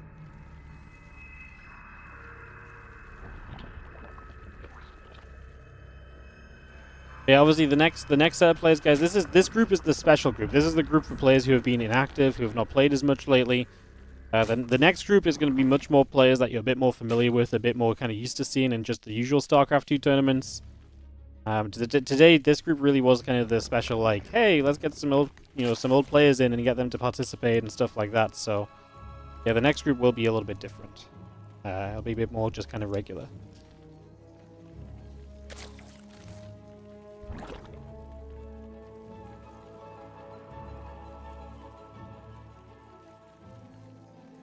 Anyways, we got a probe coming about. Just gonna put some pressure on as we get settled in here for a few moments.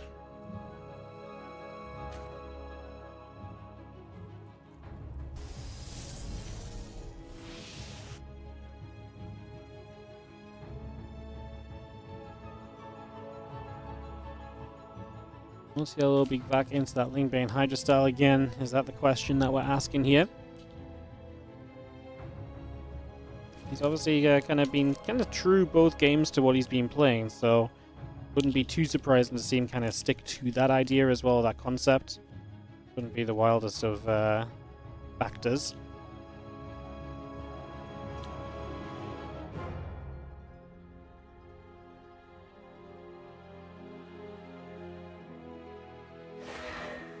Step just going to go shading forward. Queen obviously just going to try and keep track of it, and we want to make sure that that does not get through to do too much damage super early on or anything. Going to take damage of Adepts, at least let it be a bit later, at least let it be against a few Adepts, right, where the commitment's really being made. Taking losses to one Adept really is always going to be a feels bad moment if it happens.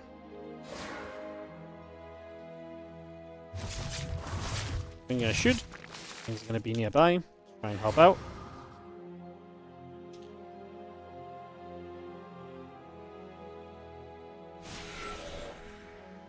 Adept is going to shade on forwards, just going to come straight on through. Trying to get set up here for a couple of moments and just get back to safety. Set up to defend its third base location, so we can just get that up and running without any issues at all. Ideally, you get that online without problem, right? So, just going to try and make that a priority to begin with.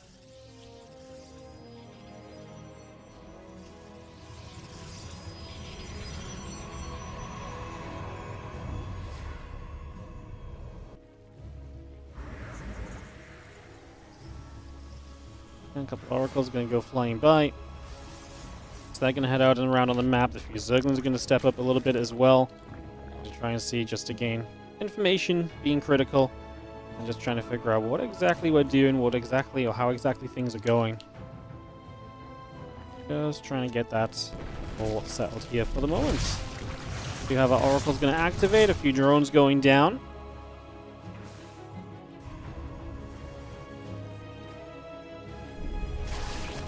Again, a reasonable bit of damage being done initially as the oracles fly back through again. Let's have the oracles pulling back away. 6 drones have dropped.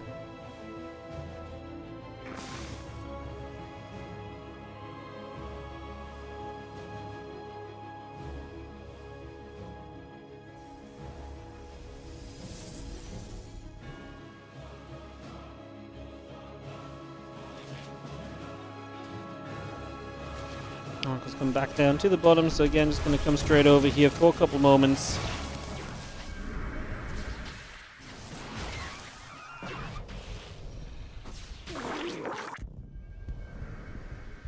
Of action, just going to be seeing the Lings back away from it again, so back and forth. And again, TLO already trying to get aggressive.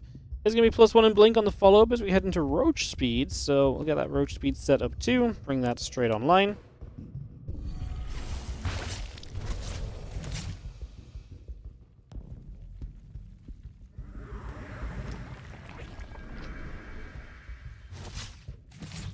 Also still being chased around by the Queen, so a few more shots coming about there as well.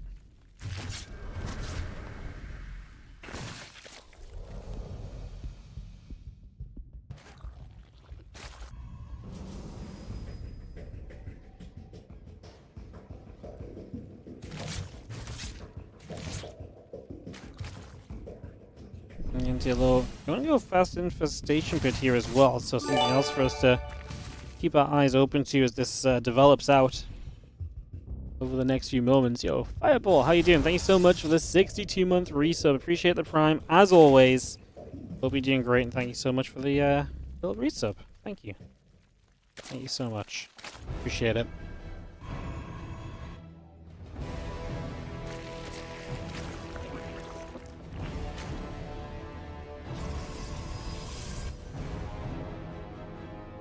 Probe just continues over. So again, just going to be getting ready to try and take a 4th base. I do feel like the later this gets without the game going chaotic, the happier DNS typically is going to be. I feel like he's going to end up in a position where he really is kind of okay with the situation for the most part, more quickly.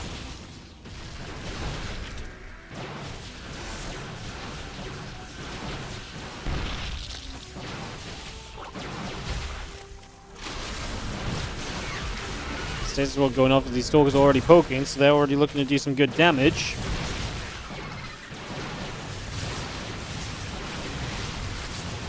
And actually very aggressive push forwards here from DNS. Now here come the Infestors. This is why you're lacking a little bit of supply on the side of TLO, because you've been building up these Infestors instead, building into tech that you typically could say you maybe don't typically need even. So definitely a little bit of a different approach.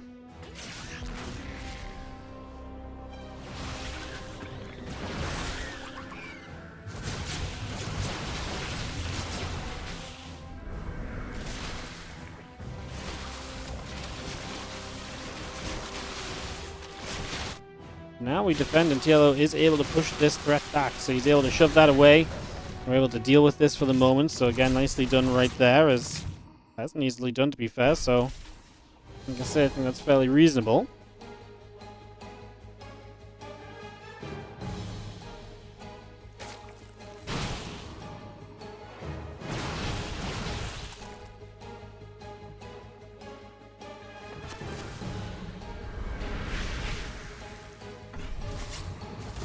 A little Revelation going down. Unit's going to get caught. Just for a little bit.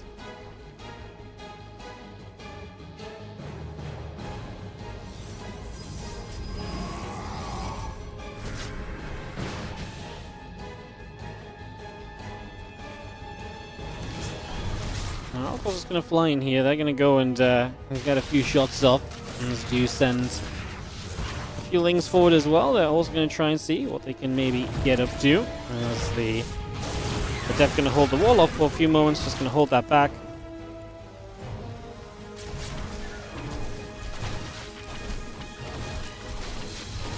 The Prism defense, Yellow not going to let DNS really kind of poke too far in, not going to let him do too much damage right away, so able to handle this quite nicely. Again, a few drones going down.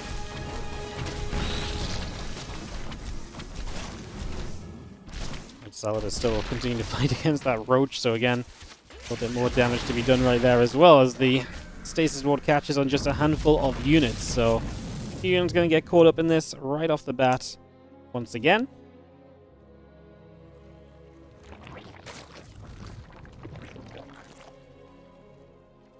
And DNS is making the plays into the late game. I like it. The extra Stargates, the Mothership already. like I say, I feel like these are things which TLO will struggle to deal with, as TLO currently sat on not really kind of the worker count you need to be on, right? He's only on 70 workers. That does not really bode well for playing a much later game or anything of the sort. So that is definitely an issue right here and now.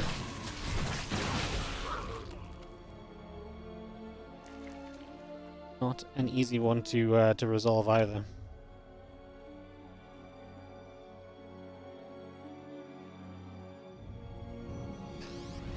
Come on, template. Just getting morphed in.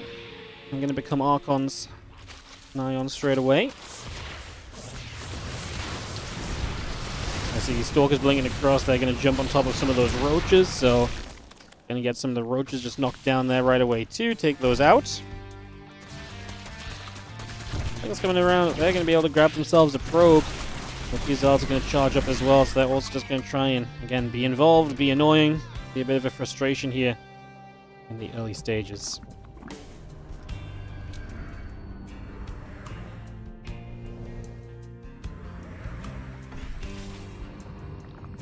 More Revelation goes down. The Lings and the Lurkers getting caught by that. We do see the Stalkers and everything else stepping across, and the Hydra's trying to kite away as the Zealots continue to charge up and put some pressure on here as well. Spankroll's already firing up a few hits as well. The army goes toward the upper left-hand side. The Prism gets the warp in underway too, so we get that started immediately and have a little Revelation down as we go.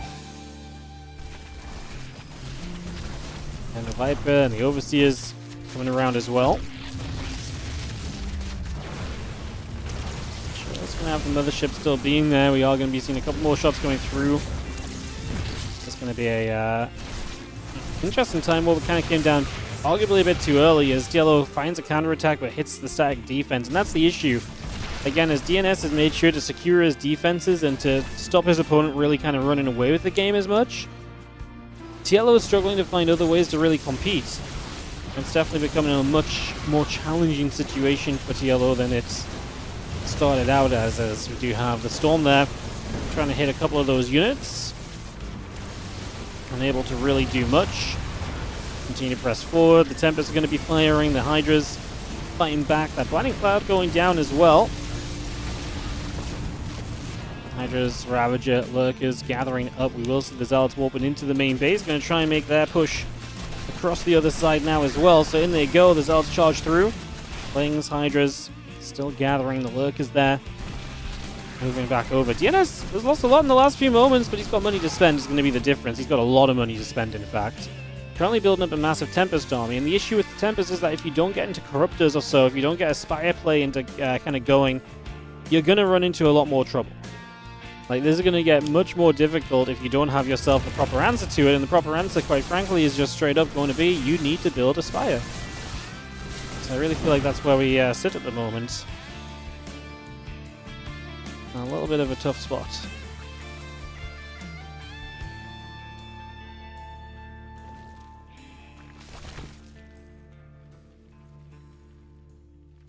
Army pulling back over. Prism just going to sit there again, +3 missiles. And all the rest of it coming through.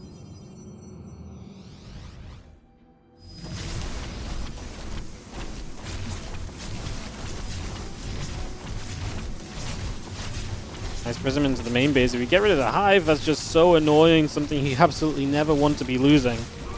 However, it looks as though we might be on the losing end of the Hive right here. Are we going to save it? Yeah, there we are. We're going to get rid of the Prism too, so actually not a bad save from TLO.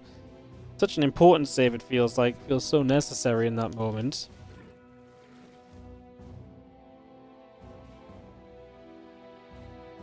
Lose the Hive then, it feels like we're just walking into an absolute world of trouble.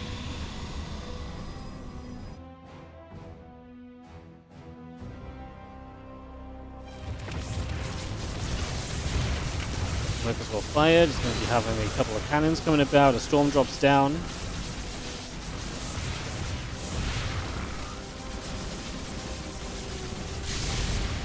Market gets picked off, the rest of the army still moving through, the Knight is coming up over on the other side.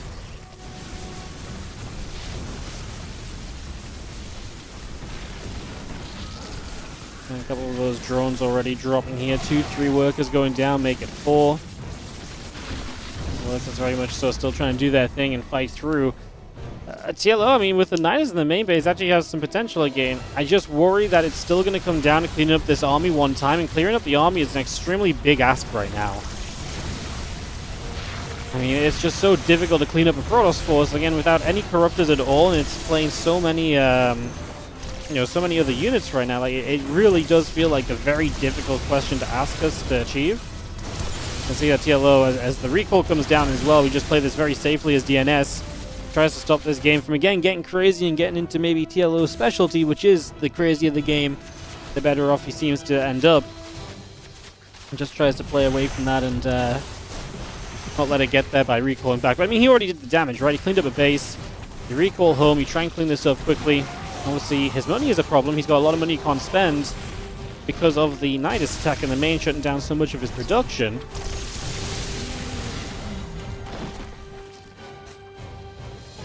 Nidus goes down right there too.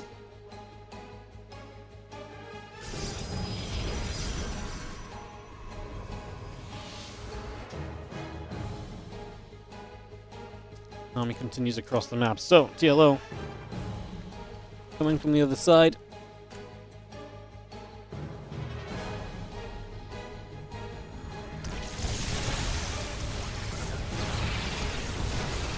We'll just see how units continue to move up.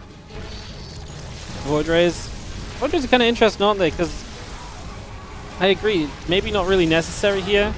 Maybe if Corruptors were coming through, Void Rays are one of the better things you could build, but we can see there's no Corruptors, so we know it's not necessary. From DNS's point of view, it might just be a good precaution to take. GG obviously gets called there, and DNS is going to take game number 3. And the series! DNS is going to get the final match win for himself, and he will earn himself a few extra dollars for finishing 3rd place in the group. But all in all, I think we can all say it was a pretty darn fun day of StarCraft 2. TLO took a map. I think that was very cool. Honestly, TLO did so well in Game 1 against Scarlett as well. We had some good matches today, guys. Very enjoyable. Very enjoyable. None of these series were like fast washes of like, bam, bam, cheesy cheese, we're done. Very enjoyable stuff. Obviously, we'll be moving into groups B, C, and D over the next few days. The full player list is now on Wikipedia. So yeah, full player list is on Wikipedia. If you guys want to check that out, you very welcome to, obviously. We will try and get the groups on Wikipedia ASAP. Probably even in the next... I mean... Probably could do it pretty soon.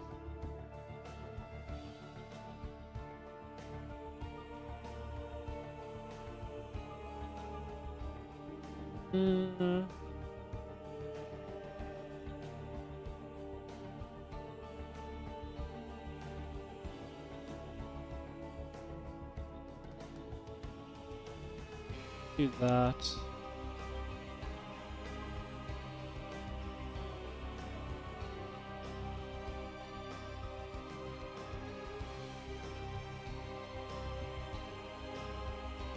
Yeah, I think we'll have the groups up soon. So I think in Group B, and don't hold me to this, but I think in Group B we will have Gumiho, Showtime, Bjorn, and Harston. I think that will be Group B. So Gumiho, Showtime, Bjorn, and Harston. And then Group C and D to follow on from that. I just need to hear from one player, which will maybe flip around one player in the group, but for the most part, it's pretty set. So, yeah. Alright, awesome. Awesome, awesome, awesome. Just swap around those two would be more fun, actually.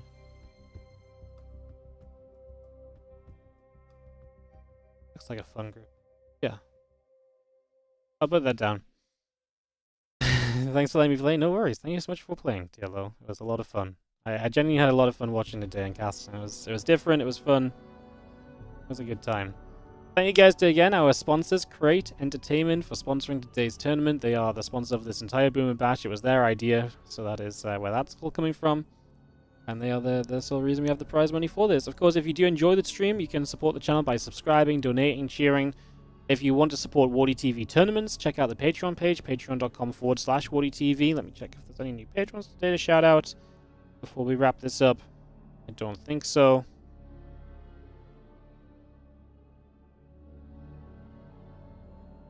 I don't think so. So yeah, yeah, check all that out. Support the channel if you can. It's kind of crazy. I feel like today was such a good sub day. We had so many subs. We had some gifted subs and stuff. Like, it wasn't super crazy, but it felt good. And we already lost, like, we were like down 10 subscribers from when we started the day. Oh, the battle to 700 subs is so real. We're in a real strut with this right now. I really felt like, we had a bit of downtime recently, so we came back fighting strong. I was like, we'll get back up there easy. Oh my god, we're having an absolute rough period of it. It's not been easy at all to get the subs back recently. Alright, is there going to be a rebroadcast of YouTube of this? Yes, we live streamed this to YouTube, so it's already there. So if you want to watch it back, it's exactly just, it's up already. The YouTube stream will be ending in a couple minutes, so it'll just be there on the channel, so you can watch everything back on the YouTube if you want to. If you do head on over to the YouTube, please consider subscribing on there as well. It's always appreciated, helps us out a whole bunch as well. And we appreciate that. Alright, I don't think I got anything else to really do or say. So I think we're just going to call it a day, guys. We'll be back tomorrow with Warditv Mondays, Tuesday with more Boomer Bash as we enter Group B. And, yeah, we continue from there. So thank you so much for watching. I appreciate you guys. And I'll see you all on tomorrow's stream.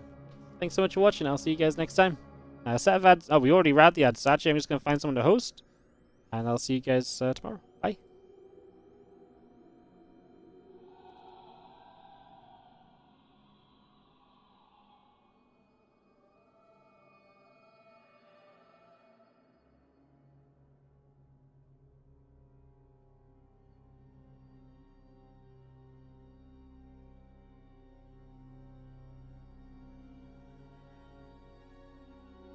Do you guys have any suggestions for anyone to host?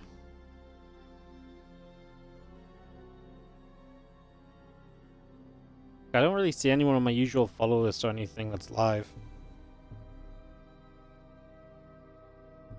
Cranky Ducklings? Oh, I didn't see the Cranky Ducklings. Thank you. Yes, we'll host the Cranky Ducklings. Alright guys, bye.